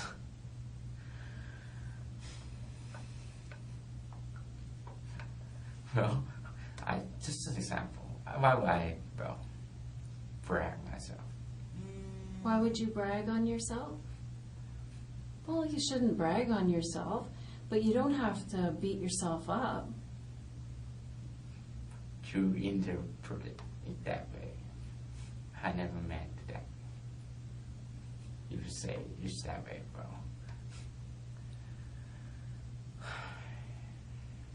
I think a bad opinion of yourself is part of why this happened.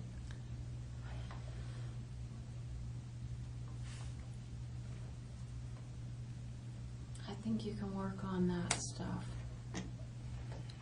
And you gotta start somewhere.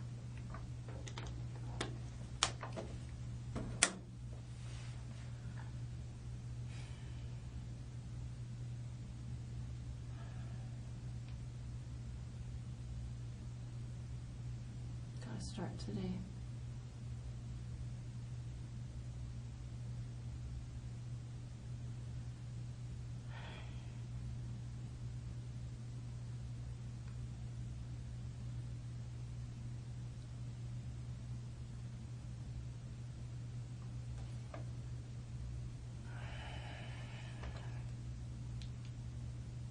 I mean, it'd be nice for you to be able to say you're brave, because what I'm asking you to do takes bravery. To face people and say, I am desperately sorry. I will do everything in my life from this day forward to try to repair this. I know I can't do that. There's 2 lives lost, but I'm going to do everything in my life from this day forward to try to make this up in some way.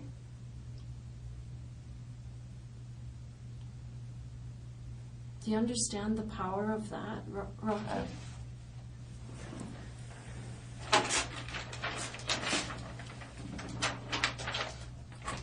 you understand the power of what I'm saying? If you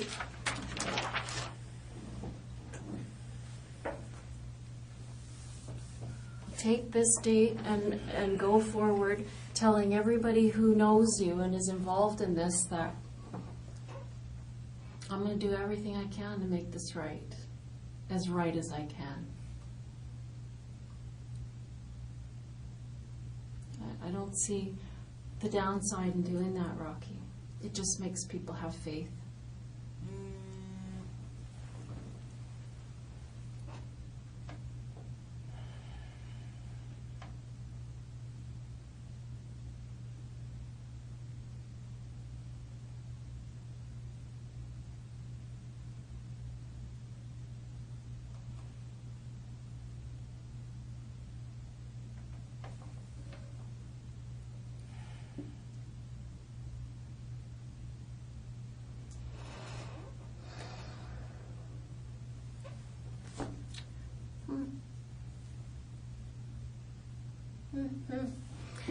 I want to ask you about this backpack and this sweatshirt. Where are they now, Rocky?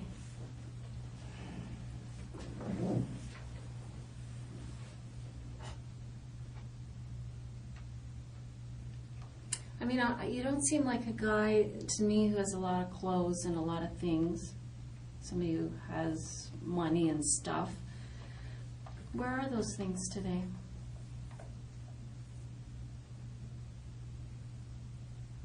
Obviously you like them. We see you in those clothes on that day, on the 13th. We see you in those clothes the night of when those people died. How come you don't have them anymore? Where are they?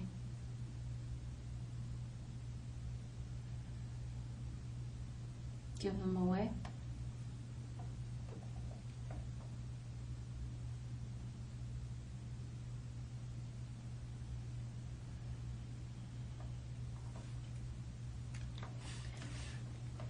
I don't know. What's your plan?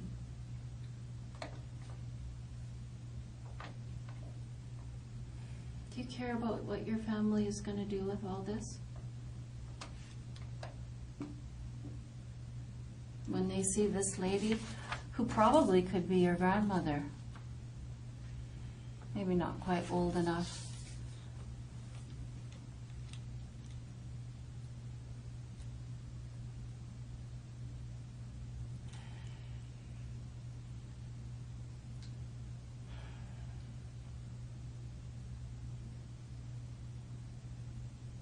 I don't know. That doesn't make any sense to me.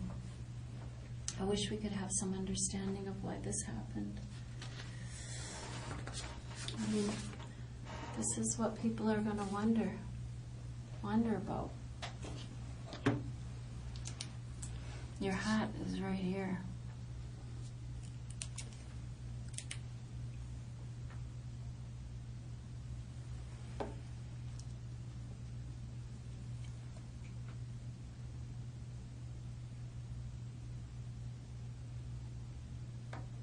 This isn't even the worst of it, is it? Rocky, does this make you feel anything? Honey, like, really? How do you think that's going to make your people feel?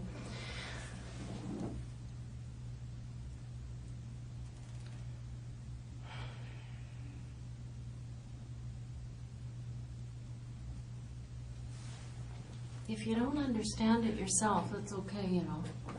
I've said that to you before, but I mean, I don't know how you're looking at that and just, you're shrugging it off. How are you doing that?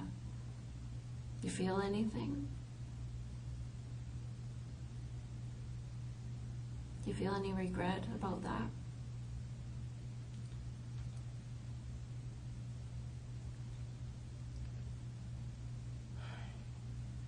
You don't? Nothing to say. Ha ha ha ha ha ha ha. Sorry.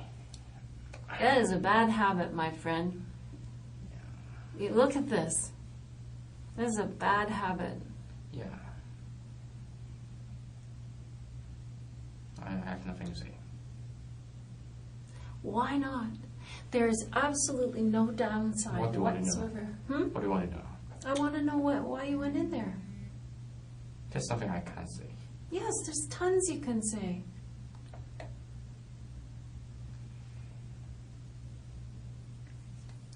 Tell me how you feel about it today. About what? About this.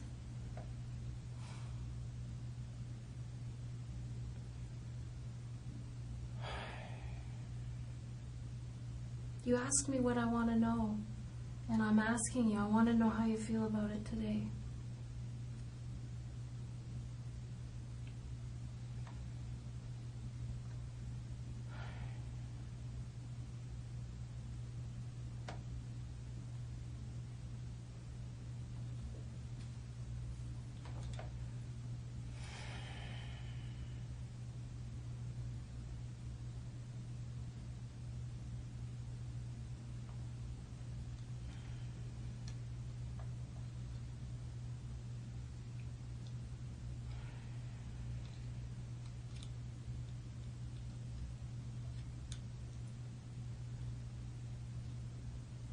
How do you feel about it today? You asked me what I want to know. That's what I want to know.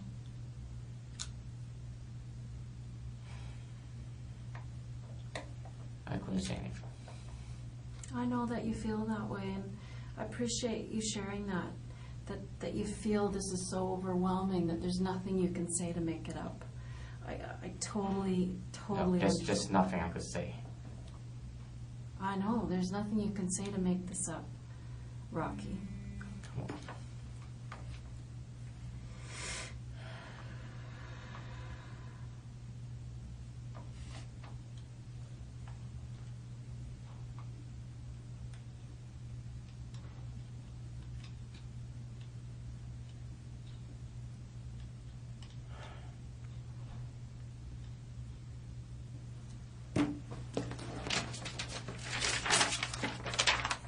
I want you to look at that hoodie, that backpack. Where is that today?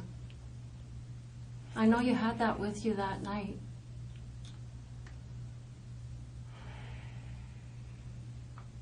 We're able to see it on the video of you walking away back through the houses and whatnot. We see that backpack. I know you had it that night. Where is it now? Why would you get rid of that?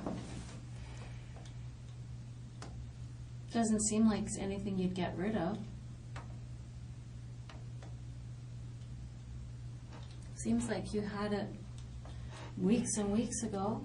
Where is it now? Doesn't really make sense in the world that you'd get rid of it unless it was full of blood. Sweatshirt, same thing. The reason I'm telling you that, Rocky, is that they, of course, have searched your house, and I told you that they would. There's a search warrant, and they're not finding any of that stuff.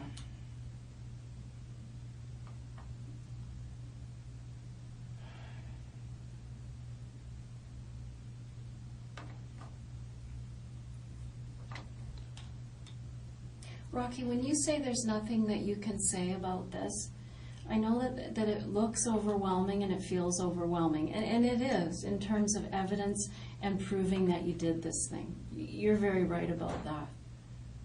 But I want you to talk to me about what happened.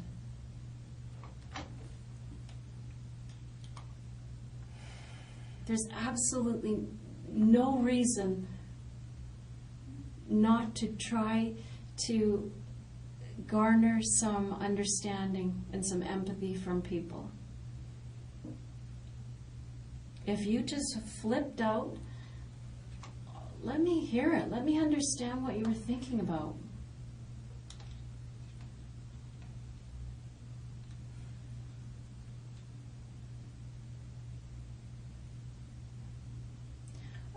This opportunity is going to come and go. You know that? You are not going to have another opportunity to apologize.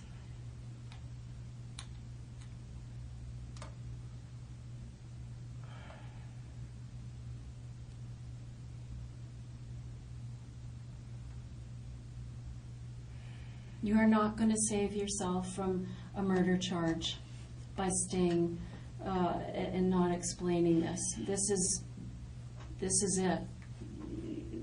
The evidence is overwhelming. There is no downside. These chances come and go. And the way I don't want this to go forward the way it is, Rocky. It's too ugly. You just don't seem wicked to me. You seem, I don't know, like a normal lost kid.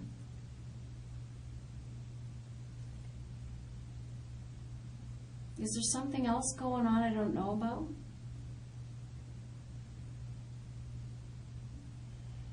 Was it mistaken identity? You went there looking for somebody else? There's just Rocky, I don't know if you're seeing clearly or if you understand how terrible it looks.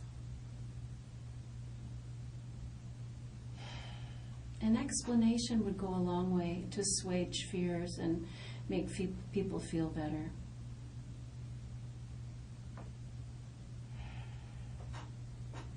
I mean, there's a lot of unanswered questions that we're going to answer, like about where that backpack is and where that sweatshirt is. We usually find those things. I mean, we don't need them. Look around you. I don't know what's holding you back. I don't know what your fear is. I don't know what you think will happen if you tell me what went on or why this happened. I don't know what you think is going to happen. The sky isn't going to fall.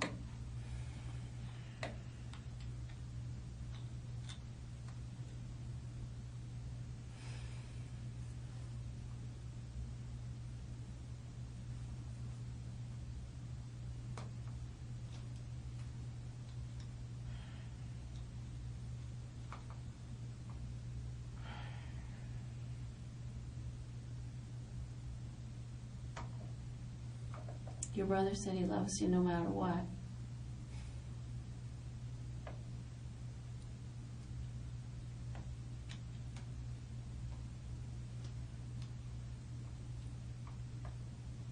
I think your mom and dad and your grandmother would be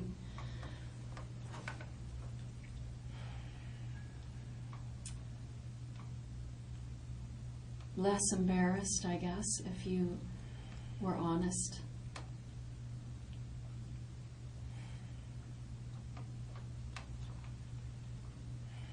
I know there's that pride thing, and that, it doesn't matter, that's going to be dashed a little bit.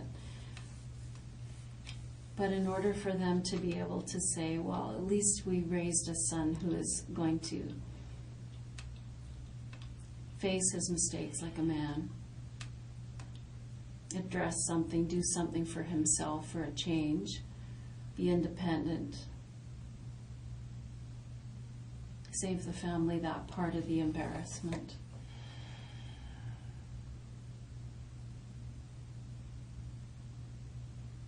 Rocky, do you know what I mean?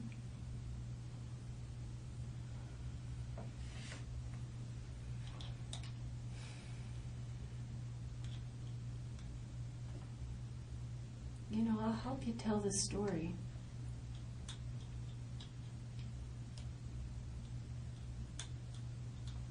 Not going to leave you here to feel it alone,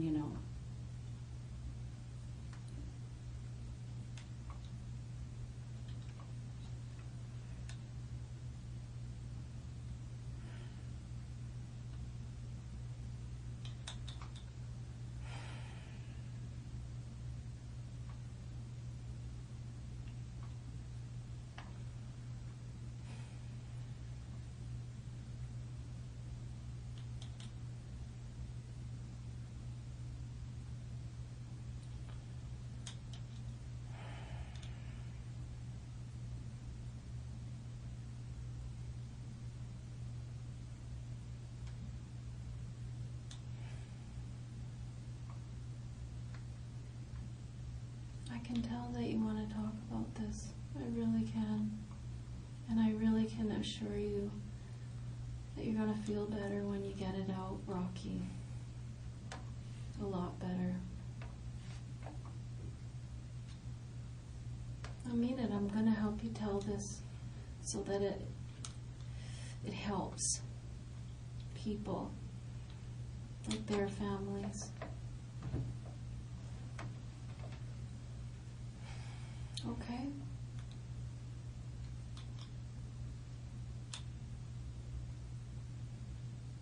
You're just looking at me like you're not sure, but you know what? You have to admit that from the start to the finish, I've told you the truth.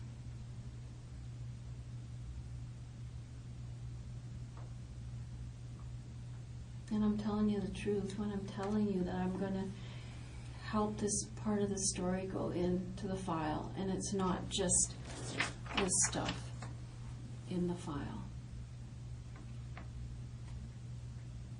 Okay, Rocky, I promise you I will do that. I'll tell this story exactly the way you want me to tell it.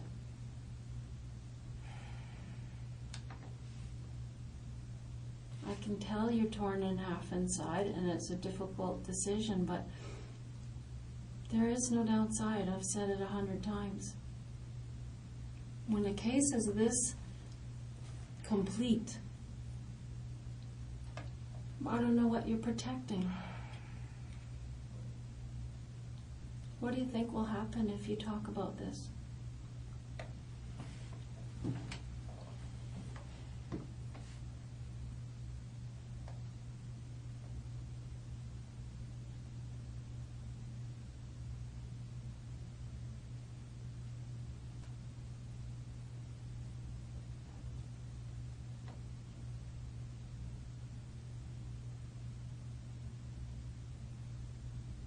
Rocky, when people see something like that and they don't understand it and the person doesn't reach out and try to be understood, it just creates fear.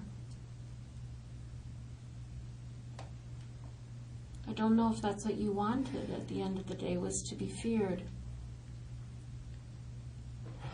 by your family and your neighbors. I don't know if that was ultimately what you're after. I feel like you wanted to be known, because you made it so obvious, but what is it that you wanted?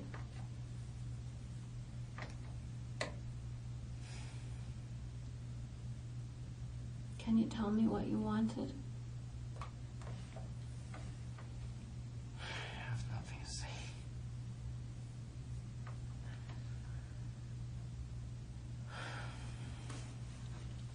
You asked me earlier what I wanted to know. Tell me something you'd like me to know.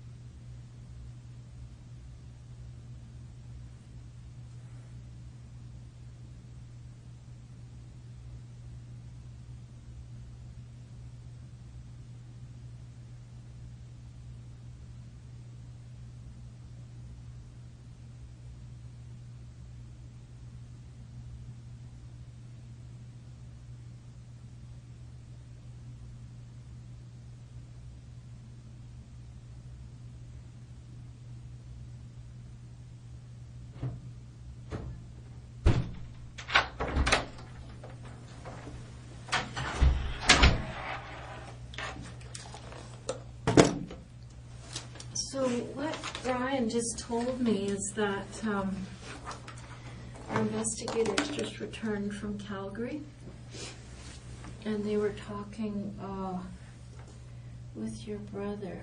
What do you call your brother? Toddy? Yeah. So this... Also, Toe? yeah. Okay. Well, he obviously cares about you a lot. He agreed to come in and talk with the police.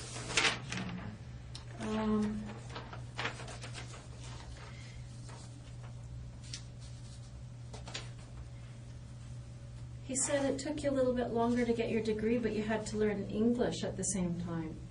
So that's sort of understandable. No, actually, my English is very fine at that time.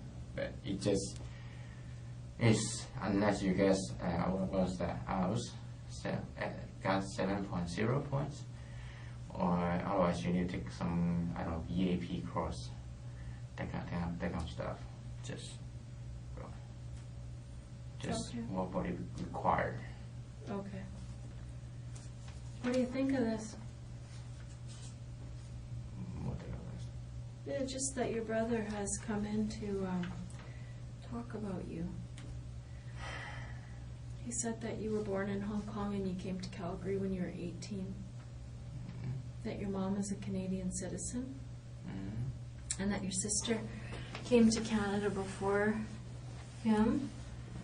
That you finished high school in Hong Kong. He doesn't report that you have any health problems. He said you had a sore shoulder after the crash last year, but it's not lingering. He says you like to stay home and play video games. I guess we've already confirmed that. He said you got along well with your mom, and they didn't have a temper.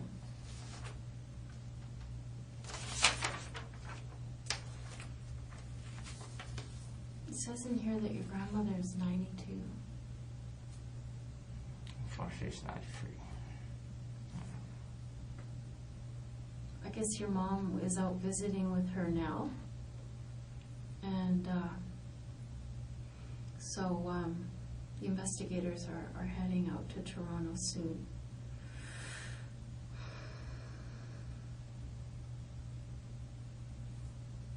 Anyway, those are the notes, but your brother had a message for you. Do you want to hear it?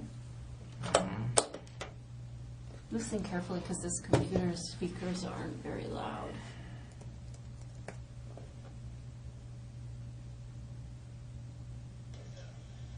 And if he knows anything about this? No, because if he knows anything, tell the police. But tell the police.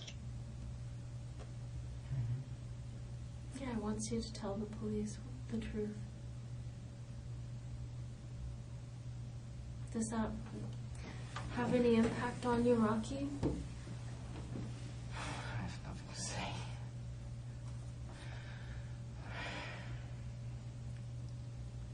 I really have nothing to say.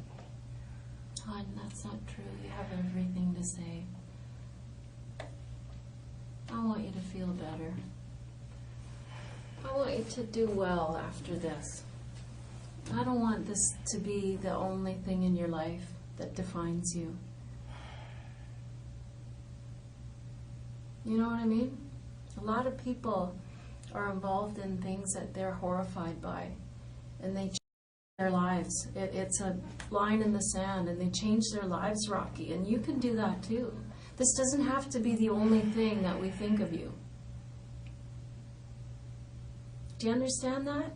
That there's still hope and there's still a chance for you to make something good come out of this?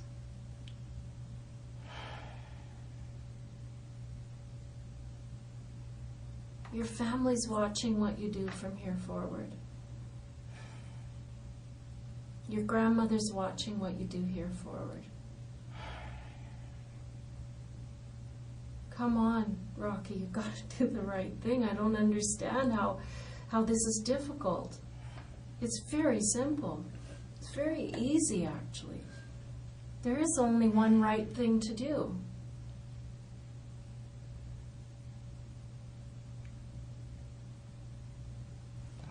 nothing to say.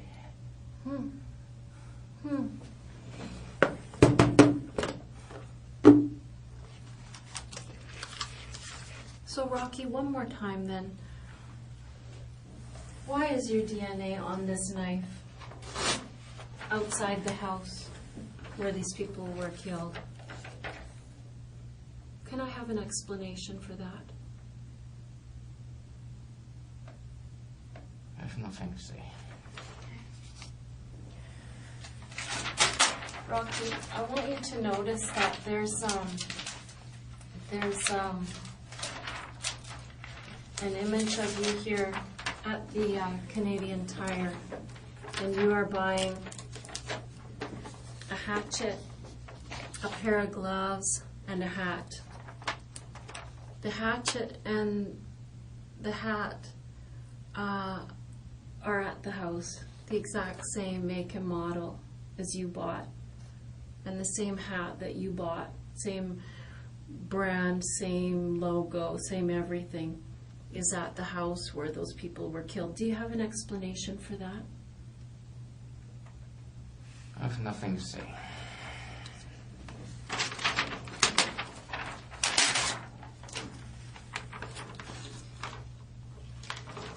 This is the very hat rack where you chose that hat from, where you tried it on.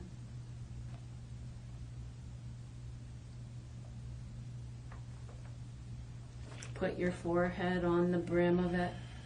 All of this analysis is yet to be done. I don't want to talk about it. Oh, I'm sure you don't, love. I'm sure you don't. That's the easy way out. I'm just changing phrase. I have nothing to say. Fine. So, can you explain why that hat, that is the same type of hat that you bought 2 weeks before this incident, is under the table with Mr. Jones' blood on it, the dead man's blood on it? Do you have an explanation?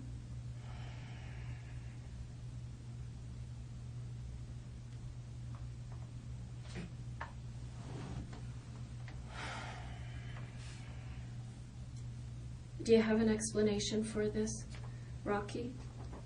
Maybe you were over there mowing their lawn and all your things were left behind after you did some gardening. Were you there at that house? Do you have an explanation for this hat?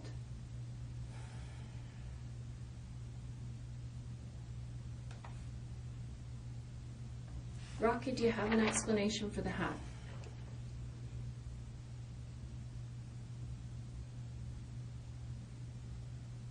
Do you have an explanation for the hat, Rocky?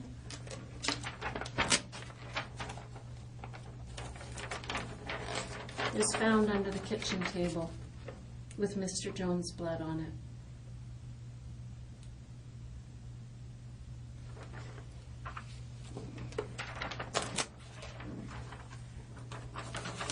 These were similar gloves to the ones that you bought right here on September 13th. These little rubber knobs on these gloves left patterns on the wall in blood. Do you have any explanation for that, Rocky? No? You're good? Nothing to say? Okay.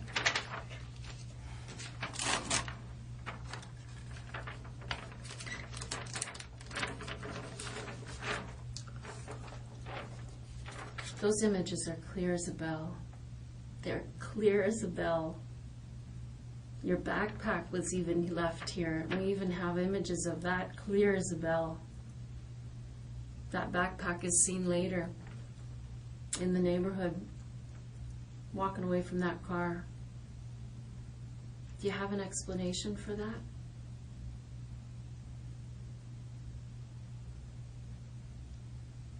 If you have one, it'd be nice to hear it now.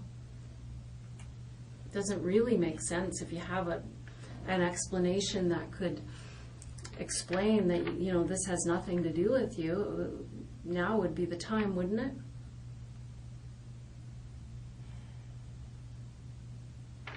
No?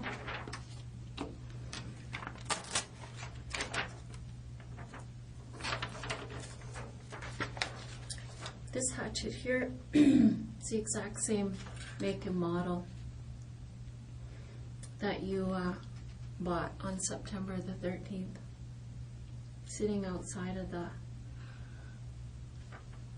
residence, blood all over it. Do you have any explanation for that, Rocky? No?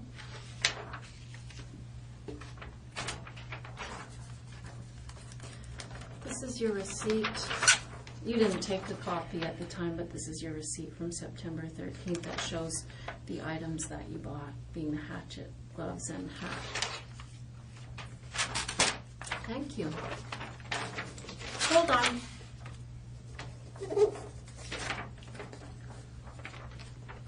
This is the car that belongs to Mrs. Mah-Jones. This is the car that was driven around the neighborhood and rifled through, and then the headlights came on. Just lit everything up beautifully for our video camera. Do you have any explanation for why your image might be on that video?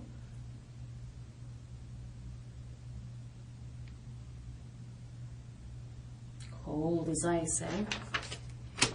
I just don't want to repeat. I'm not going to say. I'm not going to say. I'm tired.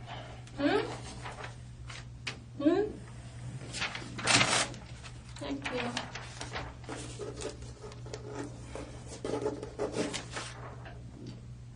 This is an image of Mr. Jones earlier in the day before he died. Hunched over, walker. Do you have an explanation why you killed this old man? I have nothing to say.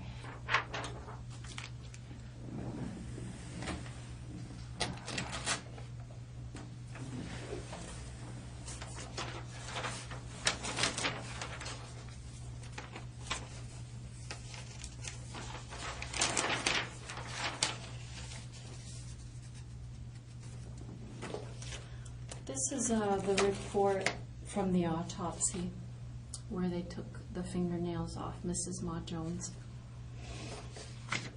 Is there any reasonable explanation for why Mrs. Mah-Jones would have your DNA under her fingernails? Is there any reason why that would happen? Are you lovers?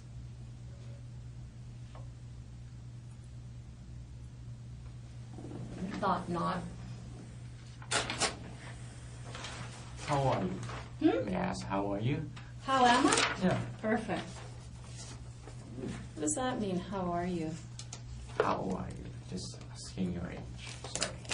How old am I? Yeah. I'm 50. Oh. Why do you want to know? Just want to know. How long have you been in the police department? 27 years. That's long. It is long, isn't it?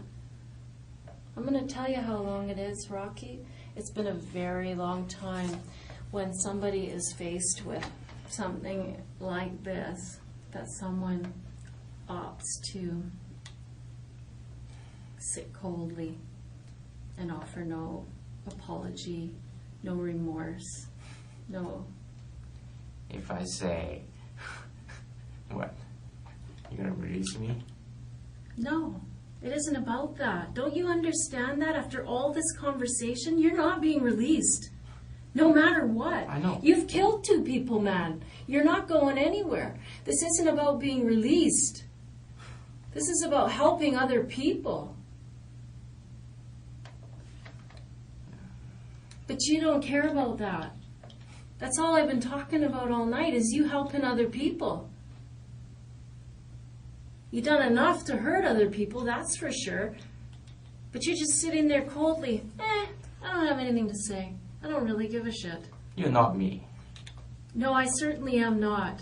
Because you know the difference? I have empathy for other people, and I care about other No, you're people. not being charged for murder. I didn't kill anybody either. That's the difference, man.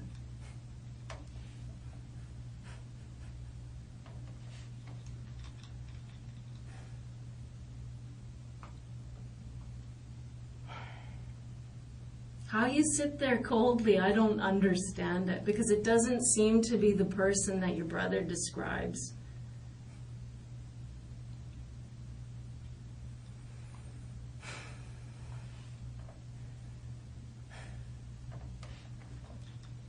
I'm telling you, Rocky, I've been in this room tons of times with tons of people, and with people who've done worse things than you. And when they see the writing on the wall and they know the jig is up, I'm caught, I'm done. There's DNA, there's video, there's every kind of evidence that there is, they finally do the right thing. They always do the right thing, almost without exception. You, sir, are an exception. In the face of all of this, you're choosing to stay back, not help anybody. And you sit there and you pretend I don't understand something, but you won't tell me what it is I don't understand. So that's kind of passive-aggressive or something. I don't really understand what you're doing. Playing games is what I think.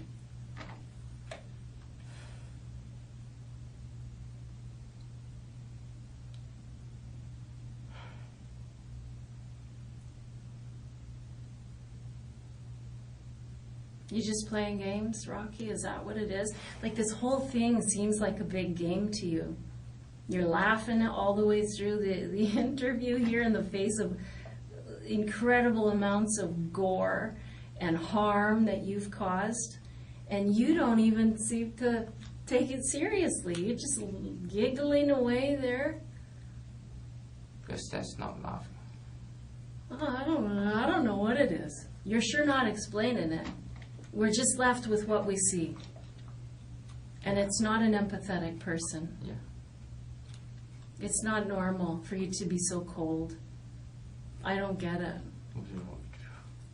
I want you to tell me the truth, Rocky. That's all. It's easy. It's simple. It makes sense.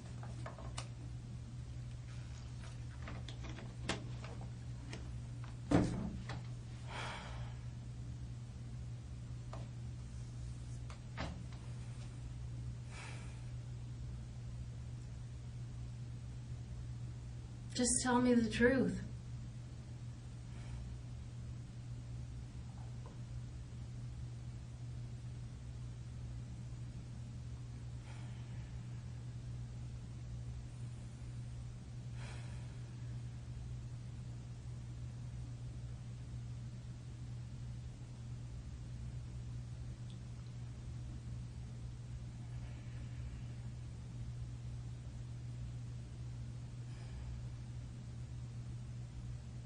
Do you regret it?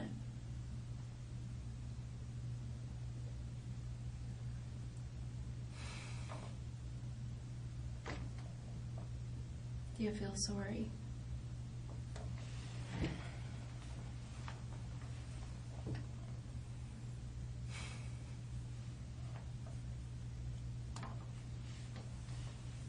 No? You don't regret it? You don't feel sorry?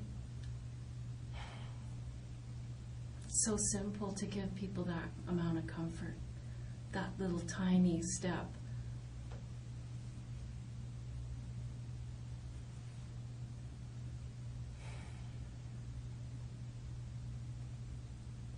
It's such a simple thing to give people, and you won't even give them that. I don't understand it.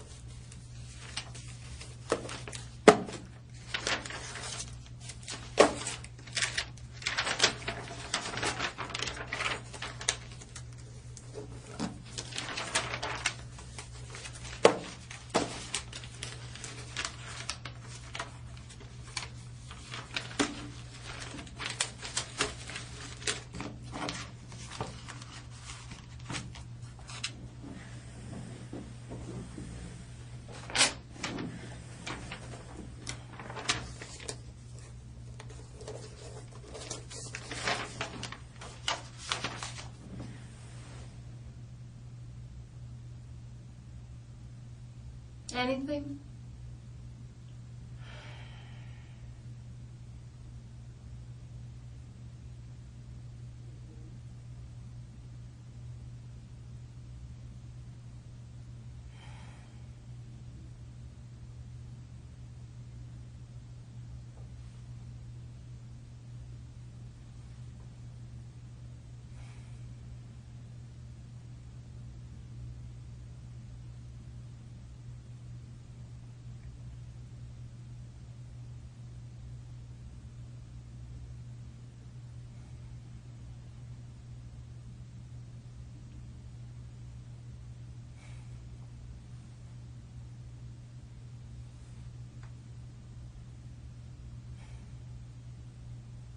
This is your chance.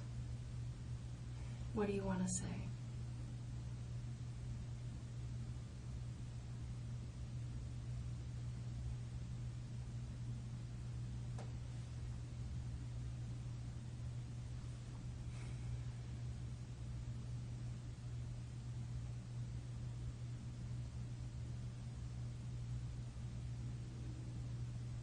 What do you want to say, Rocky?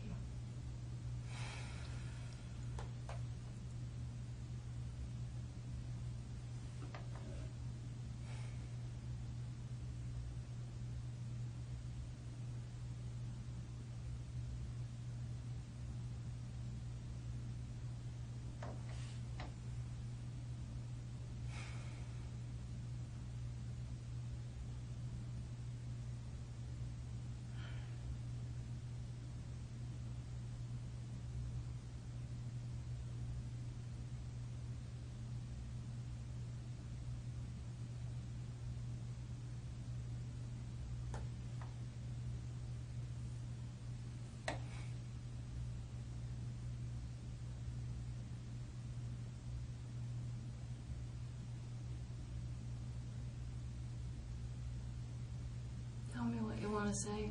I can see that you're feeling something.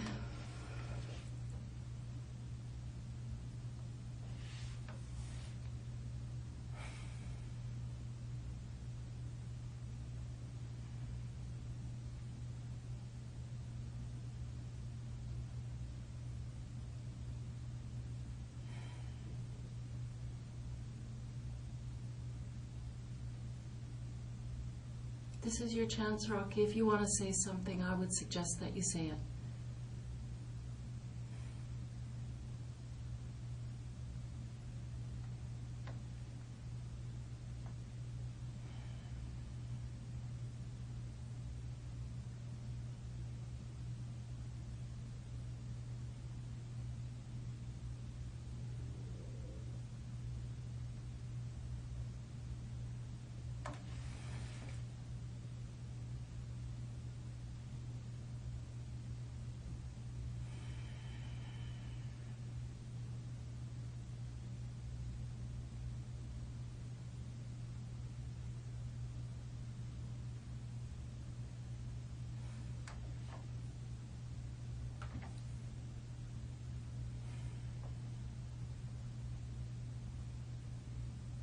What is it?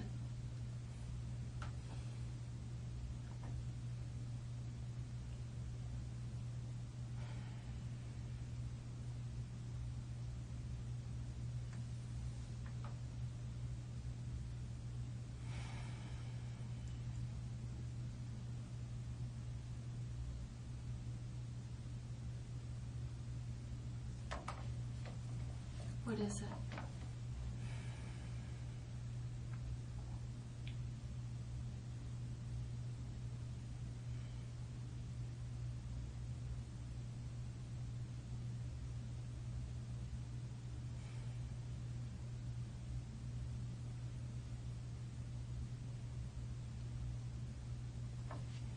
What do you want to say about this, Rocky?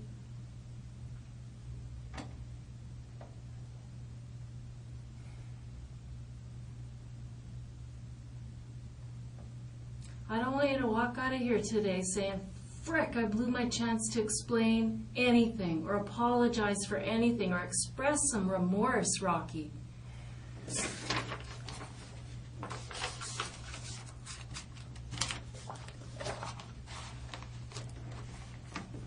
What do you want to say about this, Rocky?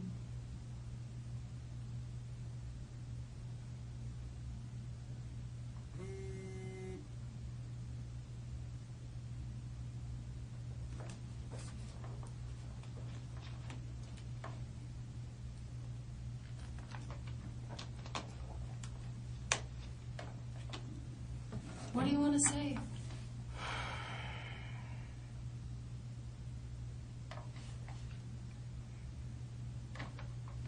You know, Rocky, I can sit there and I can feel that you are feeling something. I can see that you're emotional. Why aren't you taking this chance to at least express remorse? Maybe today you're not ready to talk about the whole ugly story, but at least say you're sorry. For what?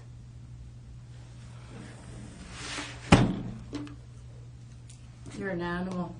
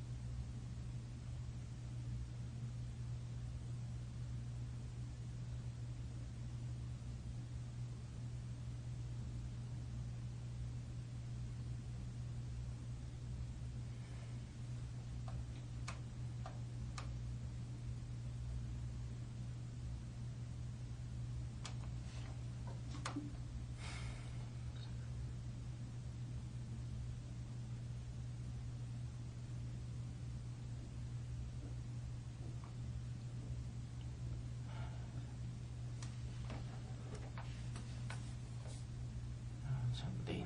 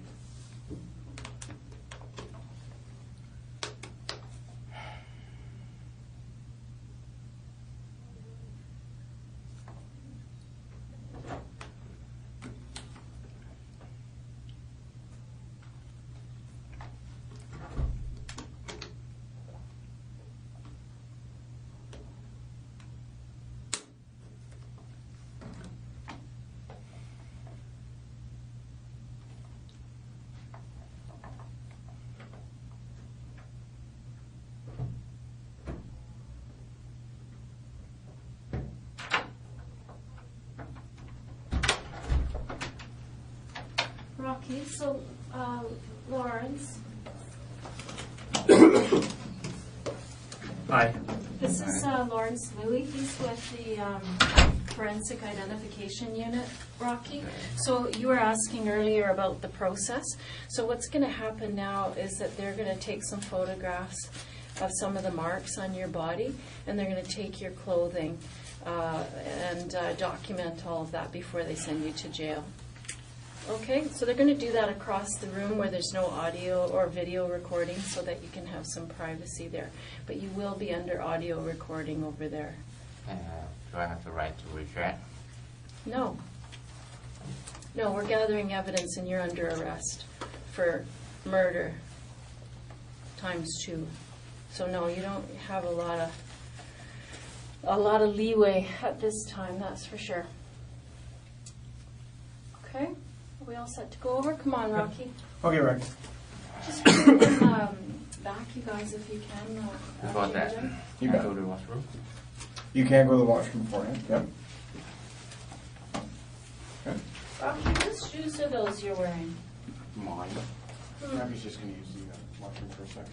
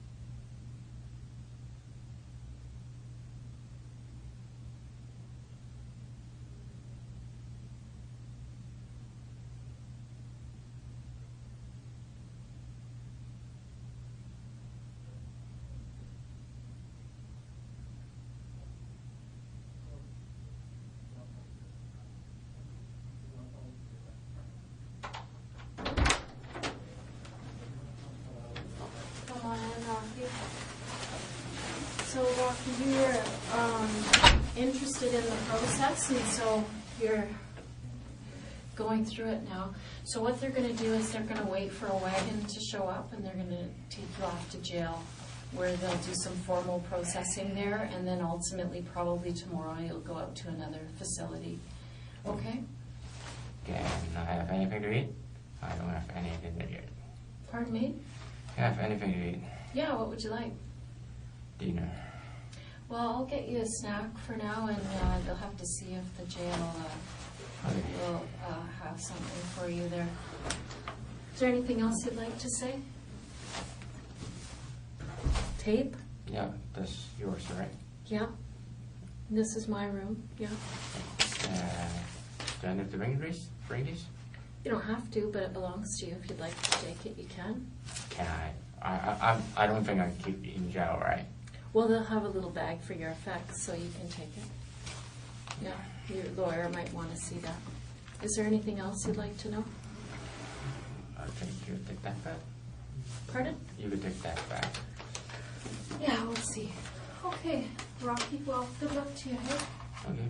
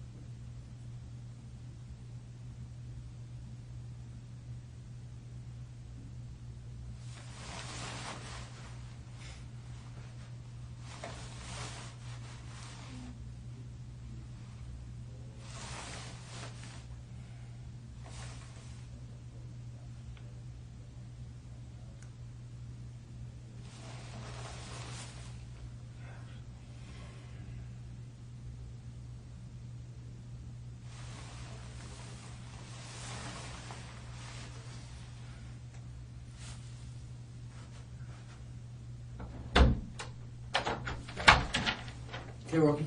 Okay. Okay, so